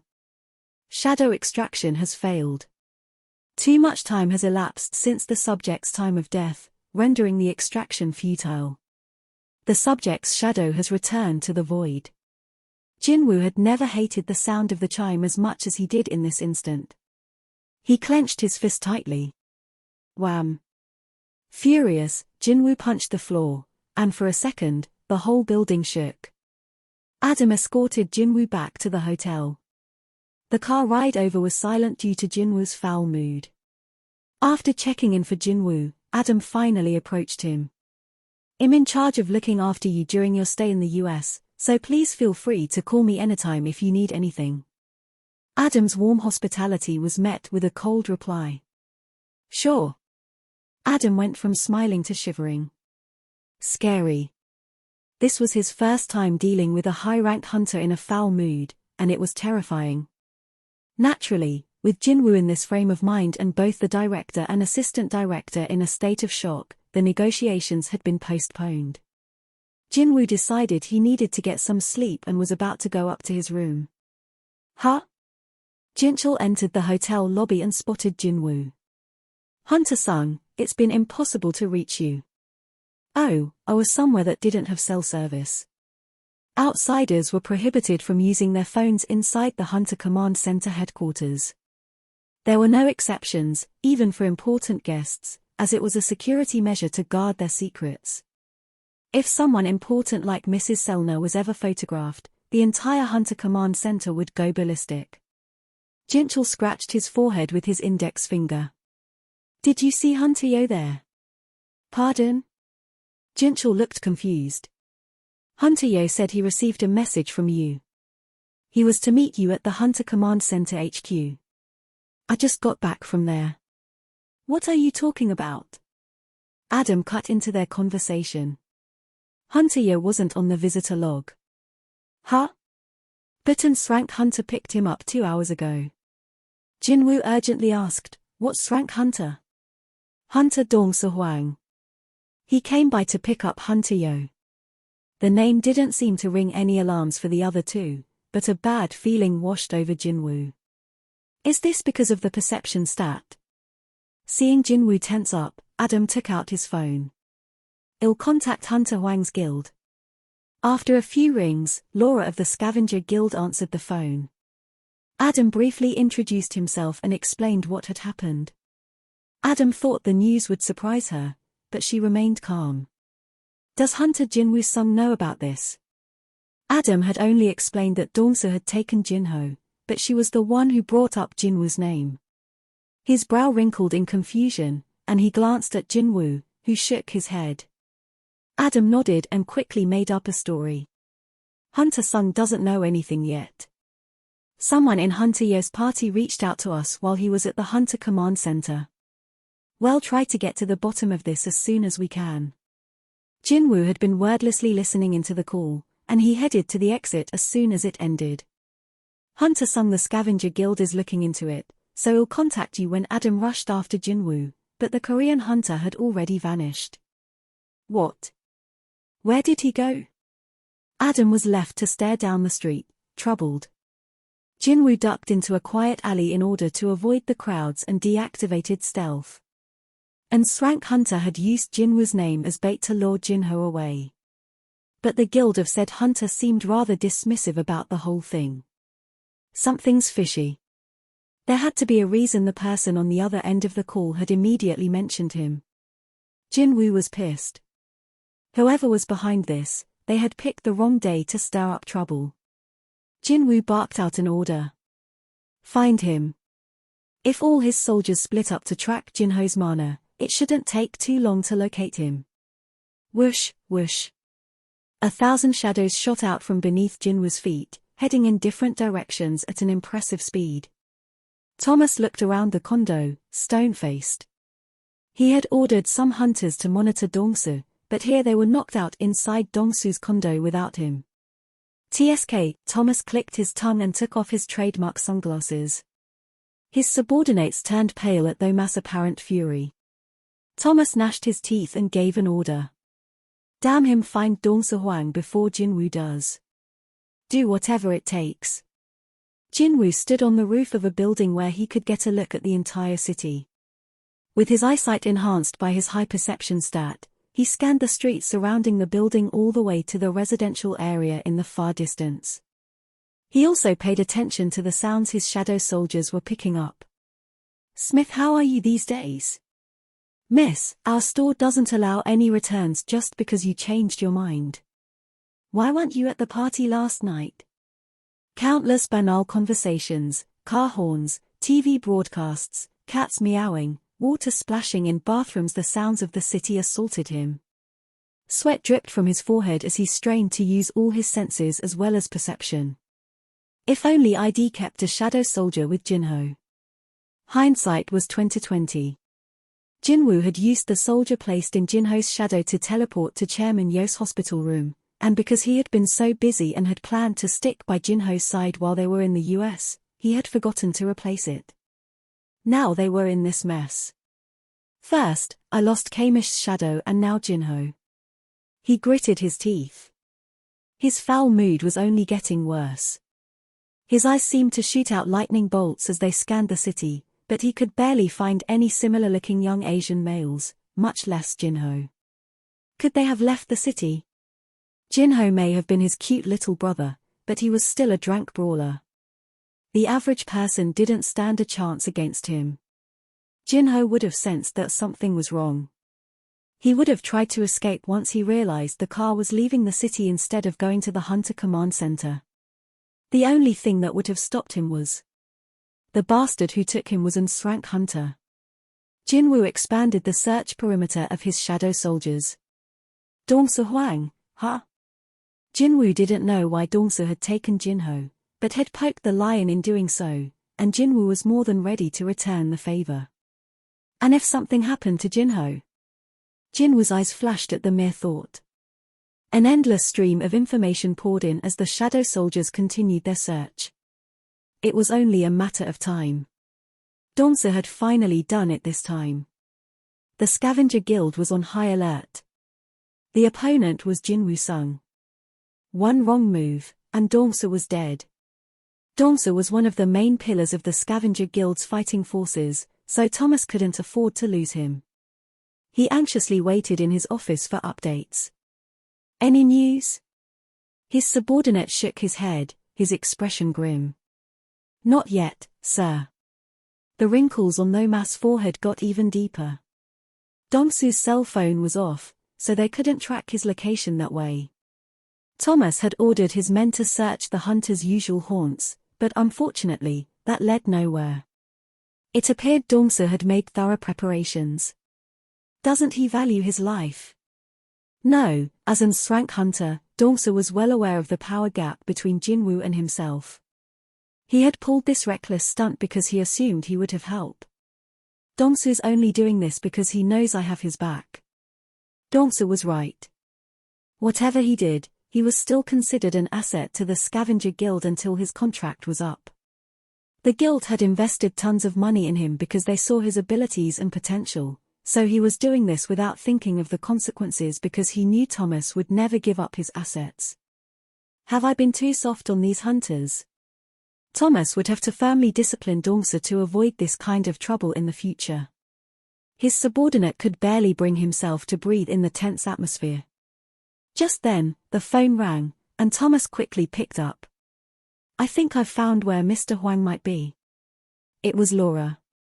Thomas shot up from his seat. How? Laura rushed to explain.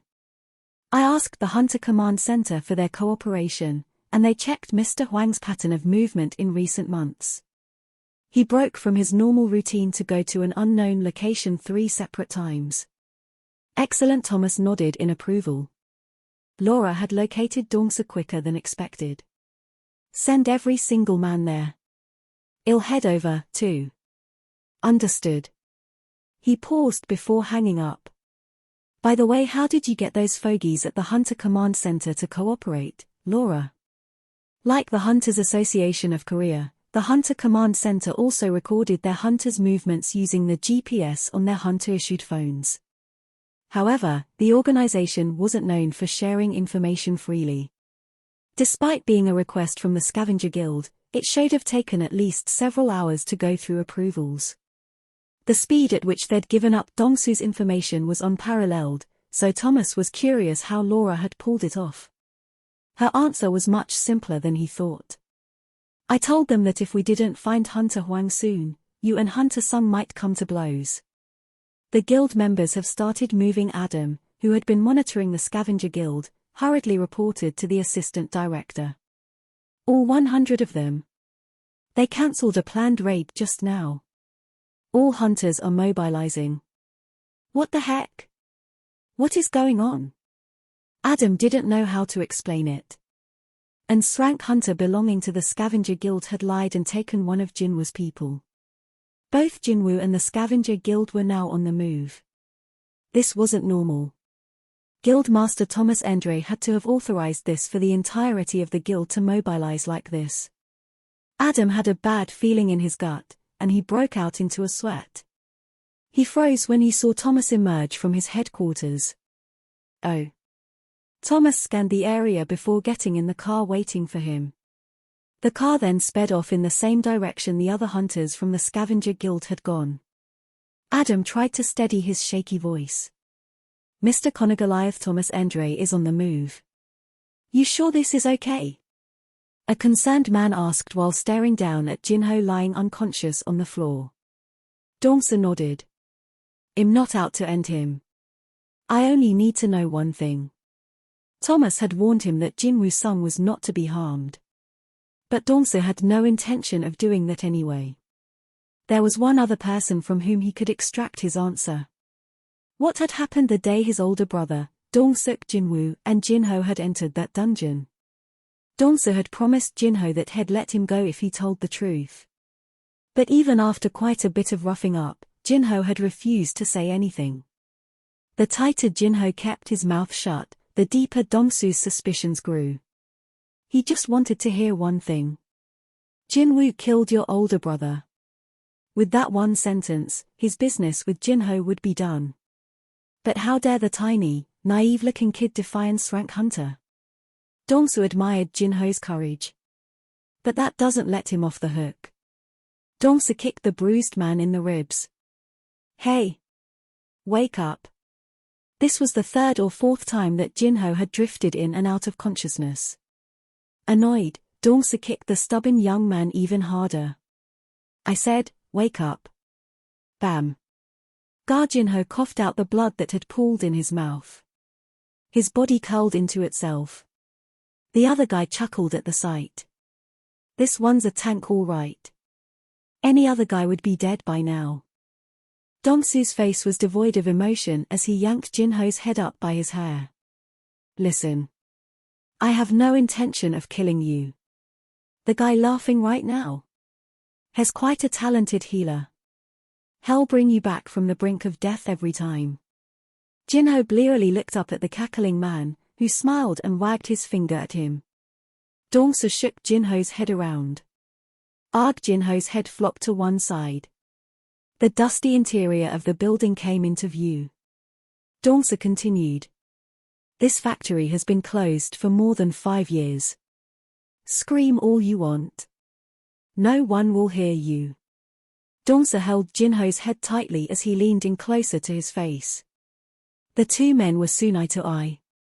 That means you'll suffer until you tell me what I want to hear. When they were close enough to touch noses, Dong-suk bared his teeth. So? Do you want to talk now?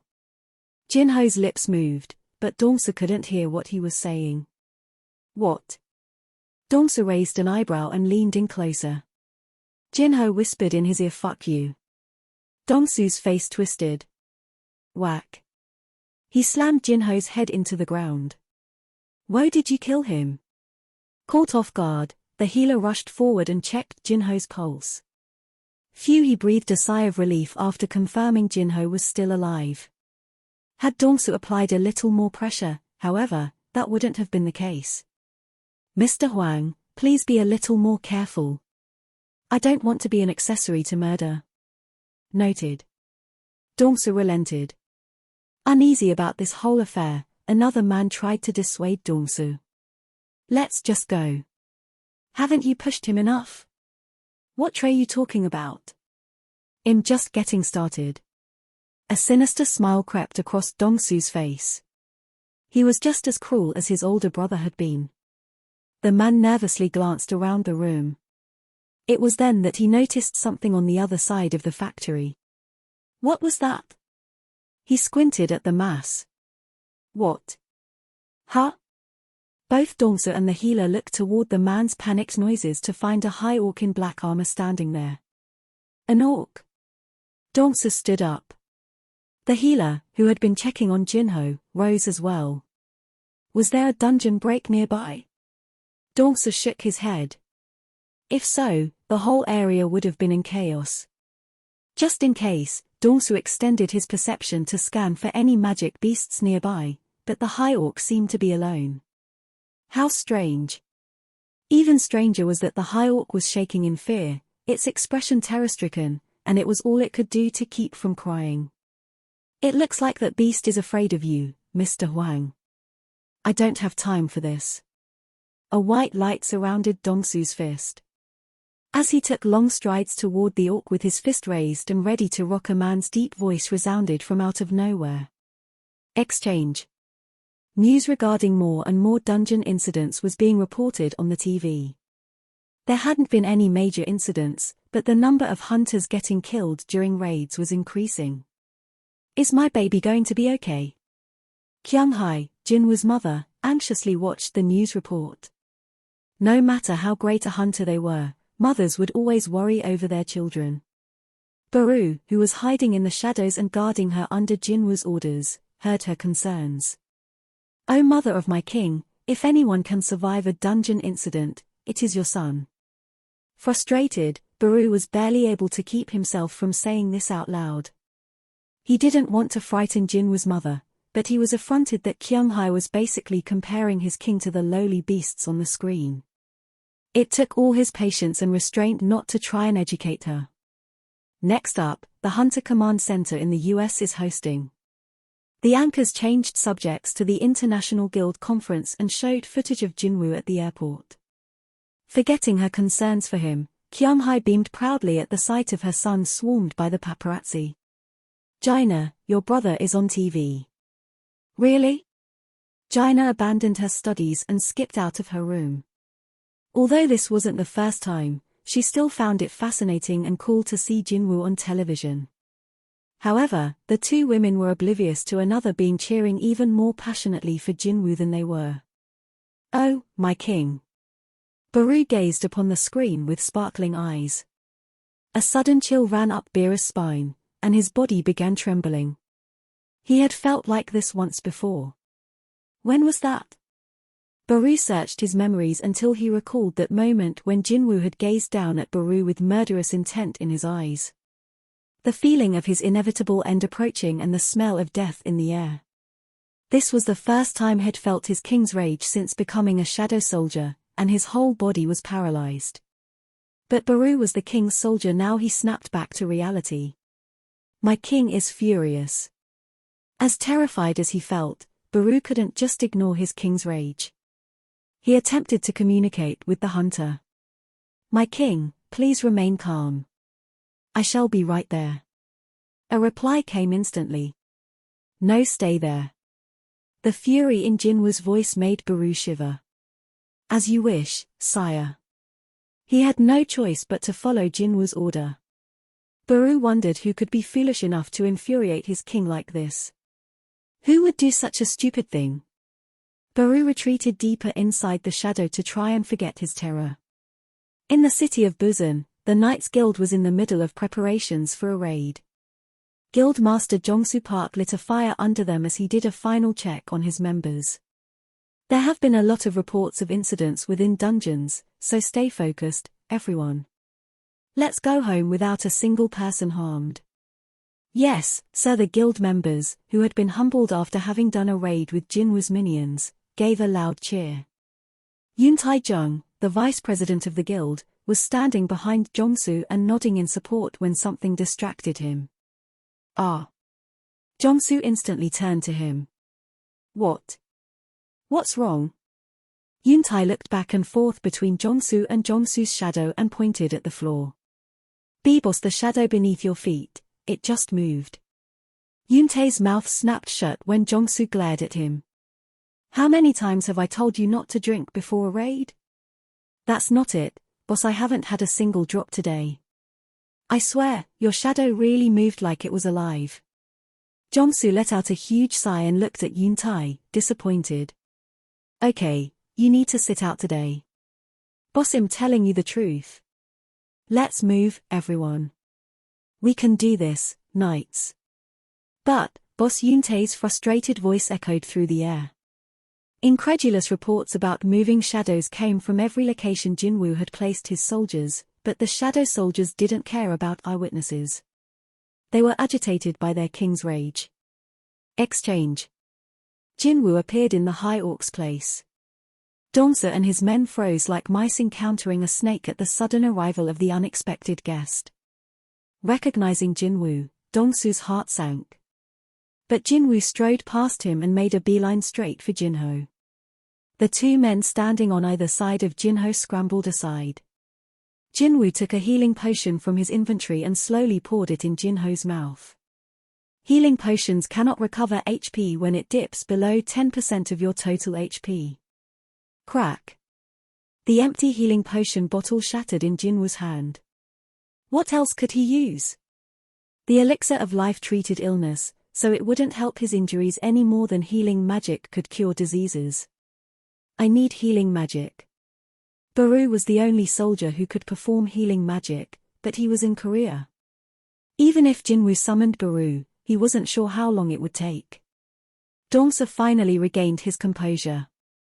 You, what the hell are you? The orc just now, how did you do that? Jinwoo ignored him and turned to the men nearby. Are either of you a healer? One of the men nodded reflexively at the word healer. Jinwoo pointed at Jinho. Heal him. The healer looked at Dongsa, who shook his head. Jinwoo carefully lowered Jinho back onto the ground and then stood up. This is the last time I'm going to tell you, heal him. The healer looked at Dongsu again. Dongsu's answer was the same, and the healer turned to Jinwoo with a smile. You'll have to persuade my boss first. Wham! Jinwoo slammed the healer's head on the floor just as Dongsu had done to Jinho. It happened so quickly, no one actually saw Jinwoo move, not even Dongsu the Srank hunter. Jinwoo turned to the other guy. What about you? The man trembled as Jinwoo approached him. Jinwoo-sung. Hunter Jinwoo-sung. He stepped back and glared at Dongsu. Mr. Huang, you never said this had anything to do with Jinwoo-sung. What's going on? What the hell is going on? I asked if you were a healer. No. Wham. The man's head was knocked into the ground by an invisible hand. Two high-rank hunters had been rendered unconscious in no time. Having witnessed Jinwoo's power with his own eyes, Dongsu panicked. B-boss Jinho had regained consciousness, perhaps from the ground shaking. Boss. Jinwoo crouched down. Jinho. Jinho opened his swollen eyes and struggled to speak with his blooded mouth. Dongsu Huang, Dongsuk Huang, younger brother, be Karef. Jinwoo's heart broke as he watched Jinho struggle to breathe. Shush, don't talk. Boss Jinho grabbed Jinwoo's hand, and tears welled up in his eyes. Can you hold on a little longer?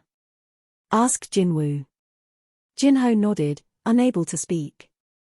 Jinwoo put Jinho's hand down and slowly stood. His eyes landed on Dongsu. Dongsu stared back. His knees buckled at Jinwoo's murderous gaze, but he wasn't one to run away. Dongsu pretended to be all right as he yelled, "It was you killed my brother, Dongsuk Huang, didn't you?" Dongsu's fearful expression drew closer. Jinwoo saw the face of someone who had been strong against the weak and weak against the strong. His gaze turned cold. Answer me, did you kill my brother and his squad members? Jinwoo stopped right in front of him. Go ask your brother. Dongsu swung a fist surrounded by light at Jinwoo's face, but Jinwoo ducked and punched Dongsu right in the stomach. Ugh, one strike and Dongsu was already coughing up blood. Stop the car. Pardon? I said, stop the car, Thomas screamed at the driver, who slammed on his brakes. With the lead car screeching to a halt without any warning, the other cars following quickly braked as well, filling the night with the sounds of skidding rubber. Bam. Thomas kicked open the car door and turned to look in a particular direction. He growled. Damn it. The elite hunters of the Scavenger Guild, among the best in the world, jumped out of the other vehicles. Sir, what's wrong? What's going on? Thomas answered the anxious guild members in clipped sentences. It's already begun. I'll go ahead. Follow me. Excuse me. What had begun? Thomas bent at the knees before his team could ask.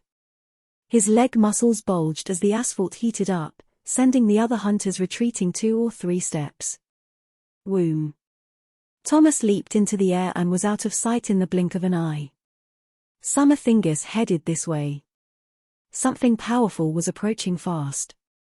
Just as Thomas sensed Jinwoo's power, Jinwoo sensed their mass. One hand held Dongsu by the collar, and the other paused in midair. Dongsu was now as severely injured as Jinho was. Boom. Part of the factory's roof collapsed as Thomas landed on the ground like a superhero. Without so much as blinking, Jinwoo turned in his direction. Thomas checked his surroundings as he stood. His gaze moved from Jinho to Jinwoo's hand before fixing on Dongsu. He frowned. He had been unable to sense Dongsu's presence because it was drowned out by Jinwoo's. Thomas threw off his sunglasses. Dong Huang, is he still alive? For now.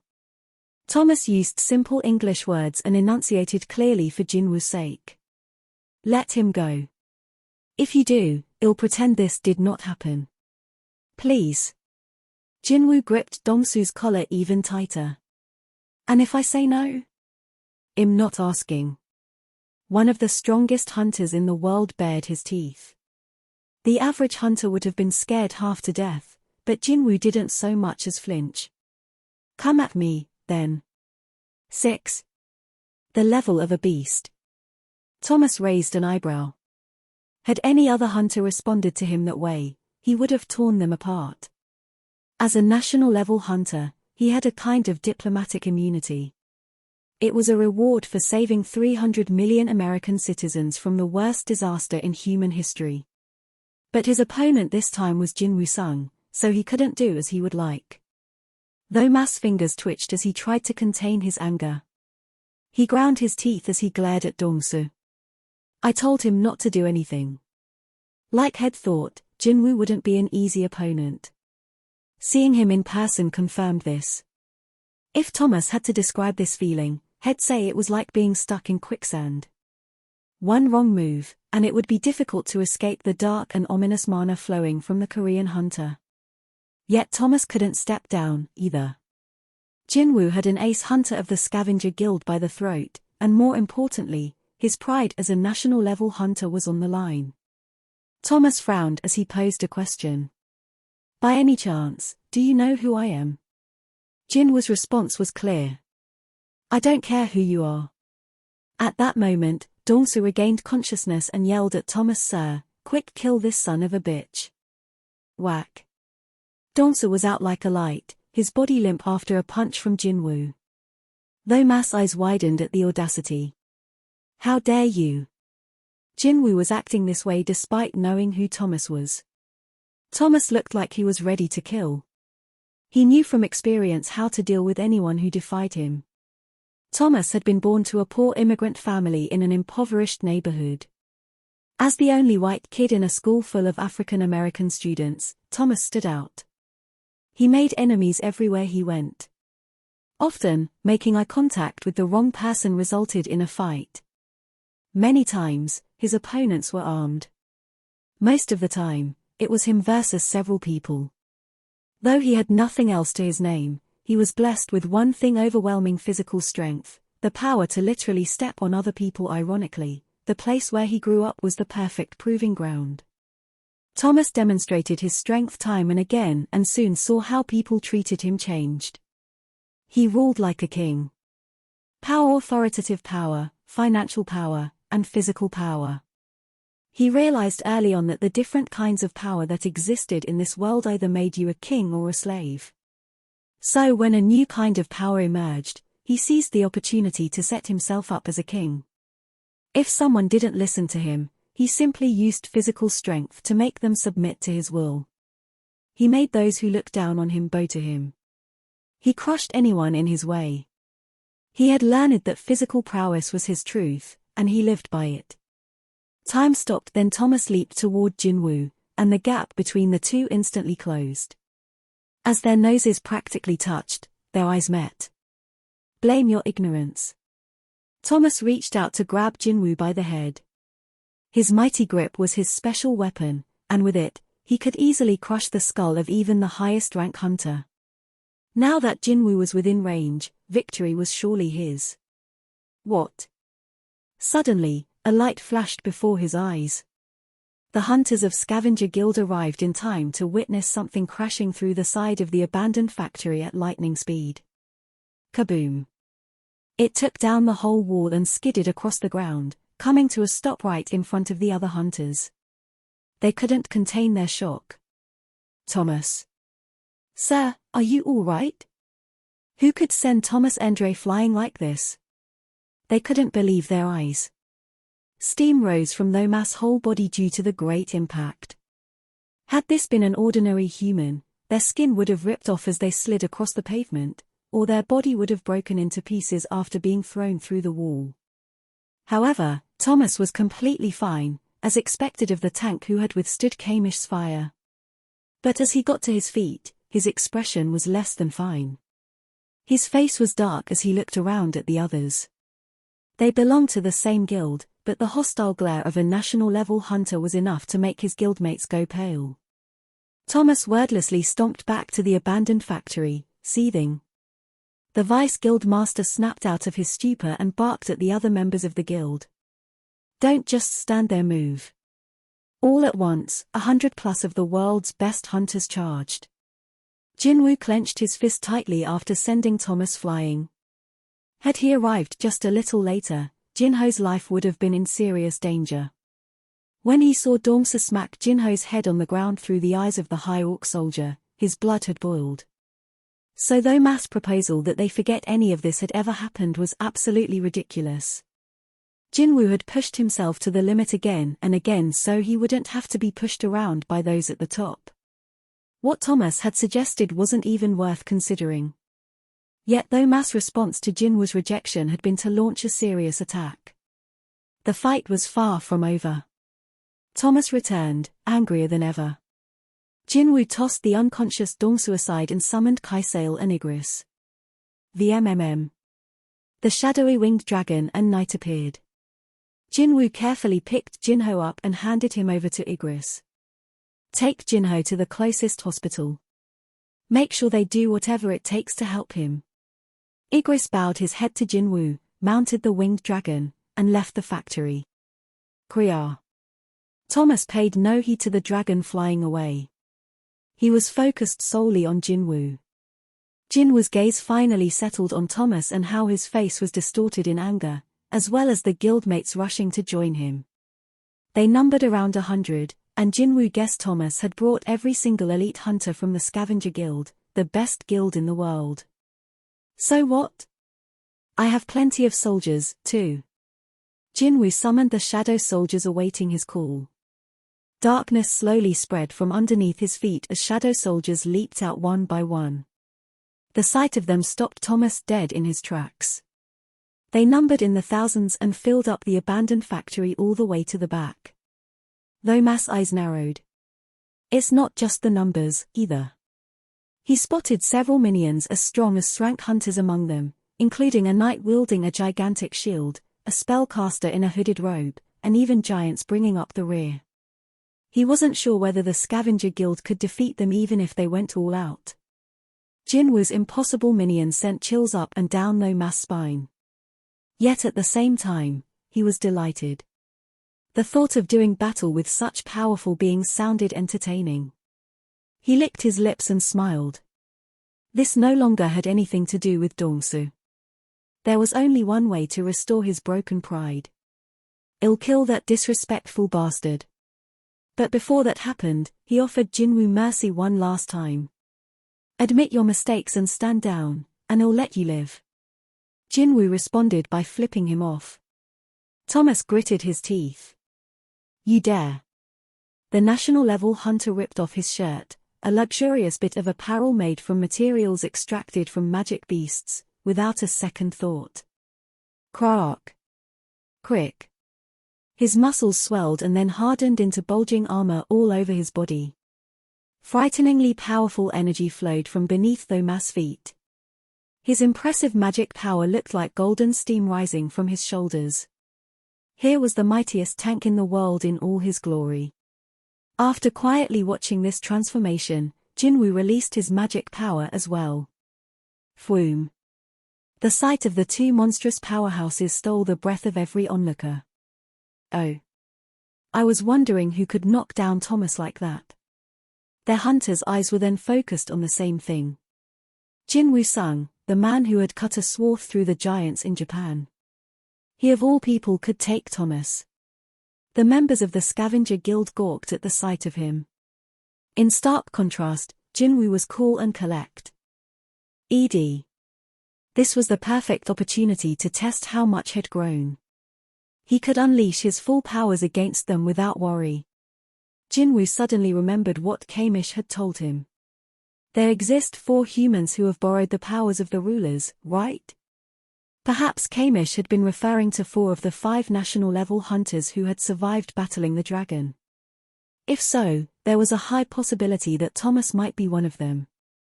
Jinwoo made the first move. Go. As soon as their king gave the order, the soldiers charged. Thomas yelled, "Here they come." It was one man versus one guild. Nearly 1,000 minions and 100 elite hunters collided. Boom. Thomas thrust Iron aside, charging past the front line and searching for Jinwoo. Someone came at him from one side at an incredible clip. Over there. Thomas turned, but Jinwoo was faster. In an instant, Jinwoo was in Thomas' personal space and thrusted the demon monarch's dagger at his waist. But the weapon couldn't penetrate the guild master's hardened skin. Jinwoo was startled. POW. Thomas smiled as he slammed an elbow into Jinwoo. His opponent might have an edge when it came to speed, but Thomas was convinced Jinwoo would be unable to overcome his defenses. Let the Korean hunter despair after seeing the difference in strength between them, predicting victory. He continued his attack and held out his hand. Voom. Thomas pulled Jinwoo back toward him using a gravitational force, like an invisible fist. It was the same ability Thomas had used to yank Kamish's floating body out of the air and bring him to the ground. As the distance between Jinwoo and Thomas narrowed at an incredibly fast pace, Jinwoo's eyes widened. Ruler's authority. Wham! Thomas' shoulders strained from a powerful force slamming down on him. What? Thomas was taken aback to discover that Jinwoo possessed the same ability. Seeing his chance, Jinwoo punched Thomas in the face a second time. Kapow! And for the first time since becoming a hunter, the man nicknamed Goliath bled. Ugh! The Hunter Command Center wasn't just sitting on their hands. Dozens of cars carrying hunters were headed in the same direction the Scavenger Guild hunters had gone. But the car leading the pack stopped short of the destination. Adam, who had been nervously looking out the window, was shaken by the sudden stop. What's wrong? The driver looked back at him. He was the only S-rank employed in the Hunter Command Center. Agent White, please tell me what's going on here. There's no time to explain. Adam stopped as he took in the driver's pale face. The driver had lived through a great many things that had hardened his heart, but Adam had never seen the man wearing this expression before. Adam sensed the situation was dire. Did something happen? The S-rank hunter was firm. If we go any further, we'll die. Jinwoo tore Thomas' lip open with one punch. Startled, Thomas was sent reeling backward. How does he have this much power? It was an incredibly powerful blow, strong enough to rattle Thomas' head. Furthermore, Jinwoo possessed the ability to move things with his mind, but he hadn't resisted being pulled toward Thomas. Instead, had used it to distract Thomas so he could throw an unavoidable punch. Thomas' own ability had been used against him, lending even greater force to the strike. What a brilliant strategy. How many battles did it take for him to come up with a move like that? Although Thomas had acknowledged Jinwoo's power, had still considered him a rookie, but this changed his mind. Thomas landed safely on the ground. KKK. The friction tore at the cement floor, sending dust and debris everywhere. Jinwoo rushed at his opponent without giving him a moment's break. The battle-tested hunter wanted to strike before Thomas got his bearings, but the American was faster this time. Thomas realized that if he kept minding his surroundings, he was likely to lose, so he threw caution to the wind. Enforcement. Thomas' armor-like muscles blew up even more. Whoosh. Where had already been close to 2 meters tall, Thomas now easily surpassed 3. Rah! He let out a shout as he raised his arms, now as thick as marble columns, above his head in the blink of an eye. Jinwoo sensed danger as he approached. He wasn't sure what it was, but his instincts had never betrayed him during a crisis. He skidded to a halt and jumped back in the nick of time. Thomas' gigantic fists struck the floor with great force, sending out a shock wave. Kaboom! Everything within the radius of the overwhelming impact shattered into pieces. The horrific power of the skill known as Demolish compelled Jinwoo to take a few more steps back despite already being at a safe distance. Pieces of shattered debris fell like raindrops. Thomas was a dragon slayer, so his destructive power was astonishing. However, Jinwoo didn't have time to process his shock. "Capture!" yelled Thomas almost immediately. He became the epicenter of a great gravitational pull, drawing everything toward him with massive force like a black hole. Shadow soldiers and hunters alike flew toward the massive hunter. Jinwoo resisted by using ruler's authority. Barely free of the gravity, Jinwoo jumped back once again. Thomas unleashed Demolish once more. Kaboom! Everyone, regardless of which side they were on, got swept away by the shock wave. Ugh! Ah! Screams rang out from every direction. Realizing what was going on, the Vice Guild Master bellowed at his hunters. "Get away from the Guild Master." While 3 or 4 of the most agile hunters dragged the wounded to safety, Thomas charged angrily toward Jinwoo. National level meant Thomas himself was a country, so Jinwoo needed to be punished for his affront to a king. Quickly reaching the object of his rage, Thomas swung his fist. Wish! It merely sliced the air, but that was what Head expected. He was too slow to hit someone who moved like a wild animal, especially since he was in reinforcement mode. As though mass physical strength and defensive power increased, his speed dropped proportionately. Fortunately, Thomas had a skill to cover this weakness. He stretched out his hand toward Jinwoo. Capture! Once again, an incredibly powerful gravitational pull materialized between the two hunters. Thomas was convinced he wouldn't miss this time. There was no way he was going to let Jinwoo pull off the same trick twice, not now when his body was fortified with enforcement. Like last time, Jinwoo was easily drawn toward him. Thomas made a tight fist with his right hand, pulling it back while keeping his left hand extended and activating the skill power smash, which had enough force to crush and swank Hunter. His right hand began swinging forward, as if in slow motion. Thomas was bewildered to see the muscles of Jinwoo's right arm bulk up. Was the Korean looking to go head-to-head? With a look of disbelief on his face, Thomas turned up the gravity. Yet Jinwoo didn't avoid it. Rather, he used ruler's authority and ramped up the speed. Thomas spat out a curse. Crap. Jinwoo approached much faster than Thomas had expected. He managed to throw his punch first, but Jinwoo ducked before throwing his own. Kapow! It literally hit Thomas then, as a light flashed before his eyes. This strike was just like the first. Kapow! Thomas shot off like a missile and tumbled to the ground after crashing through the walls of the factory again, leaving a long, deep trench in his wake. Ah! As Thomas quickly pushed himself up, he found Jinwoo already standing in front of him. Thomas roared and swung his fist. Rah! Each time he took a swing, it ripped through the air and left a hole in the ground. His attacks were powerful enough to wreck someone's body without touching them. But Jinwoo avoided each strike while attacking the mass vulnerable spots. POW bam POW. Blood began pooling inside the mass mouth. How can a mage hunter be this strong and fast? As though mass confusion grew, so did the damage to his body. Thomas Endre was going to lose. That should have been impossible. No, that was impossible. The strength to overcome his enemies was what defined him. He gnashed his blood-stained teeth. There was madness in his glaring eyes. Grah! Jinwoo dodged and struck Thomas on the chin. Slam! The American shook his head vigorously to stave off the effects of the impact, but Jinwoo was already nose-to-nose with him and pouring on the attacks. POW POW POW POW.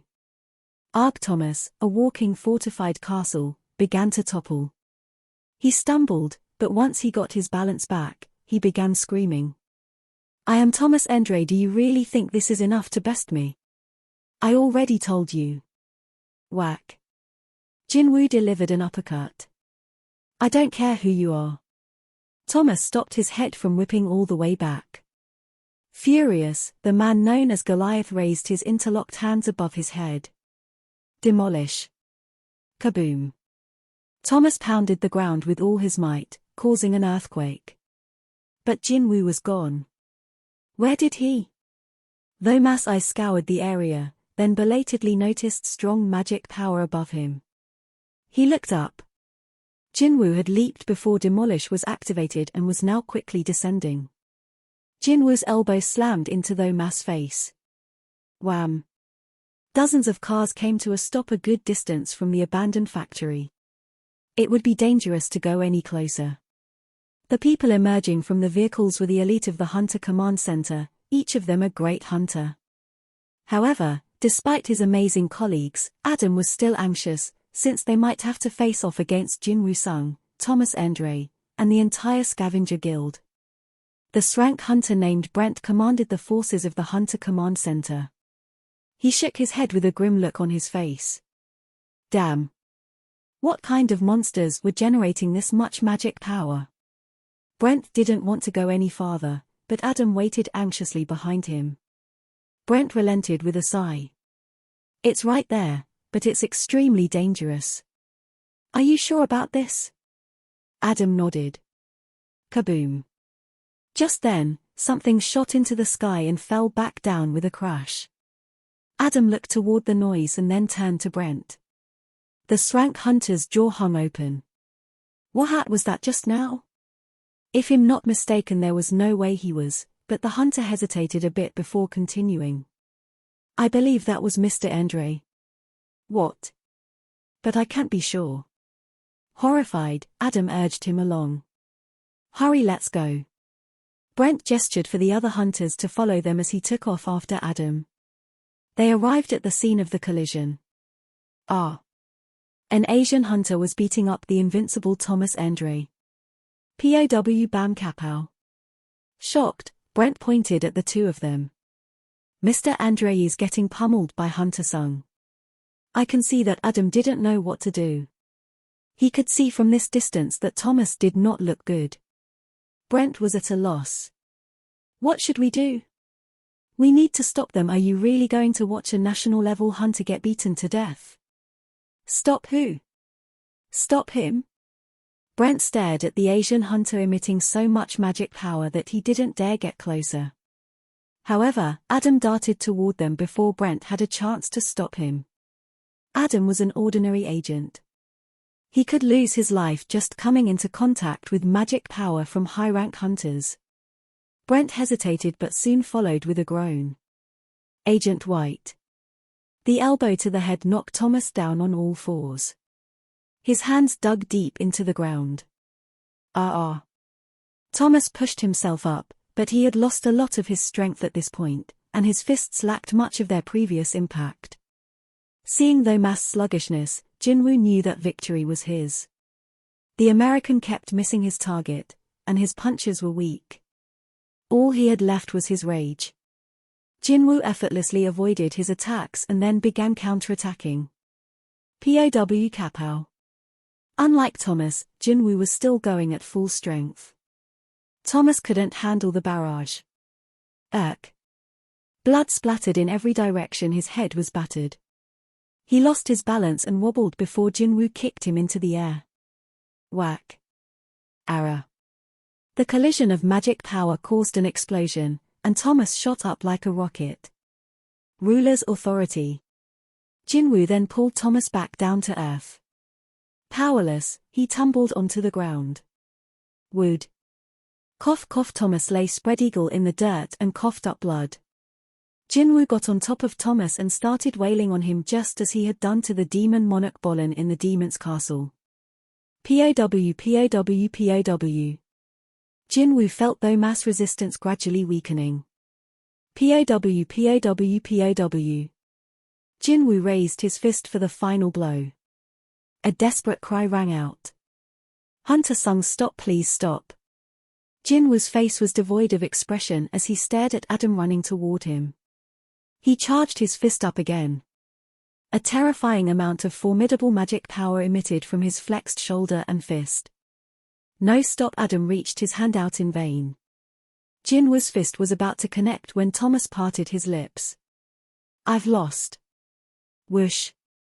Jinwoo's fist came to a halt at the tip of Thomas' nose.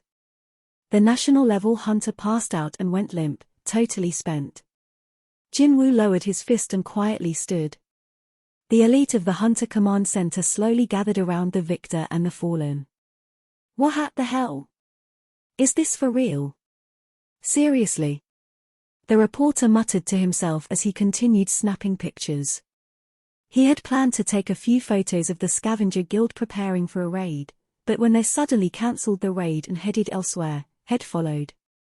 But what the hell had just happened? At first, the reporter thought there had been a dungeon break. Instead, he was witnessing something unimaginable. He zoomed in with his camera on the man lying on the ground. It was the unmistakable face of the national-level hunter Thomas Andre. Oh my god, who in the world could beat Thomas up that badly?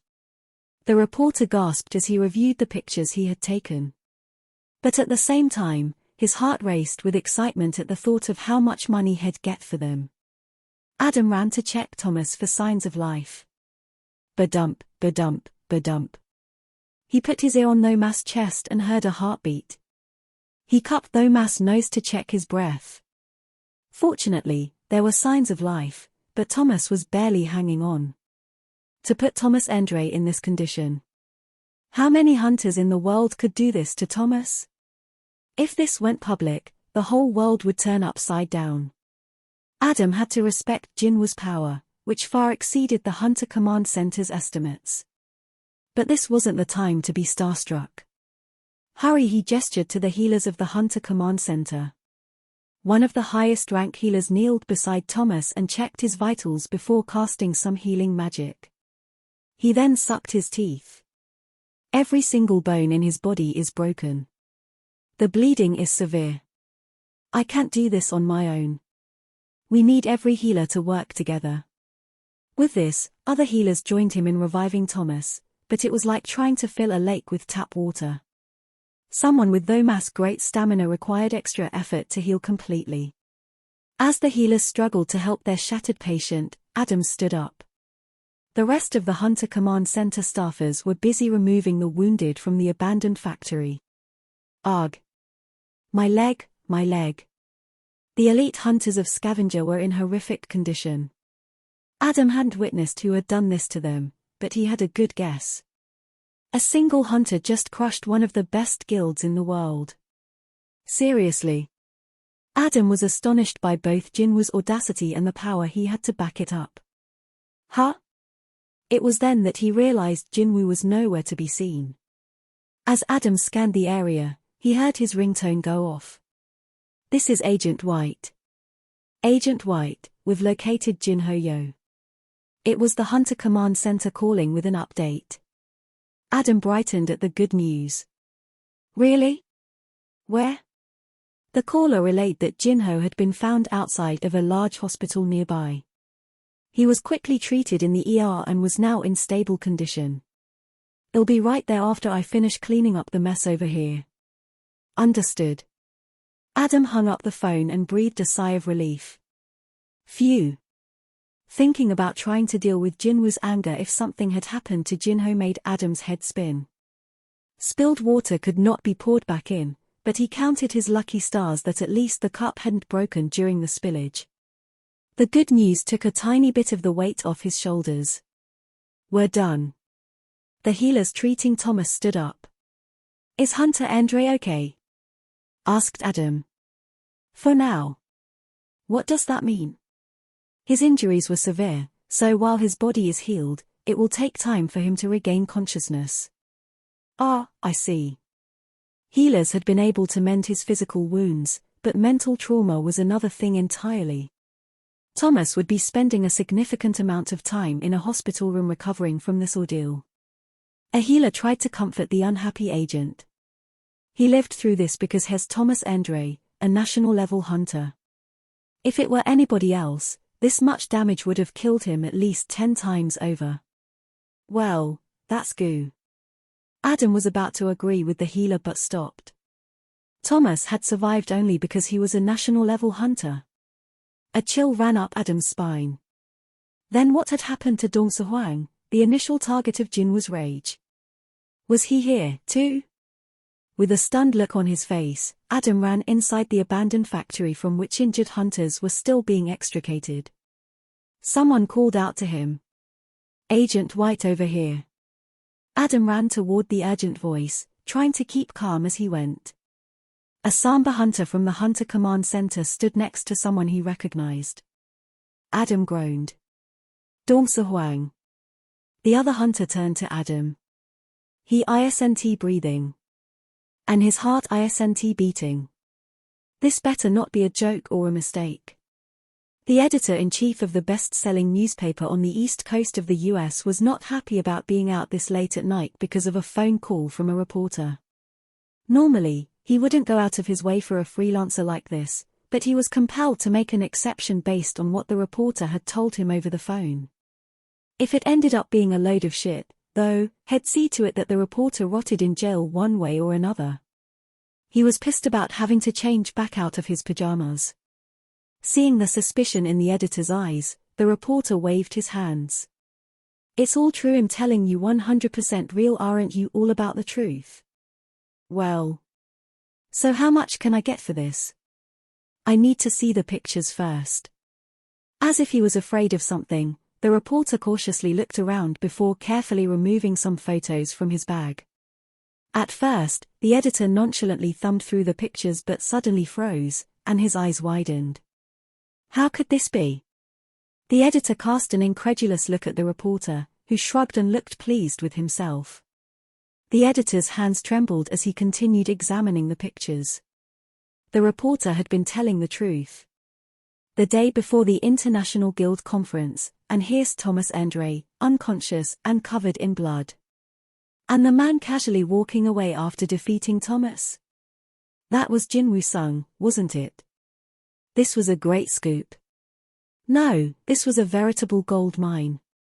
The editor's breathing quickened. The reporter saw which picture had captured the editor's attention. That's the guy who did this to Thomas Andre. The world would go nuts over an investigative report about him. What an idiot. While Westerners sometimes had trouble telling Asians apart, it looked like the reporter didn't recognize Jinwoo at all. The Asian American editor quietly snorted. Potential headlines for tomorrow's front page ran through his mind. Dragon Slayer bested by Asian Dragon. Hunter of Giants, Jinwoo Sung, hunts Goliath. National level hunter falls to Korea's rising star. Regardless of the headline, the entire world would eat up this news. Plus, it would be an exclusive. Getting a hold of these pictures was like hitting the jackpot, as these images were worth a mint. The editor's heart fluttered. Seeing the greed in his prospective buyer's eyes, the reporter quickly snatched back the photos. The editor smacked his lips in disappointment. "You've seen the goods, so now let's talk price. How much are you willing to pay?" "It's hard to say." The editor hesitated and watched for the reporter's reaction. "Why don't you tell me what you think? How much would you say they are worth?" The reporter thought hard before he finally held up 5 fingers.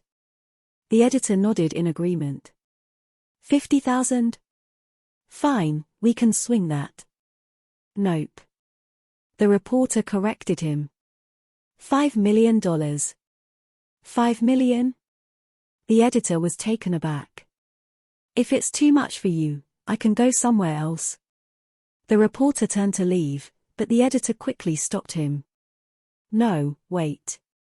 People shell out millions for pictures of celebrities' babies, so why shouldn't he pay $5 million for the scoop of the century?" Once this news leaked, all the broadcasters and newspaper publishers would report on it day in and out for weeks. He couldn't pass up this opportunity.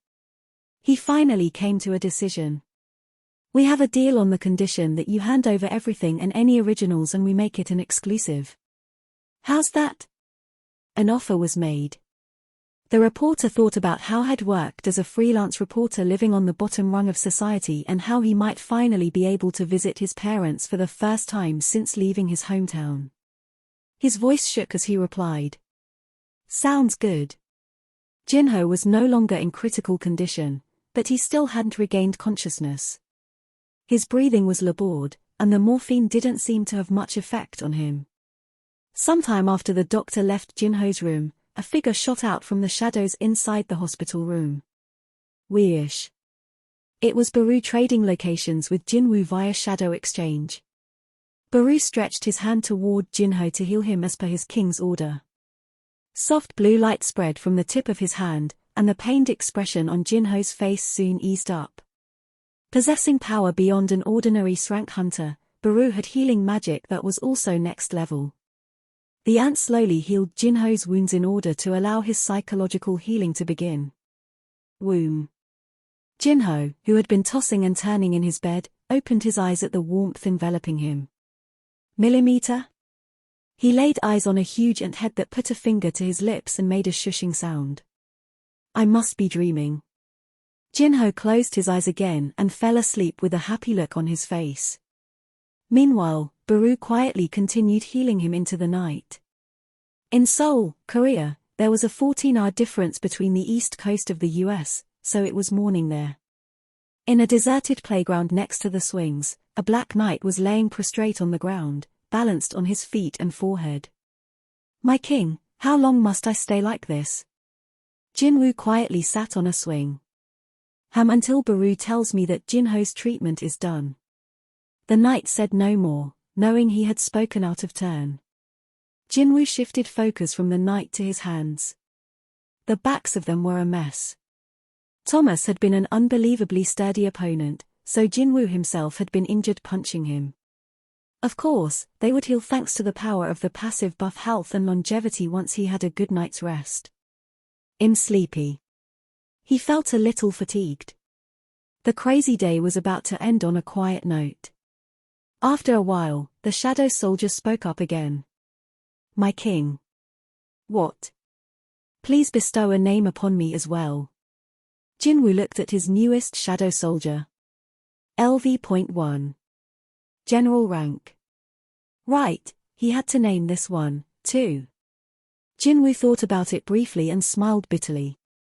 Since you died because you were so selfish, why don't we call you Greed? 7. What happens in the International Guild Conference?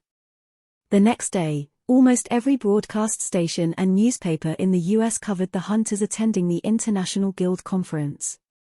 But one newspaper on the East Coast had a unique headline. Thomas Endre knocked out. Thomas Endre was a household name in the US. But how had a national-level hunter been knocked out? Was he sick? People threw their money down, snatched up the newspaper with the sensational headline, and read it where they stood. The article's contents were even more shocking. According to the report, a single hunter had taken on Thomas Endre and the entire scavenger guild single-handedly for reasons unknown. The article was accompanied by large pictures showing the bloodied and unconscious Thomas and other injured hunters in the aftermath of the fight. Had someone seen the photos without any context, they might be thought it was some kind of terrorist attack. But weren't these extremely high-rank hunters? Thomas, in particular, was a national-level hunter who had survived the raid of Kamish. Everyone who read the article was flabbergasted. They were floored, just like the editor of the newspaper had been when he first laid eyes on the evidence. And once readers reached the part of the article revealing the identity of the solo hunter, they couldn't contain their shock. Oh my. Damn. There was a picture of Jinwoo, the man who had been praised by the international media for rescuing Japan from a great disaster not so long ago. He was walking away from the scene with no emotion on his face, a stark contrast to Thomas lying on his back on the ground. With most of the media focused on the International Guild Conference, the article had an even greater impact. In Korea, the contents of the report spread faster over social media than through traditional news sources. LOL, did Jinwoo Sung beat up Thomas Endre Fr? Link to article here. LWO, it's true, says Thomas Andres' entire guild got their butts kicked. Noah, fake news. Makes no sense at all. He crushed the national-level hunter super elite hunters by himself. Read the article first. It's true. L. But why were they fighting? L. No clue. No reason stated. LOL. Yanks love to brag about their national-level hunters, but that's all they got. Lame. L. Thomas is no slouch. Jinwoo's just that good. L. Yeah, Hunter Jinwoo Sung is the pride of Korea. L. Hey, bartender, I feel great, give me a glass of patriotism. Most of the comments from Korea expressed surprise, but on the other hand, comments from Japan expressed how proud people were of him. Lite obvious Thomas Endre is no match for Hunter Sung. L. America probably refused to help us because they didn't want to reveal how weak they actually are.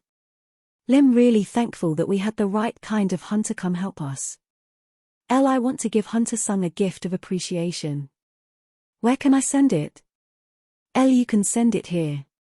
The address is LISNT that your home address. LLMAO Moran. Jinwoo was already a hero in Japan. That their savior had crushed America's hero felt like a huge boost to their self-esteem as a nation. Things had finally quieted down for Jinwoo after he took care of the giants, but now the entire world had its eyes focused on him once more. Why had Jinwoo Sung beaten up Thomas Endre and his guild members? What had happened between the two guild masters? As theories and rumors circulated the internet, everyone was dying to find out exactly what went down. Jinwoo woke up to find a ridiculous number of reporters gathered in front of his hotel. Where did all these people come from? He knew why the reporters had come to the hotel, but he was surprised at how quickly the news had spread. Still, he had no intention of avoiding them. This was an opportunity to let everyone know what would happen to anyone who dared to cross Jinwoo Sung. Besides, he hadn't broken any laws. In the US, it was legal to shoot someone in self-defense, and this law had been reinforced after the appearance of hunters.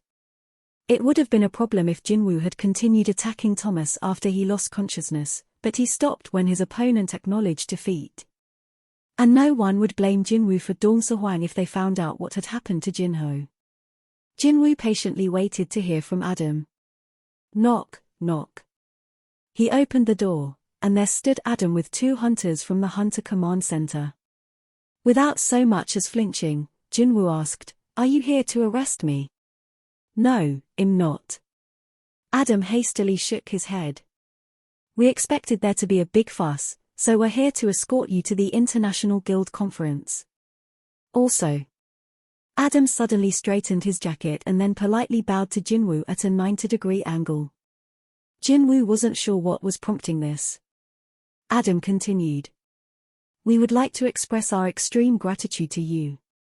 Jinwoo had no idea what the Hunter Command Center could be so thankful for after had lost Kamish's shadow, wandered the city looking for Jinho, and beaten up Thomas after the American had just happened to show up.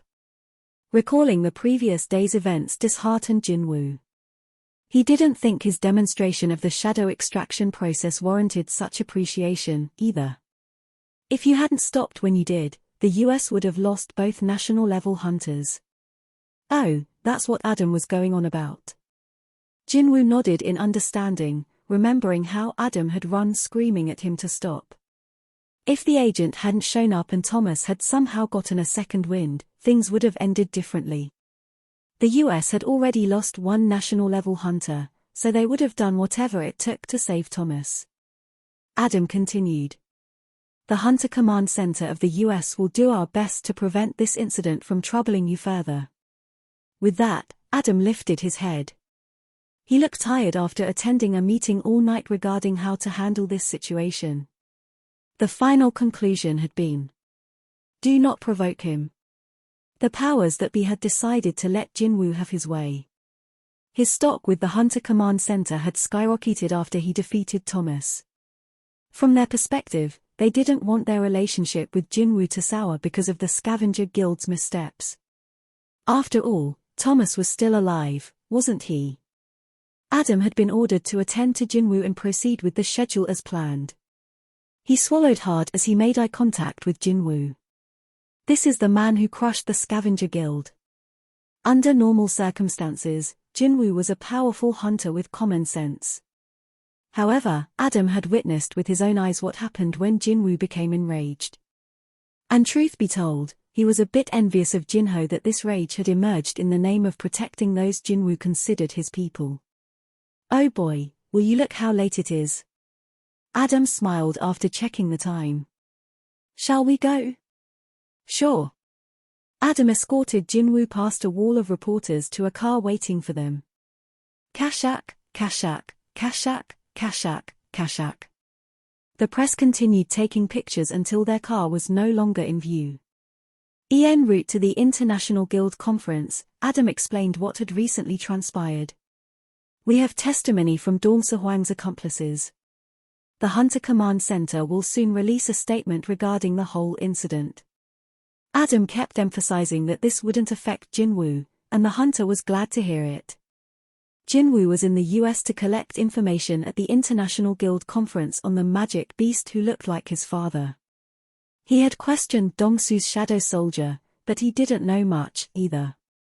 The creature had emerged alone from a dungeon, had the power signature of a magic beast, and had gotten pissed off at the mention of Jinwoo. So is he or isn't he? There was a good chance it wasn't his father, because his real father would have come to see his family first. Jinwoo's curiosity grew as he found out more about this man. Then, there were Kamish's last words to Jinwoo before he vanished. "There exist 4 humans who have borrowed the powers of the rulers. Beware." 5 hunters had survived Kamish's raid. Chances were 4 of the 5 national-level hunters had borrowed power from the rulers. Somebody recently killed one of them. Christopher Reed, but who was powerful enough to force a national-level hunter to burn down his mansion and the surrounding woods. Perhaps one of the monarchs mentioned by the King of Giants. If not, did it have anything to do with the recent changes in the dungeons? As various thoughts raced through his head, he spotted the venue for the conference in the distance. When Jinwoo entered the building, all conversations and exchanges of greetings stopped. Some looked at him with curiosity while others regarded him with fear. Thomas Endre used to rule like a king among hunters, but Jinwoo was the Asian hunter who had beaten Thomas within an inch of his life. Everyone was abuzz about Jinwoo, but no one dared approach him. Nobody knew why he had taken down the scavenger guild. Why even risk greeting Jinwoo when he might thrash Thomas for simply looking at him the wrong way? Despite being hunters of magic beasts, they all averted their eyes. Following a lunch hosted by the Hunter Command Center, everyone filed into the main hall, where people presented on a variety of topics. But none of them interested Jinwoo, as most of the discussions revolved around current events. This wouldn't be so boring if Jinho was here. Jinwoo patiently waited for something to come up that was worthy of his attention. Eventually, one lecture finally piqued his curiosity, though it wasn't quite what he'd been hoping for. As you know, a number of gates have spawned lately, and along with them, some powerful magic beasts. This wasn't news to anyone congregating in the conference. A few scientists had already presented on the subject earlier, so there was little interest among the attendees. But what you may not know is that some strange movement has been detected in the skies. The hunters finally perked up, Jinwoo included. Others have already brought up the fact that the concentration of magic power in the air has grown denser of late. The scientist was excited now that he had everyone's attention. "Allow me to refer to this magic in the atmosphere as magic matter until we come up with a better name for it." Dr. Belzer then gestured to a world map on the screen behind him. Using a laser pointer, he indicated several locations. "Did you know this magic matter is clustered in the skies above several countries?" The chatter from the hunters got louder. The scientist waited for them to quiet down. In total, there are 9 areas where magic matter has accumulated. The doctor listed them off. The province of Alberta, Canada. And finally, where the most magic matter has accumulated, Seoul, South Korea. No sooner had Jinwoo heard this through an interpreter on his earpiece than the other hunters in the room looked over at him. Jinwoo had read the article about himself on the ride here, and judging by the way everyone was staring at him over an unrelated matter, it was clear that everyone else had, too, and it was coloring their view of him. When Jinwoo scanned the other hunters, every one of them avoided his gaze. Oh boy. He sighed, seeing the fear in their eyes. Looks like there's been a huge misunderstanding. Still, Jinwoo had no choice but to wait for the Hunter Command Center to clear the air. Dr. Belzer attempted to lighten the awkward atmosphere by cracking a joke. I read the article this morning as well, but don't blame Hunter-sung. If he was the cause of all this magic matter, he wouldn't be a hunter, would he? Ha ha ha ha ha. There was a smattering of nervous laughter before Dr. Belzer continued. As you may have already guessed, I haven't been able to find any common factors among all these locations. It would be hard to find the cause if there was no commonality, especially considering how unprecedented it was. The scientist then brought up a new image on the screen. Here. This shows the skies above the 9 places I mentioned. He added that a magic power detecting camera from a satellite had taken the image and that it had been enhanced for easier viewing. People could see the clusters of magic matter in the skies above the 9 locations.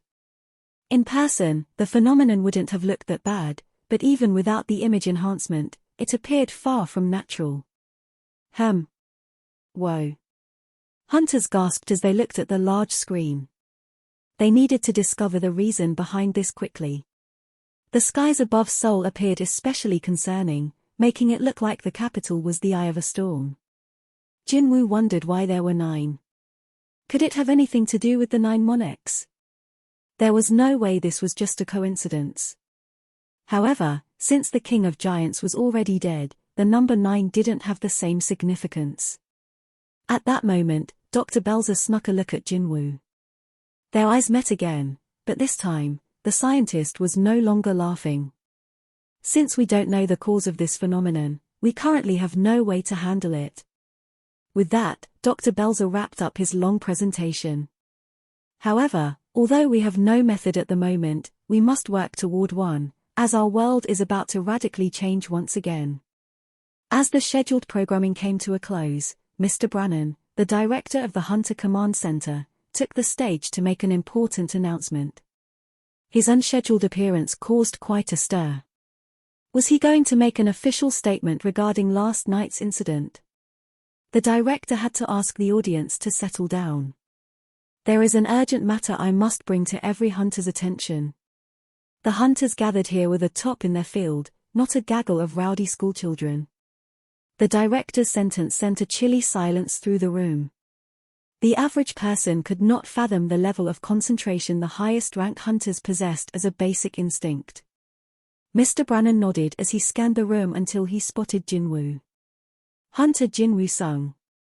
Mr. Brannan had been briefed on every single detail about yesterday's incident, and he greeted the man at the center of it all with his eyes, expressing his appreciation to the hunter for sparing Lomas' life. Without knowing exactly what was going on, the other hunters stirred upon seeing the director acknowledge Jinwoo. After a brief pause, Mr. Brannan continued. With a heavy heart, I regret to inform you that the time had come. Jinwoo realized this was the moment he had been waiting for. 2 weeks ago, Hunter Christopher Reed was killed by unknown assailants. It was a frightening revelation to the hunters in the audience. To hear that one of the most powerful of their ilk had been murdered was an even bigger shock than the incident involving Jinwoo. It wasn't just a matter of who won or lost in a fight between 2 powerful hunters. The director presented some information on the screen. Remnants of the fire, a mansion in ashes, and the corpse of Christopher Reed with a huge hole in his chest. Moans were heard throughout the room as the images confirmed the death of a national-level hunter. No one could deny that Christopher had been murdered. Director Brannan was flooded with questions, but he shook them off. I'm sorry, but I'll present the facts before I field any questions.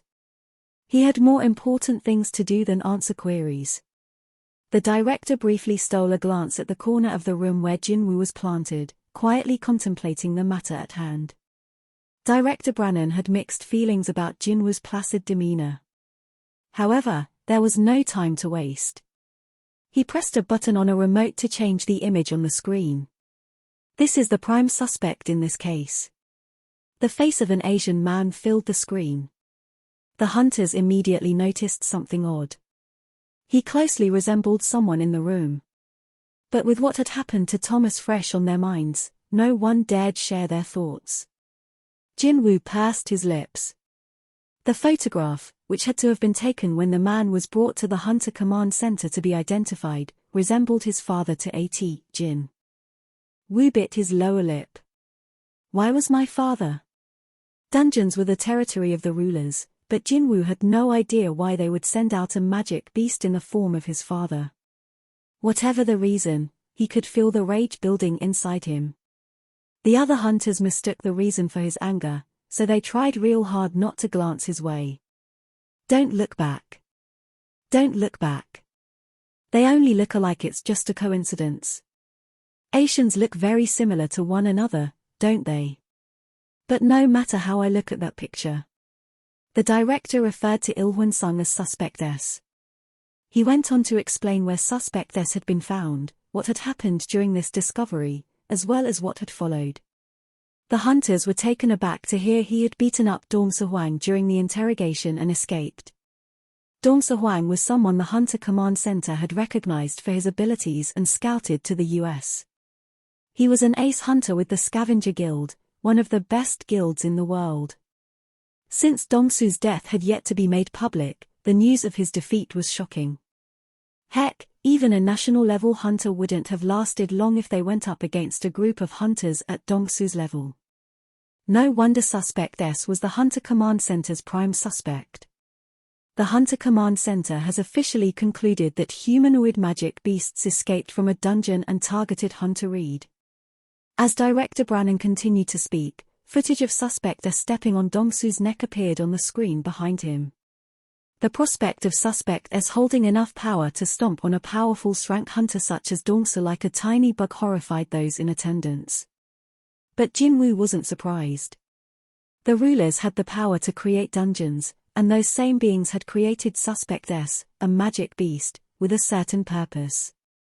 It would have been more shocking if Dong Se-hwang had won. Jinwoo was concentrating on Suspect S.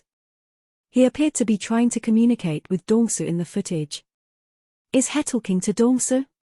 Jinwoo's eyes shot wide open as he focused his perception like he often did in battle. Time seemed to slow down, and he began reading Suspect S's lips. Don't ever set foot in Korea. I say this not for my son's sake but for your own. You won't be able to close your eyes even when you're dead. Badump. Jinwoo's heart raced. That last part. Did he say not able to close your eyes when you're dead? If Jinwoo had read the man's lips correctly, that meant Suspect S knew about his existence. Luckily, there was an easier way to verify the contents of the conversation. Jinwoo hastily called to the most recent addition to his shadow army. Greed. The new soldier responded immediately to the unspoken question. It is as you suspect, my king. While Jinwoo's mind raced, the director's long explanation came to an end. We're asking the international community to be on the lookout for Suspect S. Please contact us as soon as you locate this man. That is all. With that, the floodgates opened, and the questions poured out again as hands flew up in the air. Yes, the hunter over there? The director pointed to someone. Is there any evidence that Suspect S isn't human? His magic power signature was identical to that of a magic beast. Next hunter. You said he insisted he was a man who went missing in a dungeon. Did the hunter he claimed to be actually exist? Yes, he did exist. Next hunter. Then why don't you reveal his identity? Director Brannon tried his best not to look at Jinwoo as he responded. We have decided not to reveal his identity because he is related to one of the hunters here. That put a sudden end to the questions, as the statement pretty much confirmed their suspicions. The room had fallen silent, so the director prepared to leave the stage. Any last questions? Someone sitting in the last row raised his hand and opened his mouth even before the director pointed to him. Wouldn't it be easier to track him down if you revealed his identity? Even without looking, everyone knew from the deep voice speaking Chinese that it was Zhigang Liu, the 7-star and national-level hunter. Surrounded by his guildmates, dozens of China's best hunters, Jigang gazed at the director with a serious expression. The director was at a loss for words, but Jigang pressed him again. "Don't you think so, Mr. Brannan?" The Hunter Command Center had decided to classify suspect SS information, but Director Brannan couldn't see any reason to refuse. Beep. He pressed a button on the remote control, and Ilhwan Sung's information was revealed on the screen. The room erupted in gasps and murmurs. The hunters couldn't believe that the first humanoid magic beast emerging from a dungeon had taken the form of Jinwoo's missing father. Could this be a mere coincidence? Jigang observed the screen before raising his hand again. The director acknowledged him. "Hunter Liu. I have a question for Hunter Sung." The director looked at Jinwoo, who nodded and turned to face Jigang. Jigang's voice resounded through the large room. "If Suspect S really is your missing father and hunters try to take him down, what will you do?" Jinwoo thought about it for a second. "If he's a magic beast, I will end him with my own hands. But if he's my actual father, what then?" The others waited with bated breath.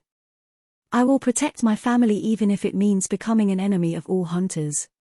"Did you really mean that?" Adam had been waiting for Jinwoo outside the conference room. Jinwoo knew exactly what the agent was referring to. He smiled. "Yes." Ha, this was no laughing matter, but Adam couldn't help himself at Jinwoo's smile. More than 500 top-rank hunters, the elite of the elite, representing 120 countries, had been in that conference room by the Hunter Command Center's invitation. Jinwoo had told them straight to their faces that he had no problem becoming an enemy of all hunters. That wasn't something one could pull off with courage alone. More surprisingly, not one person had mocked him for it. Jigang, for example, was known to be ruthless, but even he quietly observed Jinwoo's declaration without contesting it. The Hunter Command Center agents who had been watching the event via monitors had also gone slack-jawed over Jinwoo's pronouncement, Adam included. Presently, Adam sounded impressed.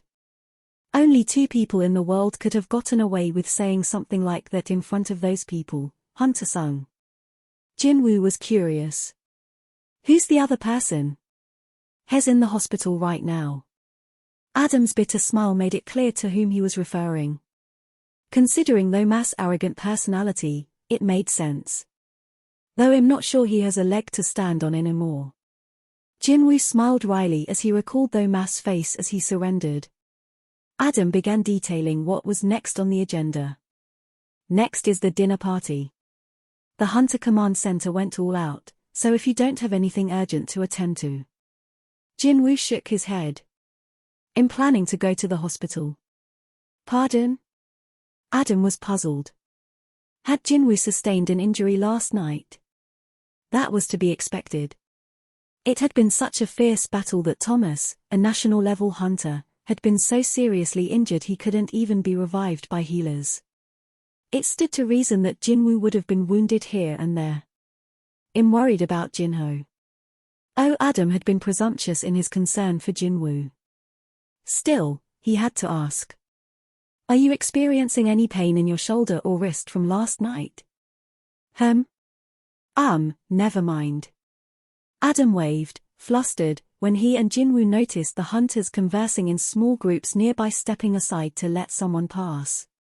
They made way for Jigang Liu and his subordinates, who walked right up to Jinwoo. What's going on with those two?" The room quieted down as the tension between Jinwoo and Jigang brought everything to a standstill. The other hunters uncomfortably looked back and forth between the two of them. Why is Jigang Liu doing this? Is this because of what Hunter Sung said earlier? I thought it was weird Liu let it go so easily. Jinwoo had clearly been provoking his fellow hunters, and Jigang had been the one to pose the initial question, after all. Would Jigang be next to fall after Thomas? Nervous that something was about to go down, the others paid close attention to any minute changes in the two hunters' expressions. Adam, who had unintentionally ended up stuck between them, turned pale. Excuse me, sirs. Adam snapped his mouth shut when Jigang took a step closer and started to say something. Jinwoo looked serious as he listened. What's he saying? Jinwoo didn't understand a lick of Chinese. Head screwed his expression into something approaching seriousness to match Jigang's, but trying to listen to a language he didn't understand was rather difficult. In any case, it didn't seem like he was being mocked or cursed. Adam whispered in Jinwoo's ear. He says he killed the giant-type magic beast on the Chinese coast that escaped from you in Japan. Jinwoo looked at Adam, startled. You speak Chinese, too? Since I'm in charge of the Asian branch, I can speak several Asian languages. Oh, plus a little Russian, Spanish, Arabic, and German. For a fleeting moment, Jinwoo thought about how convenient it would be to have a shadow soldier like Adam, but he checked himself. Even during their brief exchange, Jigang kept talking as if he had much he wanted to say to Jinwoo. Then I'm counting on you. Will do. With a determined look on his face, Adam nodded and continued to interpret for Jigang. Hunter Liu says he was quite surprised, as the magic beast was much more powerful than he expected. It was especially difficult fighting the giant in water. Jinwoo had felt similarly when first fighting the giants. They were very quick considering their size. Jigang must have faced quite a challenge battling it in water rather than on solid ground. As Jigang continued to speak, Adam brightened. Has wanted to meet you ever since then, Hunter-sung. He was curious about the hunter who easily defeated all those powerful magic beasts. As soon as Adam finished translating, Jigang finally smiled and held out his hand. It looked like Jigang's serious mien had been a result of nervousness. Jinwoo returned the smile and shook his hand. There was no reason to refuse a handshake offered by one of the best hunters around. Now that he knew nothing would happen, Adam could finally relax. Phew. This was the purpose of the International Guild Conference, to let hunters bond. Jigang laughed as he said something else. Jinwoo looked back at Adam. Is he telling a joke? Oh. Adam listened hard, then chuckled. He says he's glad that you laid into Hunter Andre. Even though he wasn't there, he says Hunter Andre probably did something to deserve it. Jinwoo grinned. His first impression of Jigang was that he was a prickly middle-aged man, but he was funnier than Jinwoo expected. After this exchange, the two men released each other's hands. But then Jigang's expression turned somber. The smile disappeared from Adam's face as well as he hastily translated what Jigang was saying. He genuinely hopes that Suspect S is not your father. He says he never wants to fight you, Hunter-sung. Jinwoo wordlessly nodded. There you two are. Both Jinwoo and Jigang turned toward the newcomer. The person had a presence but no magic power, so it wasn't a hunter. As they suspected, their eyes landed on the director of the Hunter Command Center. He looked at them both and nervously asked, "Could I trouble you both for a moment?" Jinwoo looked at Adam, but the agent shook his head. He had no idea what this was about. What was going on? Before responding to the director, Jinwoo widened his perception and scanned the movement of people in the room. Two people with a great amount of magic power. They were being escorted by several people and heading in the same direction. Considering that he and Jigang had been approached at the same time, Jinwoo concluded that this was no coincidence. Did something happen? Seeing Jinwoo's hesitation, Adam decided to interject. Oh, sir, Hunter-sung needs to go to the hospital where Hunter Jinho-yo is stay. Jinwoo put his hand on Adam's shoulder and shook his head, then turned to the director. I have time. The director beamed and turned to Jigang. How about you, Hunter Liu? Sure. Great. Please follow me. The director led the way, looking rather pleased with himself. The two men's destinations were different. Agents escorted Jigang down a hallway to the left while Jinwoo continued to follow the director. That's odd. Three powerful hunters, the two with the strong magic energy who had gone ahead earlier plus Jigang, had been shepherded to one location. Jinwoo had expected to join them but was being escorted elsewhere. He tried to come up with a few theories before eventually asking, "Why am I the only one going in a different direction?" "Oh." Director Brannon considered a response but ended up passing the buck. "There's someone waiting for you. She'll explain everything." Jinwoo sensed a presence in the room located at the end of the hall. Huh? This magic signature is... He hadn't expected to ever see her again. "I see you already know who it is." The apprehensive director had started to sweat. "We go to extreme lengths to keep her in a hidden location, but as this is such an important matter." "Did the Hunter Command Center ask her to do this?" "No, not at all. She requested it. She said she wanted to see you." Director Brannon opened the door, and Jinwoo met the eyes of the lady awaiting him. "It's been a while, Hunter-sung." "Indeed, Mrs. Selner." It was the upgrader Norma Selner, possessor of a unique ability. Considering how much time had passed since he last saw her, Jinwoo was surprised to see her eyes hadn't changed. The intense fear that erupted whenever she looked at him was still there. But if that was the case, what could compel her to meet him again? "I wasn't expecting to see you again." He sat down across from Mrs. Selner. Adam was acting as the interpreter, so he stuck close to Jinwoo's side. Mrs. Selner politely bowed her head to Jinwoo. "I apologize for last time. My mind wasn't in the right place back then." Jinwoo raised his hand to stop her. He didn't mean to bring up the past and solicit an apology from her. Mrs. Selner looked at the director, who gave her a resolute nod.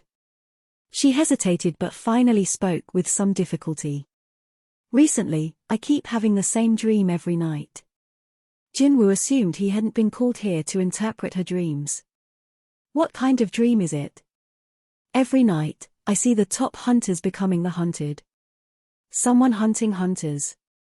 Jinwoo had a hunch this had something to do with him. "And a few days later, that dream comes true." "You mean Christopher Reed?" Mrs. Selner nodded. The director took over the explanation. "We warned Mr. Reed about the danger, but he didn't listen to us. The result was, well, I'm sure you know." Her voice shaky, Mrs. Selner continued.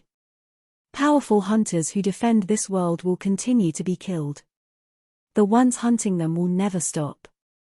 In other words, Jinwoo calmly cleared his throat. "You're here to warn me to be on the lookout." "No." Mrs. Selner shook her head firmly. "This wasn't a warning."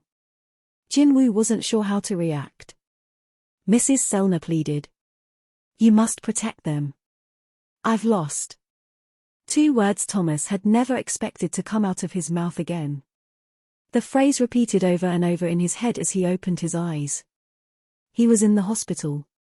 When was the last time I was in a hospital?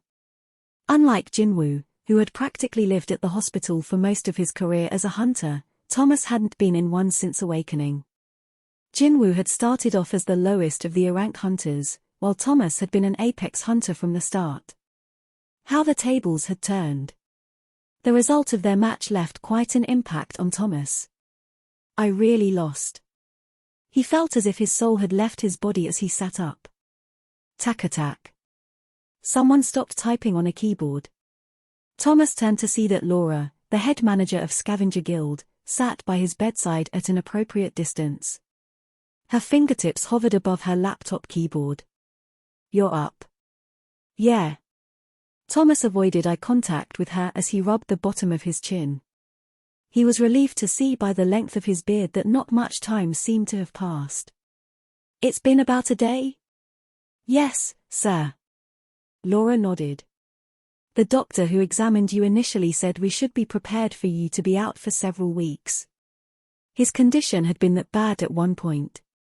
Laura couldn't decide whether him waking up a day after that diagnosis was very much like Thomas, or him being unconscious for a day was very unlike him. Laura drew closer to him. "Should I call the doctor?" "No, not yet." Thomas shook his aching head while massaging his temples. He could still feel the impact from that man striking his head. It was a horrible pain he never wanted to experience again, and there was nothing any doctor could do about it. Besides, there was something he needed to check first. What happened to Mr. Huang? Laura opened her mouth but didn't know how to phrase her response. Instead, she just shook her head. I see. Thomas thought about it for a moment and then casually changed the subject. Any other damages? Many hunters were injured, but they've all recovered thanks to the Hunter Command Center's quick response. Thomas couldn't help but raise his voice in shock. There were no other fatalities. Yes, that's correct. He blew out a breath. No casualties after such a fierce battle could only mean that their opponent had gone easy on them. It was a crushing defeat. It was difficult to feel upset about such a loss. In fact, Thomas found himself in awe of Jinwoo. The Korean man had not only destroyed Thomas but the elite hunters he had brought with him. Rather than fear, he felt respect for Jinwoo. Thomas had always thought that power equaled truth, so the loss was a major shock to him. But though Thomas had been soundly defeated, he didn't feel bad about it. Did his lack of regret come from the awareness of the power gap between himself and his opponent? He should have been furious at the defeat and raring for revenge. But instead, Laura interrupted his swirling thoughts by handing him a small rectangular glasses case. Thomas looked at Laura curiously. Your sunglasses were collected at the scene, but they were badly damaged, so. Clack. Inside the case was a brand new pair of Thomas' favorite sunglasses. Thomas chuckled as he put them on. I owe you as always. Laura had been worried that Thomas would awake in a fit. Seeing him react so calmly brought a pleasant smile to her face. Just doing my job. Thomas stared off into the distance, then quietly spoke. Mr. Huang, make sure he gets the best funeral. He was still a member of our guild. Understood. And? Laura looked up from taking notes. Please tell Hunter Sung that Scavenger Guild no, I, Thomas Andre, offer him an official apology. Protect the hunters. Why would Mrs. Selner say something like that? Jinwoo was confused. Why me? Mrs. Selner debated where to begin, then slowly recounted her dream. I tried to remember the people who were chasing the hunters, but that was in vain. The only thing she could remember when she woke up was that their faces were hidden in black. So I decided to try something. I used my ability within my dream to try and uncover their true nature. Is that why you looked into my eyes the last time? Yes. Mrs. Selner freely admitted how she employed her ability. Badump. Jinwoo's heart pounded as he thought back to their first encounter. What had Mrs. Selner seen in Jinwoo's eyes that had frightened her so? For now, Jinwoo set aside his curiosity and gave her his full attention. What I saw was infinite power. But after locking eyes with that thing, I had no choice but to wake up from my dream. Jinwoo looked down to see Mrs. Selner's hands were shaking. I still remember the voice I heard the moment I saw it. Both the director and Adam appeared very nervous. What did it tell you? Asked Jinwoo. It told me to go back and quietly wait for the war. Mrs. Selner got goosebumps, and she quivered as she recalled the dream. The voice in this dream was vivid and unlike anything she had ever heard in real life. But the words provided a clue for Jinwoo. That matches what the King of Giants said. The King of Giants had told Jinwoo about the impending war between the rulers and the monarchs.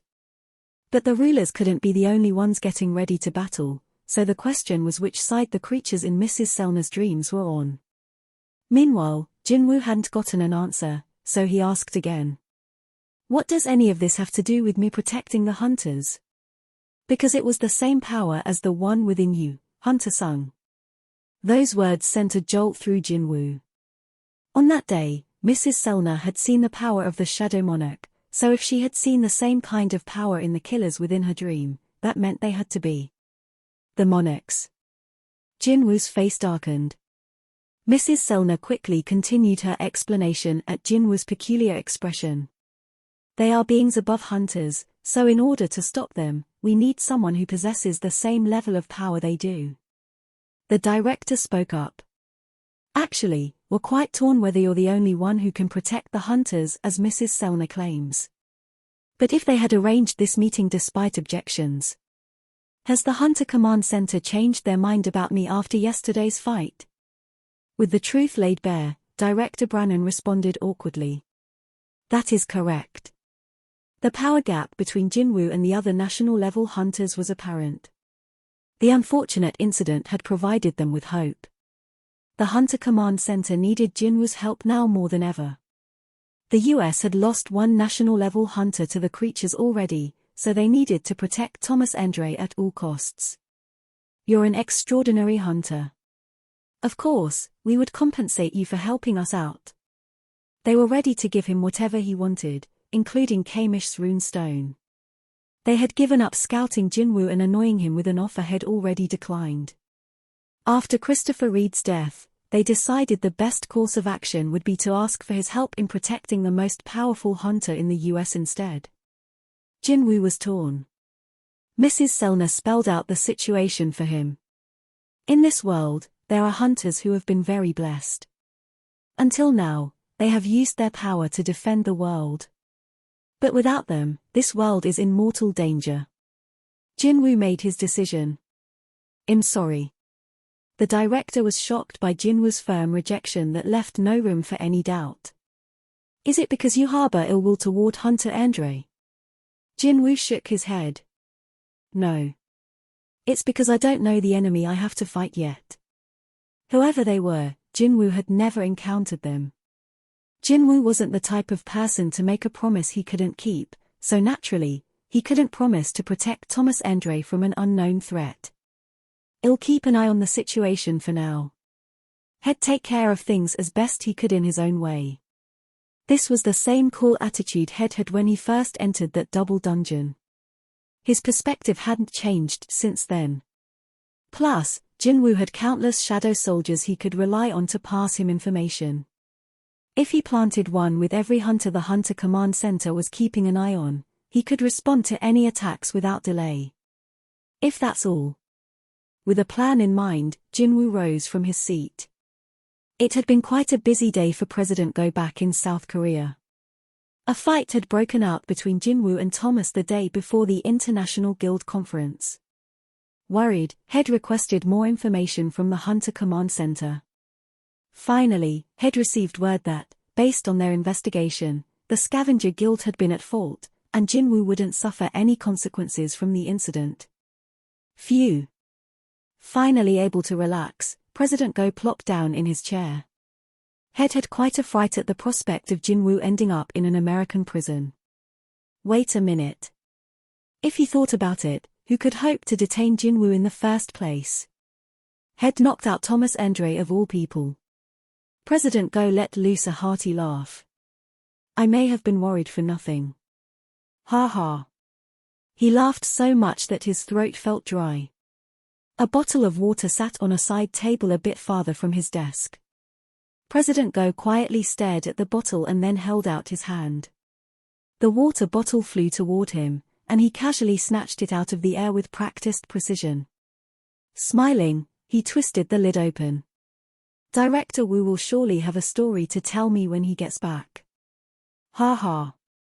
Having Jinchul accompany Jinwoo to the US had been a great choice. 8. Night of the Hunters. Boos. Jinho went in for a hug with tears in his eyes, but Jinwoo easily evaded him. Jinwoo raised an eyebrow at Jinchul, who had volunteered to look after Jinho while Jinwoo attended the conference. What's gotten into him? I showed him this when he woke up. Jinchul held up the newspaper he had been reading.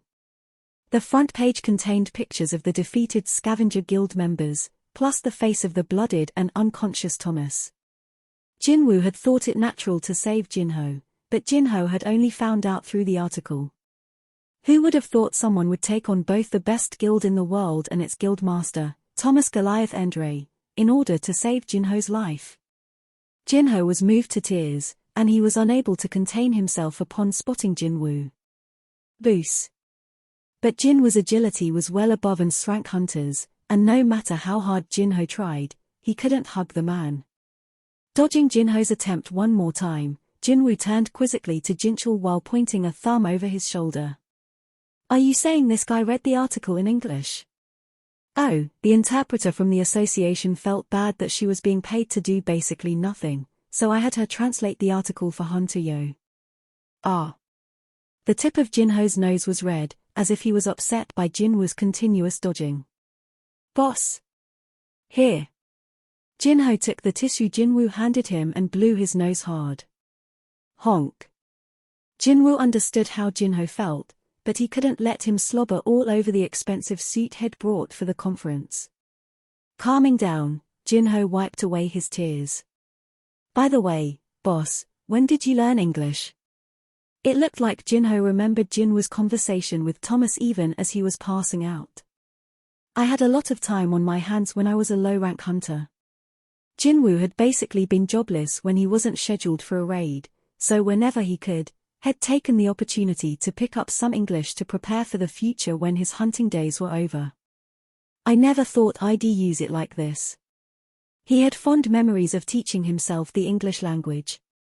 But he never would have dreamed that his first conversation in English would be with Thomas Endre. Oh right. Jinho nodded. Considering Jinwoo's past, he was even more touched by Jinwoo's loyalty and willingness to fight the whole of the scavenger guild just to save him, a mere drank hunter. Jinho began to tear up again. Boss, I will always believe in you and follow you to the ends of the earth. His eyes turned red, and his nose began to run again. Jinwoo smiled but. Damn this keen perception stat. His extremely keen senses heightened his perception of Jinho's emotions, and it made him emotional in turn. He looked to Jinchul to avoid Jinho. I guess he can go now. Yes, Hunter Yo's doctor was quite surprised that his injuries had completely healed overnight. Okay, then let's get him discharged and head to the hotel. The Hunter Command Center has a car waiting for us. Understood. I'll get ready, boss. Jinho began to pack with swollen eyes. Jinwoo watched him fondly, thankful that he was safe. Yet at the same time, he still felt bitter and angry at the culprit behind the whole incident. Greed, you know what to do when we go back to the hotel, right? Yes, my king. As they left the hospital, Jinwoo comforted Greed by telling him that he had to assume the position for only 2 hours this time. The Hunter Command Center had sent 2 cars. Jinwoo joined Adam in the first because he wanted to discuss a personal matter with the agent. Jinho got in the second car with the 2 people from the Hunters Association. Jinwoo opened the car door. Clack. Adam was sleeping with his head leaning against the window. His shoulders twitched, and he shook the sleep from his head as the door opened. Oh, you're here, Hunter-sung. Adam looked run down.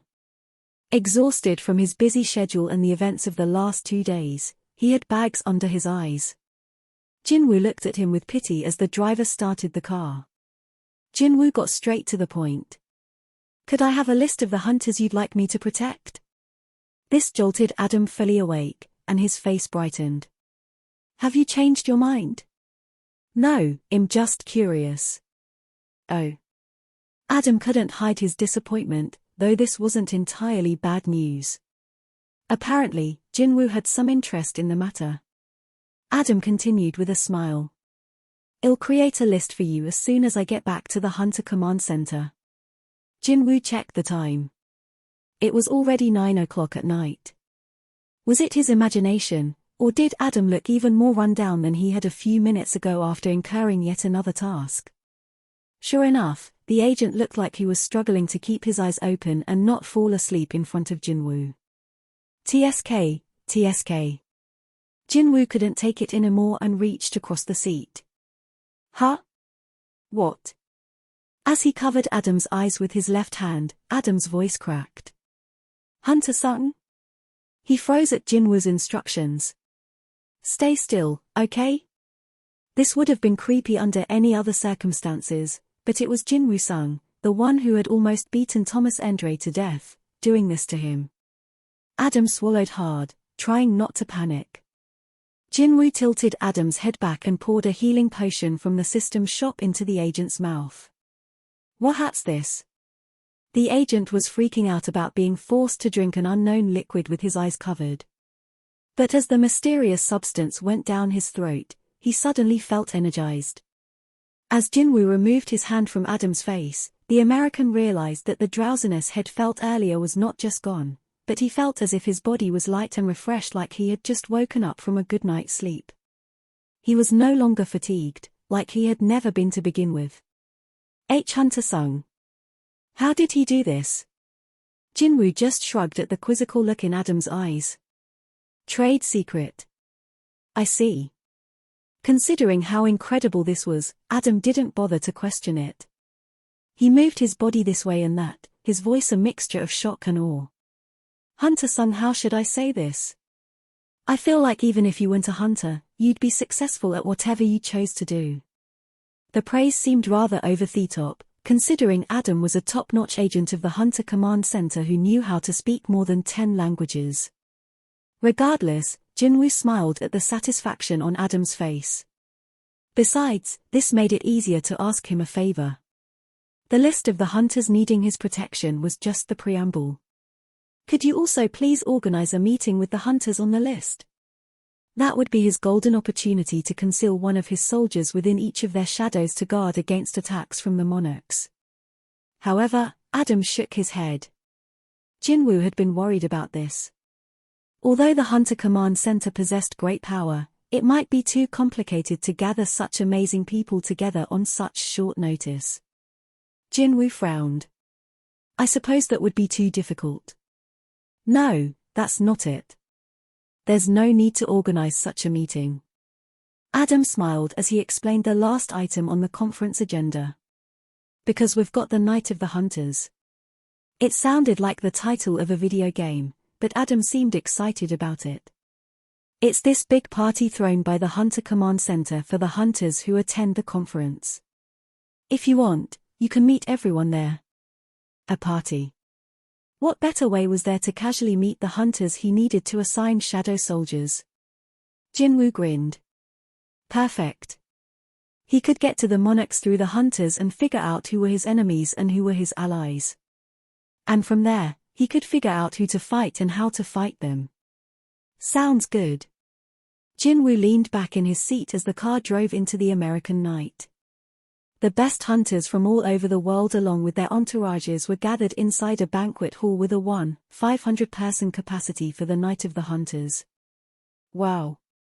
Jinho gawked at the sight of the legendary hunters he had only ever seen on TV.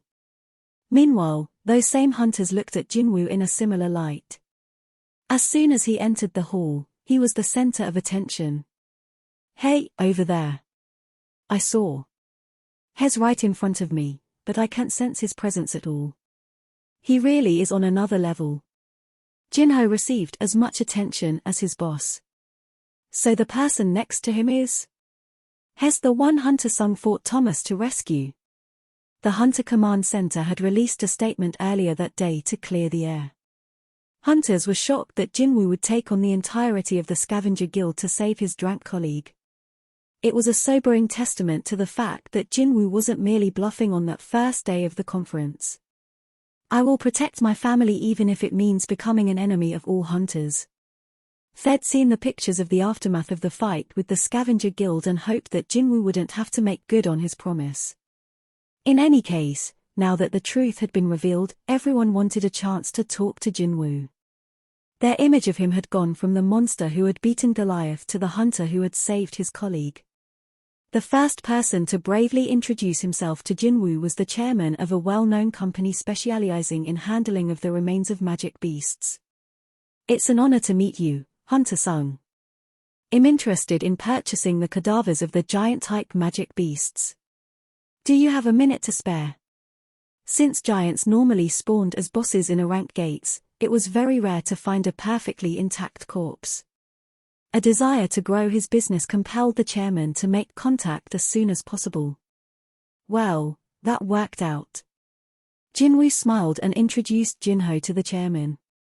I'm usually in charge of raids, and I let my vice president here handle business matters. Oh, is that so? Flattered by Jinwoo's introduction, Jinho proudly stuck out his chest and extended his hand for a handshake. I'm Jinho Yo, Vice President of Arjun Guild. Pleased to meet you. I don't usually like talking business under these circumstances, but I'll make an exception for you. There was a look of satisfaction on Jinwoo's face as he watched Jinho lead the chairman somewhere quiet to talk. That kid really is a real businessman now. With those two distractions out of the way, Jinwoo refocused his attention on the actual reason he was here. Adam approached Jinwoo. Here's the list. He handed Jinwoo a tablet that listed the names of the 10 best hunters in the world in order. The Hunter Command Center has a system that awards each hunter points based on performance. These are the top 10 individuals with the most points. Jinwoo thought it interesting to see a hunter's career represented by points. He noticed that his name was missing. So where do I rank on this list? If we include points for getting rid of the giant-type magic beasts around here. Adam indicated the space between numbers 3 and 4. Jigang Liu, Thomas Andre, and Christopher Reed topped the list, so to have his name right below those three despite his shorter career meant he had been performing brilliantly. Number 4 is Siddharth Bakchan of India. 5 is 1 through 5 were all national-level hunters, and the ones below them were extremely formidable people. Suddenly, a noise distracted Jinwoo from the list. The hunters seemed confused by the arrival of an unexpected guest. Once he spotted the newcomer, Jinwoo handed the tablet back to Adam. Hunter sung. Don't worry. As expected, the newcomer strode toward Jinwoo without any hesitation. Jigang tried to intercept but was brushed aside.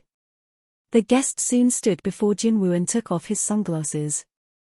Thomas Andre. Everyone was unnerved at the sight of the cool Jinwoo and Thomas, whose arm was bandaged, facing each other. Thomas stood a head taller, so he literally looked down on Jinwoo. Hunter Jinwoo sung, I'd like to ask you something. What could Thomas possibly have to ask him? Jinwoo thought it odd, but the national-level hunter didn't seem hostile, so he acquiesced. Thomas raised his left arm wrapped in bandages.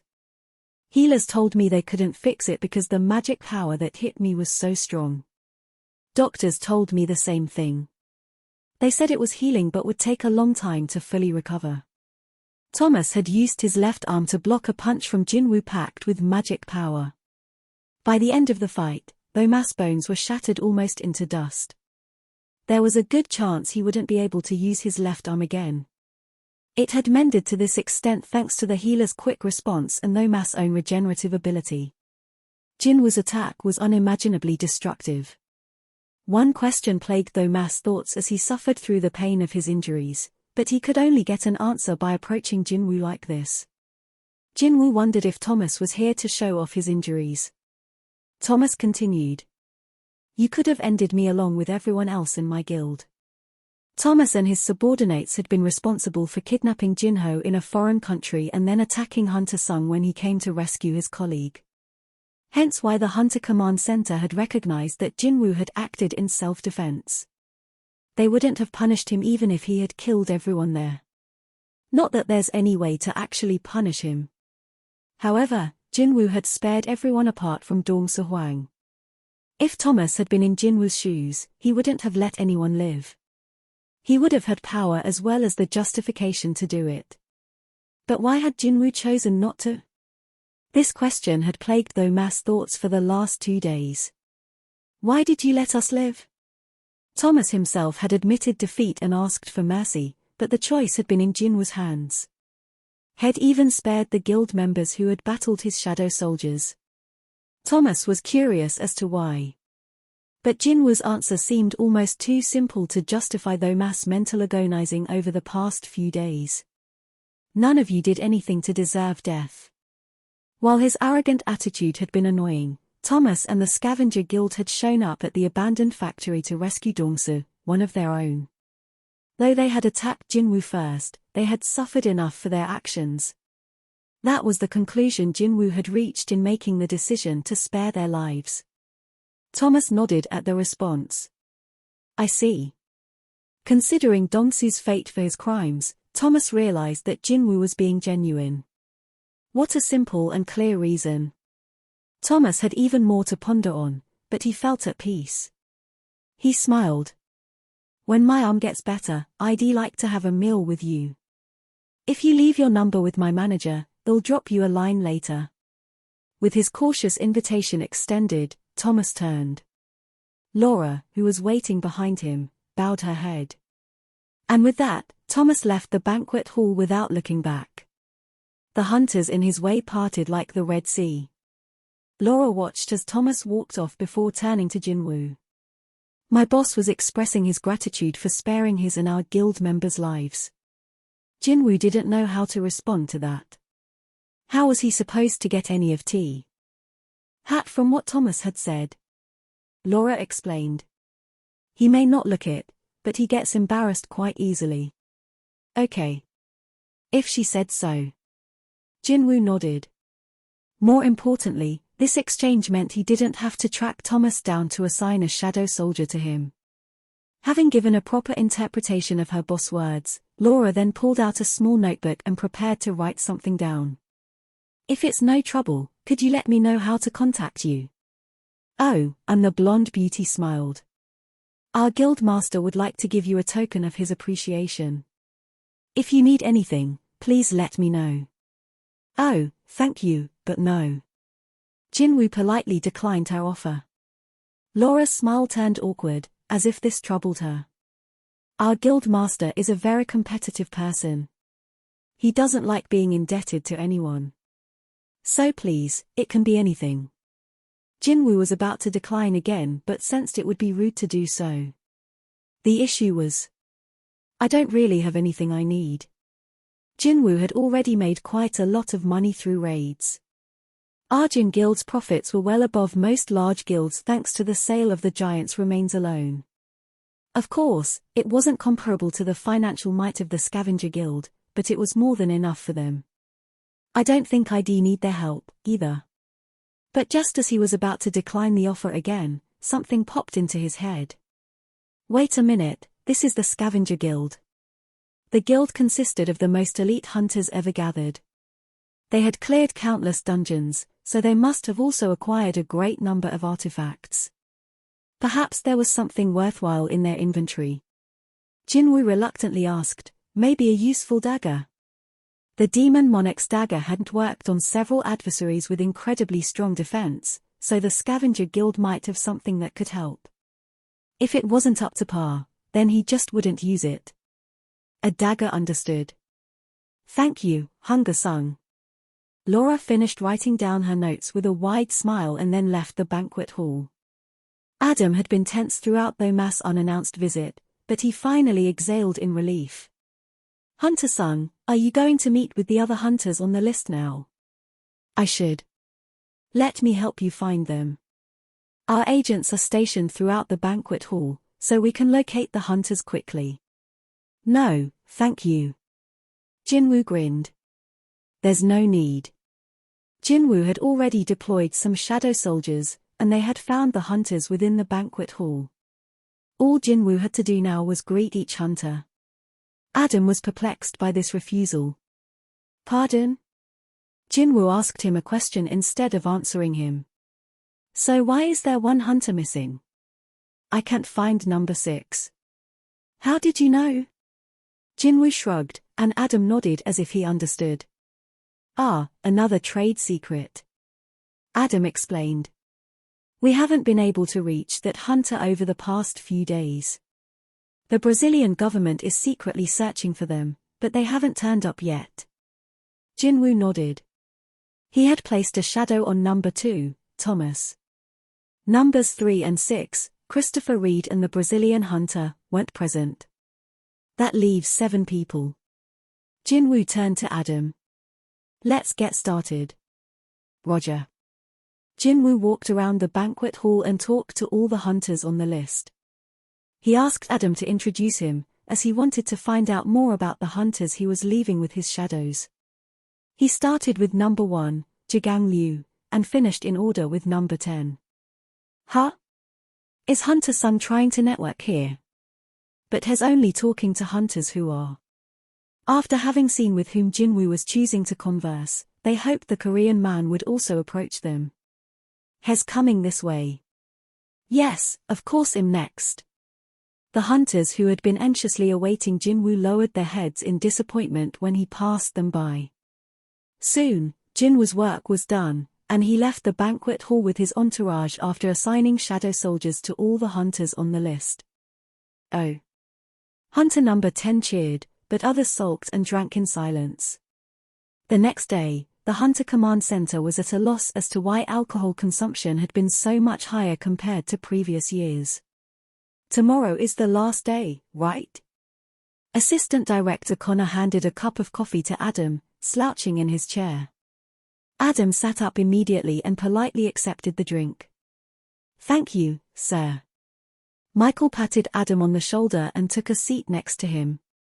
I started to hyperventilate when I first heard that Goliath and Hunter Sung were fighting, but I'm glad everything turned out okay thanks to your efforts. Good job. You don't need to mention it, sir. Despite his words, Adam's face lit up at the praise. His reaction brought a smile to the assistant director's face. So what's it been like with Hunter Sung? Adam pondered the question. Sir, did you know? Hunter Sung still works out every day. He works out? Yes, I've witnessed it with my own eyes. He runs 10 kilometers, does 100 push-ups, and sit-ups, and squats as well. What? Michael's eyes were wide with wonder. Jinwoo was the most powerful hunter in the world, yet he still did a daily workout routine. Jinwoo's physical status was already beyond human, so it wasn't like a bit of jogging would do much for him. The assistant director couldn't understand why he'd go through the trouble. Adam explained. I think he's doing it more for the mental discipline. For the mental discipline. Adam nodded. Based on Jinwoo's casual attitude toward advanced technology, his commitment to not skipping a workout, his mysterious ability to heal an exhausted body and mind, Adam considered Jinwoo the living embodiment of amazing. Michael couldn't agree more.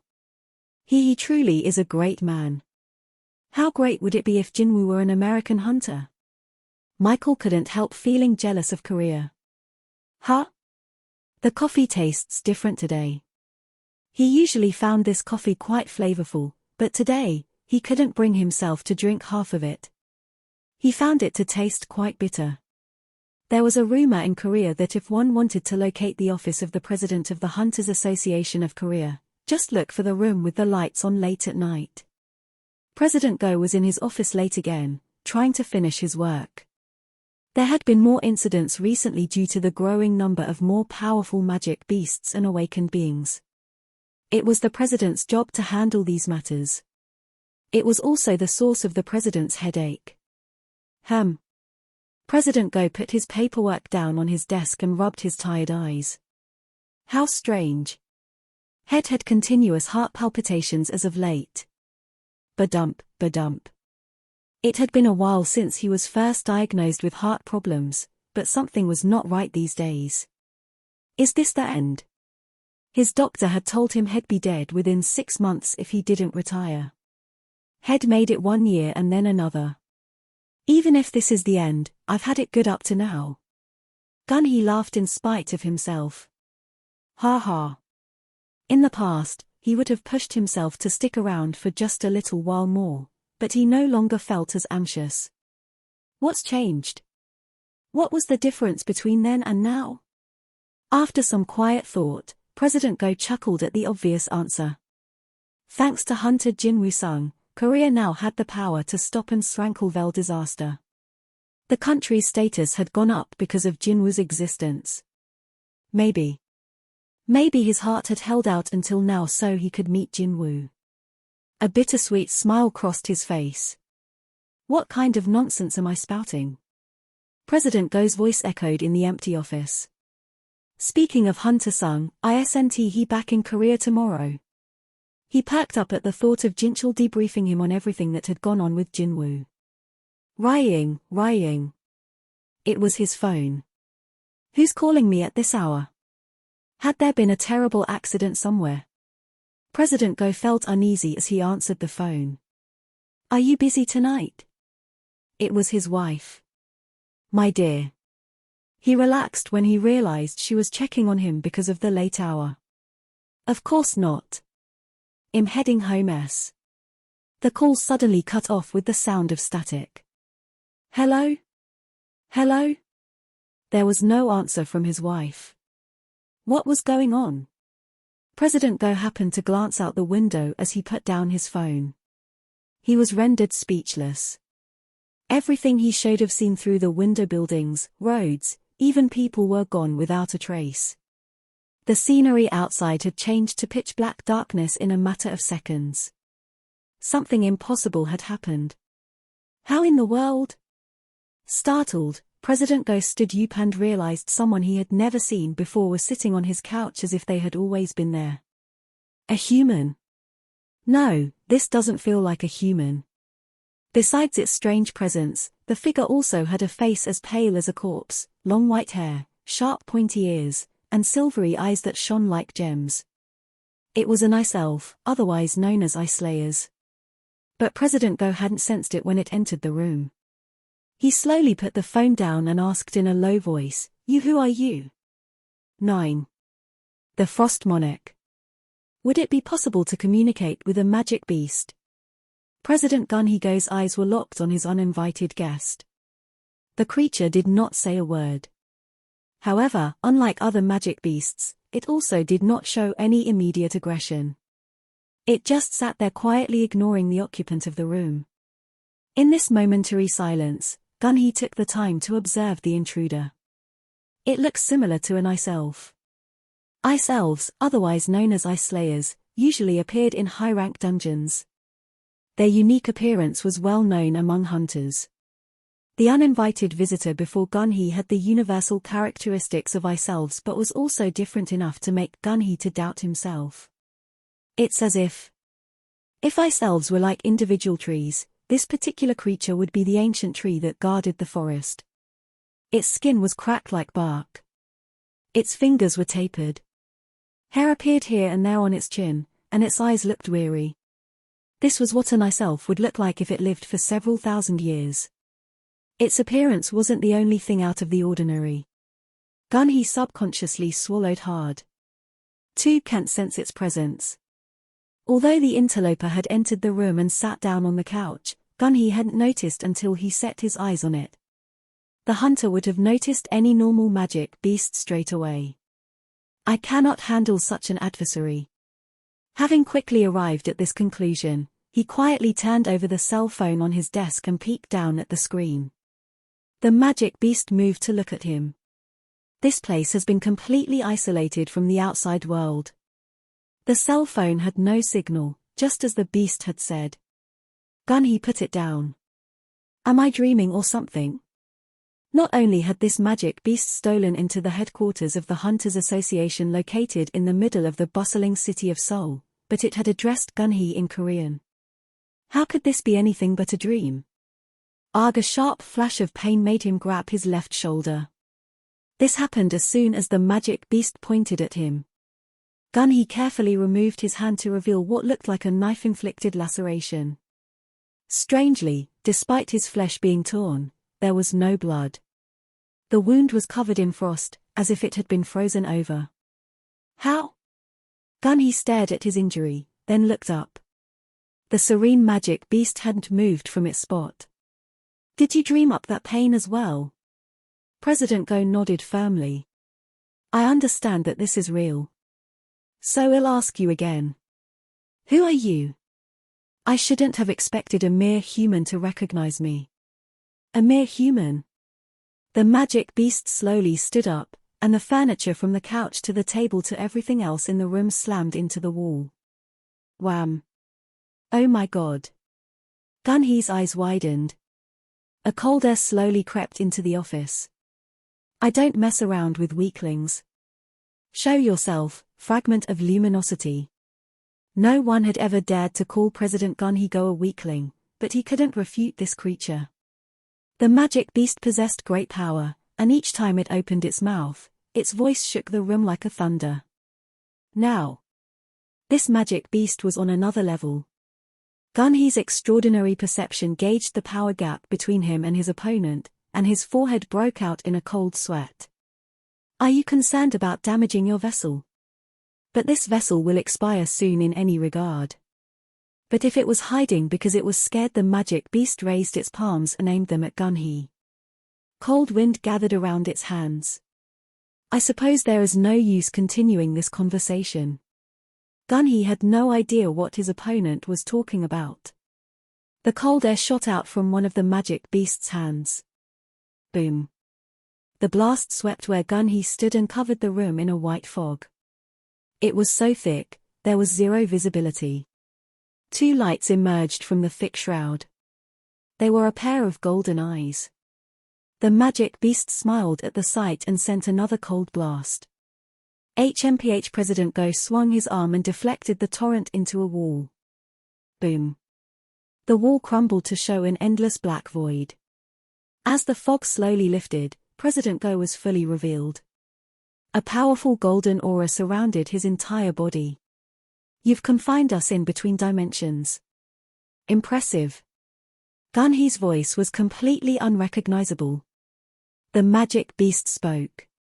Finally, we meet, O bright fragment of luminosity. I've searched a long time for you. Who knew you'd be stuck in a broken vessel, unable to use your power? Despite sounding thrilled, its facial expression hadn't changed this whole time. It continued with the same frozen look on its face. We've located all 7 of you. 2 of the fragments have already been destroyed. Gunhee was stunned. Not only had he been found, but 2 of his comrades had lost their vessels. The rulers hadn't expected this kind of counterattack. That face. The magic beast smiled. I've always wanted to see panic on that arrogant face of yours. Now I can crush your vessel with no regrets. You can try, Frost Monarch, Gunhee roared. The golden aura covering his body intensified until light emanated from his body. He was the brightest beacon illuminating the dark. Still, even after this display, a mocking smile lingered on the Frost Monarch's face. Are you going to fight me? How futile. White light then emitted from the monarch's eyes, and frost began to creep up from underneath its feet. Just as Gunhee's body was covered in light, a chill wrapped itself around the monarch. The Frost Monarch bared its teeth. You've only borrowed that human's body, while I've taken over this form completely. Do you really think you stand a chance? The monarch had let its guard down. Gunhee seized this rare opportunity and immediately lunged to get a hold of it, but the monarch reacted quickly. Boom. The entanglement of hot and cold energy caused a tremendous explosion. Krakoom boom kaboom. As the fight progressed, Gunhee's attacks slowed significantly, and his injuries increased proportionately. With each laboured movement, he exhaled a cold white breath. In this extreme chill, this frail body could only last about 2 minutes. As the monarch had proclaimed, the result of the conflict was a foregone conclusion. Gunhee's body had reached its limit. He had consumed more mana than was possible, and his eyes were as red as the blood trickling from his mouth. His efforts proved meaningless. SHHHK. A sharp spear of ice pierced Gunhee in the chest and emerged from his back. Gunhee coughed up blood. The Frost Monarch had delivered a fatal blow by producing ice from its fingertips. It sucked its teeth in pity. Is that all your vessel can handle, fragment of luminosity? How pathetic. Panting, Gunhee lowered his head. The Frost Monarch gazed down at him. How long do you think you'll need to find a new vessel? A year? 2? But our army has already arrived. Everything in the world would be gone before the ruler's soldiers could arrive. It was your mistake to try to protect the citizens of this world. Did you consider us inconsequential and forget about us? The Frost Monarch gave a victorious grin. Well then. For its finale, the monarch raised its other hand. Cold energy began forming as the creature readied the final attack meant to end the life of the human vessel the ruler had been occupying. Ah ha ha ha, Gunhee laughed with his bloody mouth. The monarch stayed its hand. Breathless, Gunhee glared at the monarch. Did you think I picked a meaningless fight with you? His left hand tightly grabbed the monarch by the wrist. "Just as we weren't aware of your plan, we have a contingency you know nothing about." "A contingency?" The monarch's eyes widened at Gunhee's confidence. Was he bluffing? No, Gunhee looked too resolute. Just then, the monarch quickly jerked its head to the side. In that instant, an immense blast of magic power brushed past his face, so intense that it burned Gunhee's right arm. It hit the wall that separated the dimensions and caused an explosion. Kaboom! The entire room shook. What would have happened if the monarch had been hit by the blast? That was close. Fortunately for the monarch, it saw the move coming and had been able to dodge the powerful attack. It laughed. Gunhee had probably spent all his power with that attack. "So was that your secret weapon?" It smiled mockingly. But Gunhee returned the smile. "That's right." The grin on Gunhee's face, pale from blood loss, made the monarch uneasy. Why was it getting chills when victory had been claimed? It didn't have long to wonder. Crack! The monarch turned to see the barrier it had erected splintering from the mana blast. Is this what he was trying to do? But this was a futile effort, no. Tearing down the wall between dimensions changes nothing. But the spirit of the ruler within the old man's body smirked. "Do you really think so?" Crash! The barrier completely shattered, and the world reverted to its original appearance. The lights from buildings, the cars on the streets below, the president's office seat was all back to normal. As soon as order was restored, Gunhee unleashed the last of his energy and cried out to the floor. Now! Beneath his feet, a shadow split from Gunhee's, transforming into the shape of an ant. It evaded the monarch and leaped screaming out the window. Scraw! The monarch stared after it, confused as to where this denizen of chaos had come from. But it was a single ant, a mere foot soldier of the Insect King. Still, the monarch could not take his eyes off the shadow as it receded farther and farther away. Wait. The monarch's eyes widened. It should have realized earlier.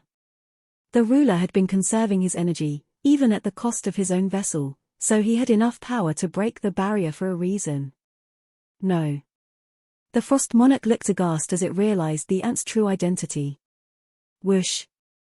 The confounded creature cast Gunhee aside and bounded after the runaway ant. Cold air spun around its hand to form a sharp icicle. In an instant, it was within striking distance of the foot soldier, but before it could land a blow, someone grabbed the hand brandishing the sickle in a death grip. Before the monarch could react, it had been seized by the throat. The monarch's heart sank when it saw the adversary who now appeared where the ant had just been. But why? Jinwoo clenched the Frost Monarch's neck tightly so it couldn't escape. He stared at the creature, puzzled. An ice elf. Jinwoo had a bone to pick with ice elves. He had encountered them within the Red Gate but had failed to extract the shadow of Basa, the boss. Had been left with only its dagger to remember it by. Just when I was getting over that. Jinwoo tightened his grip on the magic beast's throat and wrist. Crack. Ugh. But what was a high-rank magic beast doing here outside a gate? Jinwoo had exchanged places with his shadow soldier in midair, so he was using ruler's authority to hover about 7 or 8 stories aloft. He interrogated the beast. What are you? Its pointy ears and silvery eyes gave the appearance of an ice slayer, but there was something ancient about it. Plus. The magic beast gritted its teeth and shook itself free of Jinwoo's grasp. What an incredible show of strength! Jinwoo had no time to be shocked as cold energy gathered within the magic beast's mouth. The image of the demon King Bolin spitting lightning popped into his head, so Jinwoo instinctively bent his upper body to the side. Hua! A blast of frozen air shot past Jinwoo, narrowly missing him. Seeing this display of powerful magic, Jinwoo quickly put some distance between them. Jinwoo observed the Frost Monarch as it dusted ice off its shoulder. This was no ordinary magic beast. His perception warned him that this opponent was stronger than anyone he had ever fought. However, Jinwoo wasn't the only one caught off guard. How did you? The monarch urgently looked within Jinwoo's shadow and was unable to hide its shock at the number of soldiers found there. You have amassed such an army, why haven't we heard from you? When Jinwoo didn't say anything, the monarch looked into Jinwoo's eyes and soon let out a plaintive cry. I see, so you're the contingency. What was this magic beast going on about? While he was dying to understand what the creature meant, Jinwoo didn't have the time for a QA session. If the hunter let his guard down even for a split second, his enemy's blade would come at him, and that would be a wound he wouldn't be able to shrug off. His shoulder, which had been frozen for only a moment, was still throbbing. As he quickly inspected his shoulder, he quietly summoned the demon monarch's daggers from his inventory. He held one in each hand. Is it a mage type? Considering how it had struggled to break free of Jinwoo's grip, it looked like its strength and defensive power were lower than its magic power. Jinwoo was okay with that. From his numerous experiences fighting magic beasts, mage-type enemies were the easiest to handle. One hit was usually all it took. Even if they had the same level of magic power, Jinwoo simply needed to avoid its magic spells to eke out an advantage. And the Frost Monarch could tell from the hostile energy emanating from Jinwoo that an attack without a plan would be inadvisable. After briefly agonizing over its next move, the Frost Monarch reached a decision. We are done here. I'm not interested in a fight to the death. What? Jinwoo frowned.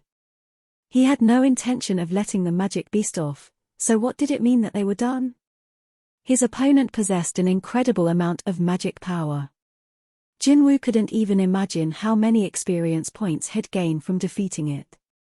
He might level up close to 10 times like he had after killing the King of Giants. Wait a minute. He had a sudden realization regarding the magic beast's identity. Could it be? The monarch pointed to a broken window at the Hunters Association HQ. Aren't you here to save the human back there? Jinwoo had rushed over because the ant he had assigned to President Go had sounded an alarm. Jinwoo's gaze shifted toward where the monarch was pointing and spotted the prone figure of President Go. President Go was unconscious and covered in blood. He looked like he was on the brink of death. Choose. The monarch materialized a large, sharp ice spear. Fight me or save him. With that, it launched the spear at President Go. Jinwoo's eyes went wide. Time moved slowly around him as his perception sharpened to the extreme. The ice spear slowly but surely flew toward the president. Ruler's authority. He attempted to stop the spear telekinetically, but the magic power of the weapon repelled the effort. Enraged, Jinwoo glared back at the Frost Monarch, who awaited his decision. Jinwoo bit his bottom lip hard before dashing to President Go's body. Hwoo-woon. A powerful gust of wind erupted from where Jinwoo had been floating. He appeared by President Go's side right before the killing blow was struck, and he knocked the spear off its trajectory. Creak. The tip penetrated the floor, and cold air began freezing the entire room. Crick, crack. In an instant, the extreme temperature turned the floor of the president's office into solid ice. Yikes. Jinwoo picked up President Go and floated them both in the air to escape the spreading ice. He came back down once the frigid process stopped. When he looked through the window, he saw the magic beast dashing toward a small gate. Angered by these dirty tricks, Jinwoo summoned Basa's dagger from inventory and threw it at the monarch. Dagger barrage. SHHHK. The blade flew straight into the monarch's shoulder.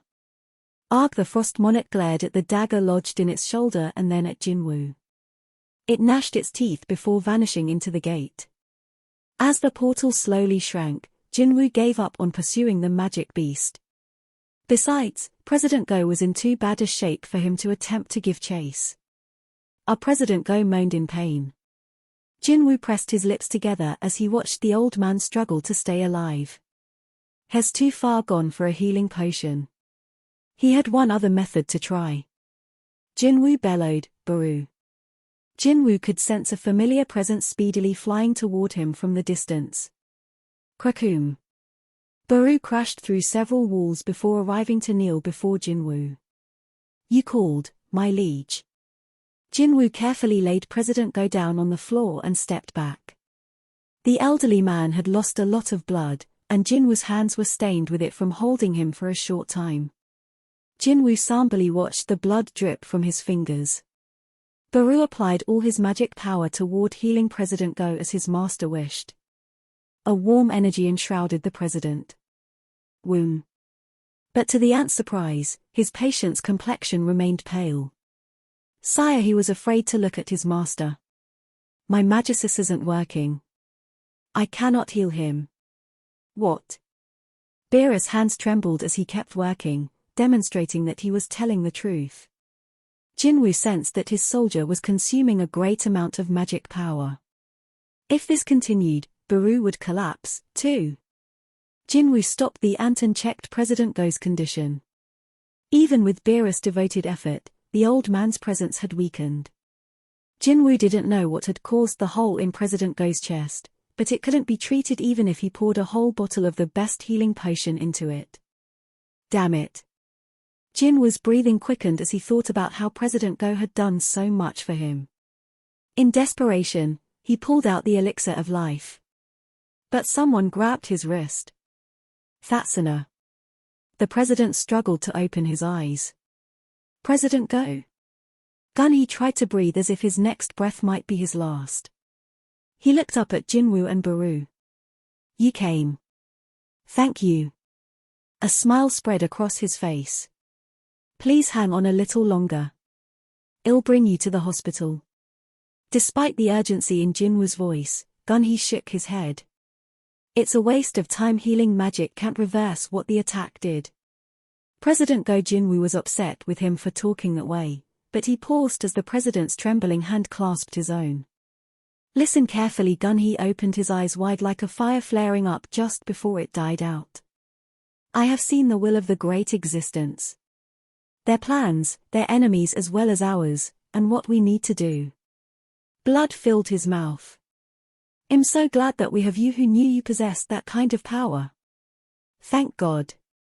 Gunhee began tearing up as he looked at Jinwoo. He held the young hunter's hand in both of his as he continued in a shaky voice. The gates and dungeons weren't for them. They chose those to protect us. Gunhee coughed out a clot of dark red blood. Jinwoo quickly tried to use the elixir of life, but President Go shook his head. He knew how bad his condition was better than anyone. Someday you'll have to make a choice. When that time comes, please stay on the side of humans. The pain in Gunhee's voice broke Jinwoo's heart, but all he could do was quietly listen and do as the president requested. I wanted to fight alongside youngsters like you, but with this body, that was never possible.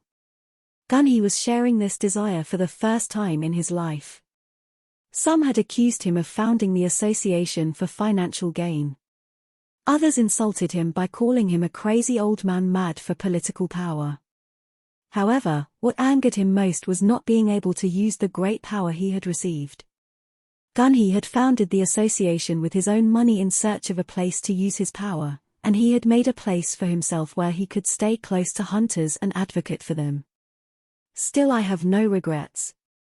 I leave the future in the hands of young people like you. President Go's hand released Jinwoo's and hit the floor. He shifted his gaze from Jinwoo to the ceiling of his office. Maybe it was because of his tears, but the normally dim ceiling lights looked particularly bright, so he blinked. I'm so relieved. Thank you, thank you. With that, President Go said no more. Upon confirming that the president was no longer breathing, Jinwoo gently shut Gunhee's eyes. President Go had never looked more peaceful than when he uttered those words of thanks. Jinwoo raised his head. Drip, drip, drip. The sky had been cloudy all morning, and the raindrops finally began falling outside the broken window. The next day, the same set of breaking news graced the front page of every newspaper. First, the great Brazilian hunter Jonas had been found dead near a river. Second, the president of the Hunters Association of Korea had died of a gaping hole in his chest.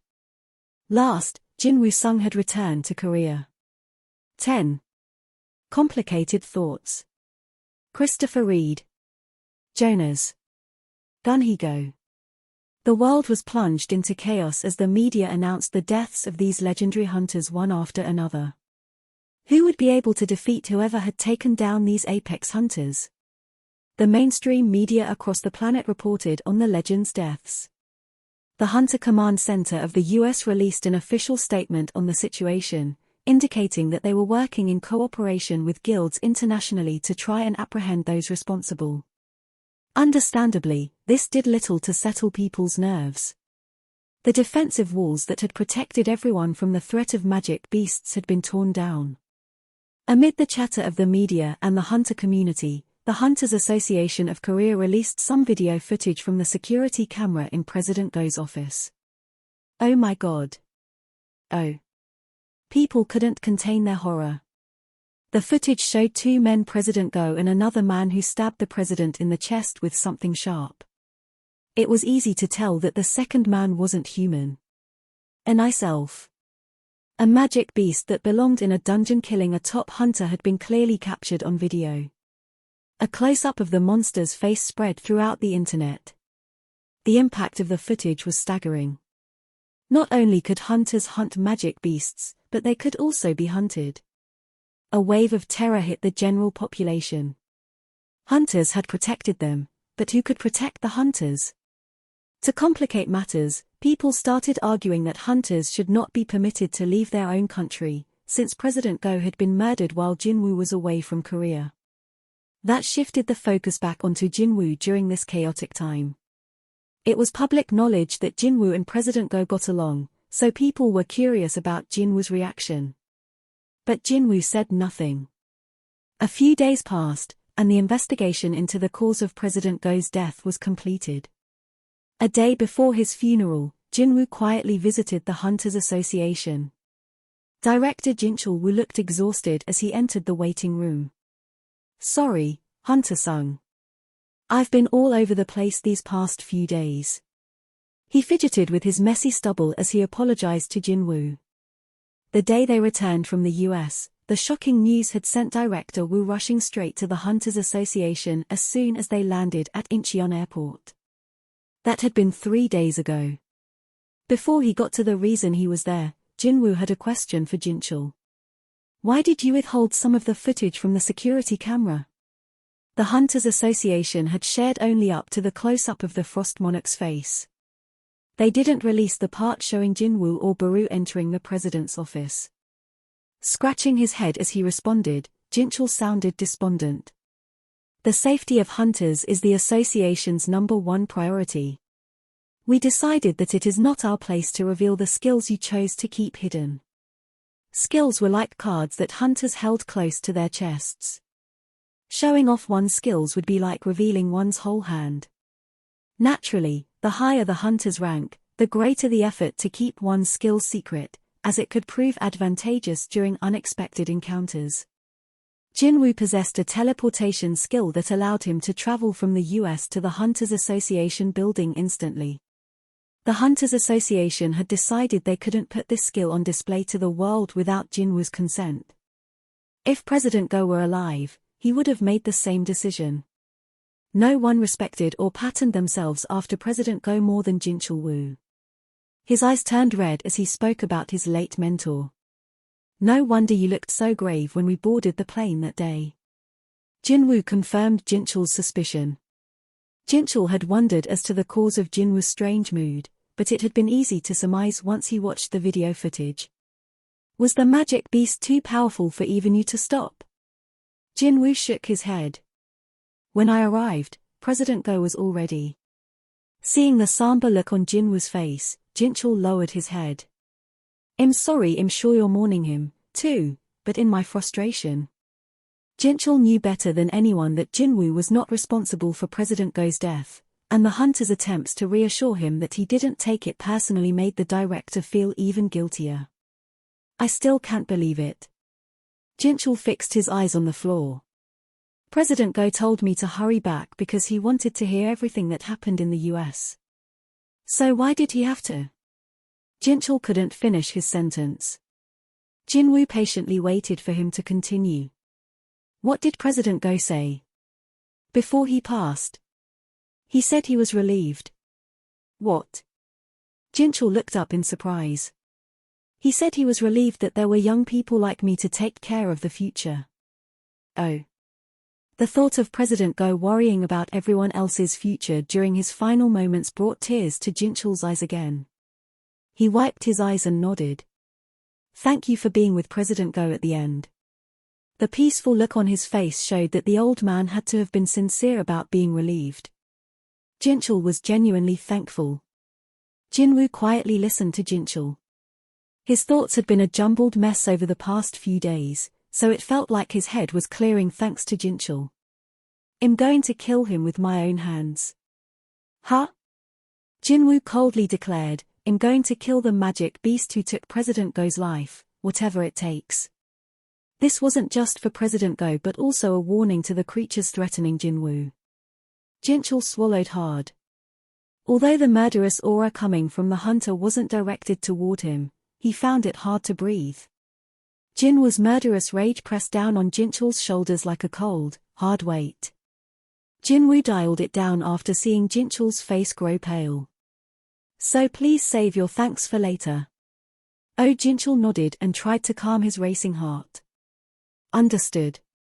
He then realized he didn't know why Jinwoo was here in the first place. A hunter like Jinwoo likely wasn't here simply to find out why the rest of the video footage hadn't been revealed to the public. Oh dear, now that I think about it, I haven't asked why you've come. Jinwoo made a request for something he'd decided on after a few days of agonizing debate. Do you think you can arrange a press conference for me? The venue for the press conference was mobbed by reporters. Jinwoo had been a newsworthy hunter for some time now. This was his first press conference, so no reporter wanted to miss the event. The loud chatter died down as Jinwoo appeared. All eyes were focused on him as Jinwoo began to speak. A group of highly intelligent magic beasts is targeting the top hunters. These magic beasts are stronger than any hunter and will use any means necessary to get to their targets. A group of magic beasts. Was more than one magic beast responsible for killing President Go? The reporters were stunned by the revelation. But Jinwoo's information regarding the 9 monarchs and the coming war between them and the rulers had come from the King of Giants, the monarch of the beginning.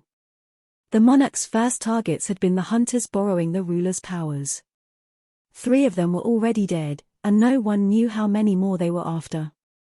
Jinwoo had placed shadows with the hunters on the Hunter Command Center's radar, but there was no way he could keep an eye on every single hunter out there. Victims could turn up in unexpected places, just like President Go. This impromptu press conference was meant to send a warning across the globe to possible targets of the magic beasts. Before attacking, these beasts use magic to trap their intended target between dimensions. This revelation was huge. And it was something Jinwoo could share only because he had met a monarch in person. If you think you might be one of these targets, please stick close to colleagues who can help protect you. But. Jinwoo revealed the ultimate reason for the press conference. But if you don't have anyone who can help you, I can be reached through the Hunters Association of Korea. Oh. The reporters let out sounds of admiration. Jinwoo was the man who had defeated Thomas Andre, one of the best hunters in the world. His display of confidence made it seem as if the magic beasts were not a threat to him and relieved some of their worries. Jinwoo was also looking to kill 2 birds with 1 stone. I need to set traps using the hunters who are potential targets. That way he could track the monarch's movements in case they targeted other retired hunters like President Go. At least 1 magic beast was sure to fall into his trap. As Jinwoo wrapped up the press conference, he was inundated with questions. Question from the Daily News: where did you get the information about the group of magic beasts, Hunter-sung? I've encountered them in the past. Twice, in fact, the first time being the King of Giants in Japan and the second being the Frost Monarch in Korea. Shocked, the reporters scribbled down what Jinwoo had said. So you came away from these encounters unscathed? Jinwoo's eyes gleamed. Yes. Jinwoo-sung had survived encounters with those magic beasts. This was a huge scoop, so the reporters rushed to take pictures. Kashak, Kashak, Kashak, Kashak. A reporter sitting farther back from the front of the press pool raised his hand. It was Mr. Kim, the reporter who had followed Jinchul to the double dungeon and wrote about the sacrifice of the hunters there. Jinwoo shifted his gaze to him. Mr. Kim calmly lowered his hand and posed his question with a clear voice. What will you do if you encounter the magic beast who killed President Go? Jinwoo searched Mr. Kim's furious and devastated expression before turning off the mic. That's all for now. With that, Jinwoo stepped off the stage. As he watched the hunter walk away, Mr. Kim felt as if he'd heard Jinwoo's answer even without the hunter verbalizing it. Sir. Sir. The two security guards were surprised to see Thomas. He gestured for them to stay seated. Beep. Thomas placed his thumb on the fingerprint scanner, and the automated door quietly opened for him. Thomas and Laura entered the storage room located in the basement of the Scavenger Guild H. Headquarters. The two rank security guards were among the few people who had access to the storage room. If anything happened, there was a direct line to the penthouse where Thomas worked. Thomas strode to the innermost part of the chamber. Are you really going to give those to him? Beep. Another fingerprint scanner gave them access to where the items were stored. Why? Do you think they are worth too much for the lives of my guild members and me? No, I don't, but... Then do you think he isn't good enough to use them? It would be a waste of time to answer that. Laura's mouth snapped shut as she realized there was no point arguing with Thomas. The guild master stood in front of the items he had come to retrieve. Although they weren't his choice of weaponry, his heart stuttered whenever he saw them. They amaze me every time. Thomas admired them. Laura was still reluctant to give them up. There are only 2 of these in the whole world. That's right. Which won't change in the future, either. You're probably right. But you're still giving them away? That's exactly why I'm giving them to him. Thomas grinned. 8 years had passed since the weapons were forged, yet the incredible energy they emitted hadn't diminished at all. The best weapons for the best hunter. You wouldn't want them to just rot in here, would you? As if in response to Thomas, the 2 daggers in the case gleamed, reflecting the light above. A certain gloom permeated the streets. The first president of the Hunters Association. Someone had to do it, but no one had stepped forward, no one except Gunhigo. When the country needed someone to rally its powerful hunters, President Go had closed his own successful business without hesitation and rolled up his sleeves to build the association. The Hunters Association of Korea had accomplished many things under his leadership. It both regulated and protected hunters and was also proactive in rewarding hunters who sacrificed their lives by discreetly compensating the families they left behind. Many of the people who had received help from President Go over the years had gathered at the memorial service to publicly mourn him.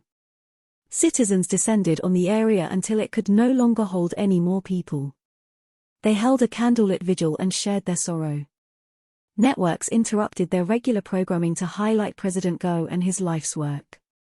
Footage of President Go calling out Congressman Jun Wook-nam played on a huge digital billboard in the middle of city. I hope you all think carefully about who exactly will keep you safe when another Srank Gate appears on this land. You may be able to buy an expensive condo worth $1 million or tens of millions, but you cannot buy a life. Walk signals changed, but not one pedestrian moved. They couldn't look away from the billboard or their cell phones.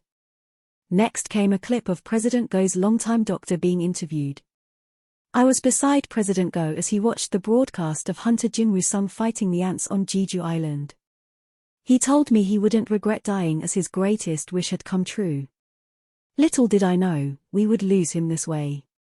The doctor, whose eyes had been red since before the interview, eventually broke down in tears. It reminded viewers of the time President Go had silently cried with the families of the hunters who had lost their lives during the failed mission to stop the ants on Jeju Island. President Go had as many critics as he did admirers. However, on this day, everyone paid their respects to him. Later that night, Jinwoo stood at the top of Daesung Tower, a 100-story skyscraper, unbothered by the wind.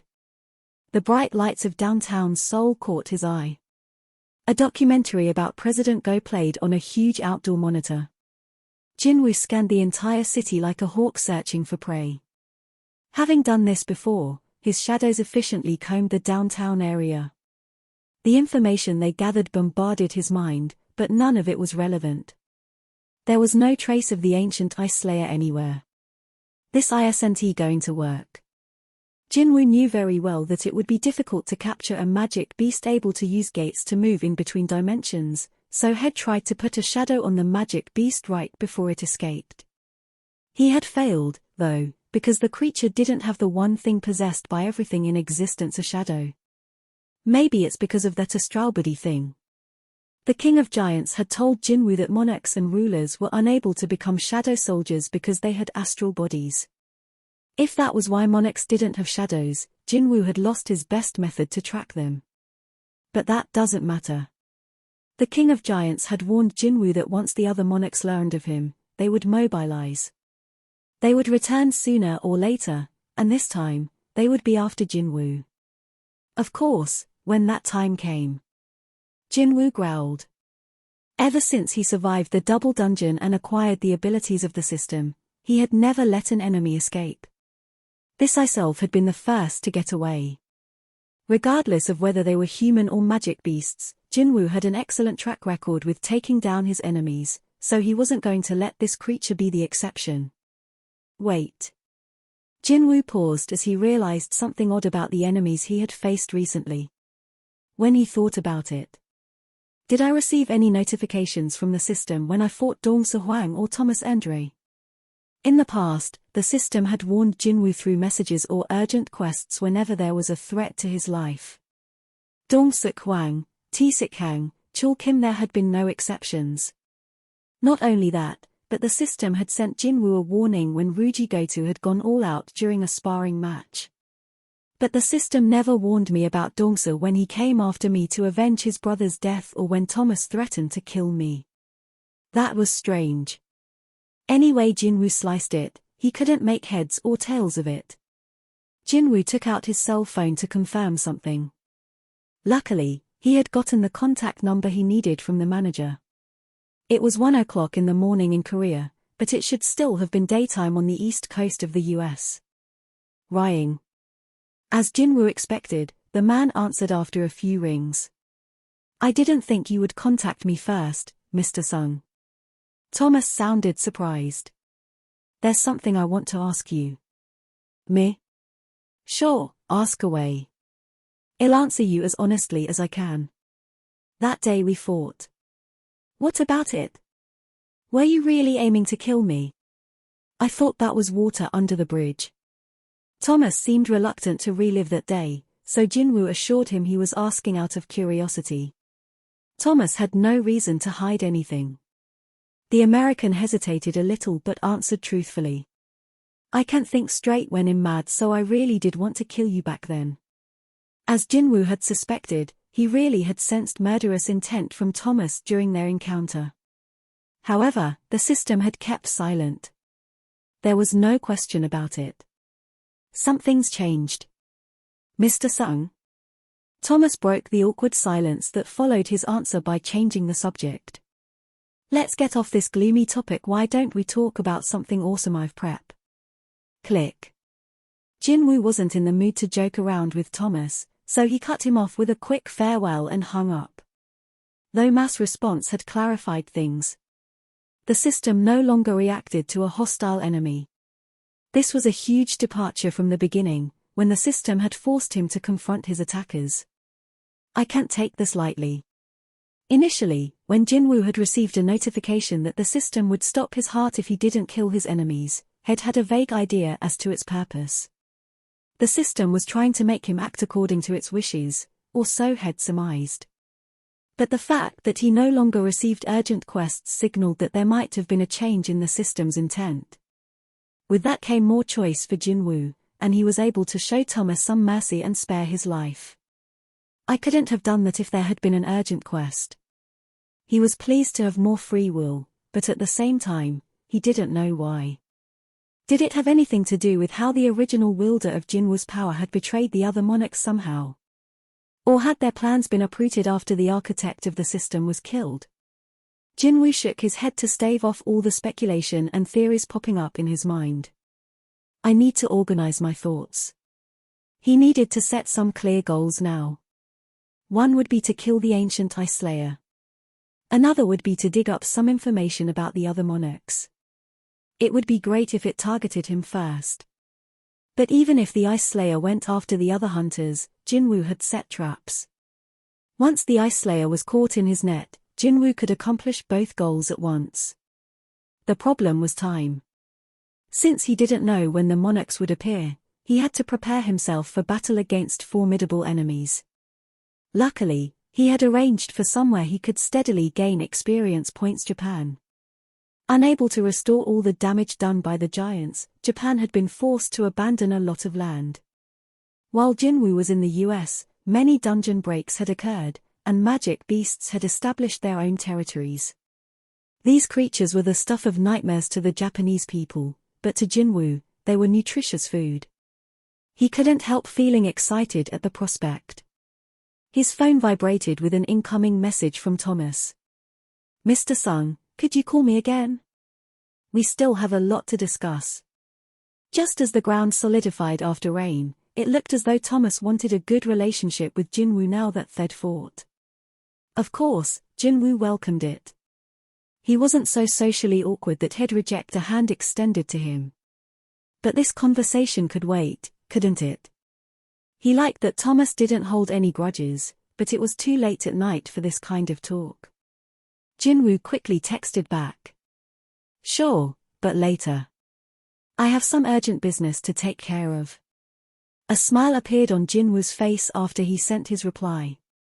This doesn't change anything. He would steadily increase his level in preparation for the future. It was the same as it ever was. Good. Jinwu felt better than when he'd first set foot at the top of Daesung Tower. Now, as he descended the tower, there was a spring in his step. Jinwu wasn't the only one who was preparing for a fight. The Frost Monarch had escaped to its hideout and summoned all the monarchs currently inhabiting this world. 3 men and 1 woman appeared in its ice cave. The Frost Monarch spoke before the 4 royals. The Shadow Monarch is here. It explained to them what had transpired. It was cold enough in the cave to freeze a human's blood, but it didn't bother the monarchs. The real chill in the air came from their mood upon hearing this unwelcome news. Didn't you tell us there were no vessels strong enough to contain his power? The King of Wild Dragons was unable to find purchase in this world for the same reason. But the Frost Monarch shook its head. I saw him with my own eyes. It was him. 2 of the monarchs who had already experienced the Shadow Monarch's power on Jeju Island agreed. The Frost Monarch proposed something to the Samba group. He represents a bigger threat than the fragments of luminosity. I shall eliminate him. Will you help me? But the other monarchs were unmoved. This opponent was the most powerful king among the 9 who ruled the world of chaos. Fighting him would be suicide, so the other monarchs erred on the side of caution. One of them spoke up. Wouldn't it be better to wait for the King of Wild Dragons? The King of Wild Dragons was the monarch of destruction and more than capable of punishing the traitor. The Frost Monarch bared its fangs. Despite being outcasts, we each rule an army. How long will we drag our feet waiting for the King of Wild Dragons? The dagger that had pierced the Frost Monarch hadn't been just injured its shoulder. It had dealt a blow to its ego. The Frost Monarch had to repay the Shadow Monarch in kind. If we want to eliminate the Shadow Monarch, the best time to strike is while he's still human. Help me send him back to the void. Despite this display of determination, one of the monarchs withdrew. I will not participate in this. Remembering the fate of Bolan, the king of demons, who had fought the Shadow Monarch, another monarch vanished. I do not want to end up like the Monarch of Lightning. Cowards! The Frost Monarch clicked its tongue. Only 3 monarchs remained. A hulking figure turned to the Frost Monarch. Where is the evidence that he's still human? As if awaiting this moment, the Frost Monarch showed off the dagger Jinwoo had thrown. A green substance clung to its surface. He applied poison to the dagger. It was manticore poison. Although ineffective against monarchs, it would rot the skin of an ordinary denizen of chaos with a single touch. Jinwoo had applied the poison in advance as a secret weapon. It was a detail-oriented and clever move but wasn't the Shadow Monarch style. It was clear evidence that a human currently controlled the Shadow Monarch. The Frost Monarch politely asked its two lingering brethren, "Are you with me on this matter?" The Frost Monarch had power comparable to the still human Shadow Monarch. But with the combined might of the others, it was sure that it could overpower their enemy. The two monarchs exchanged glances and considered. Eventually, they agreed. "I will help you. Let us kill the Shadow Monarch." The Frost Monarch resolved to instill true fear in the human who had wounded its shoulder and sneered.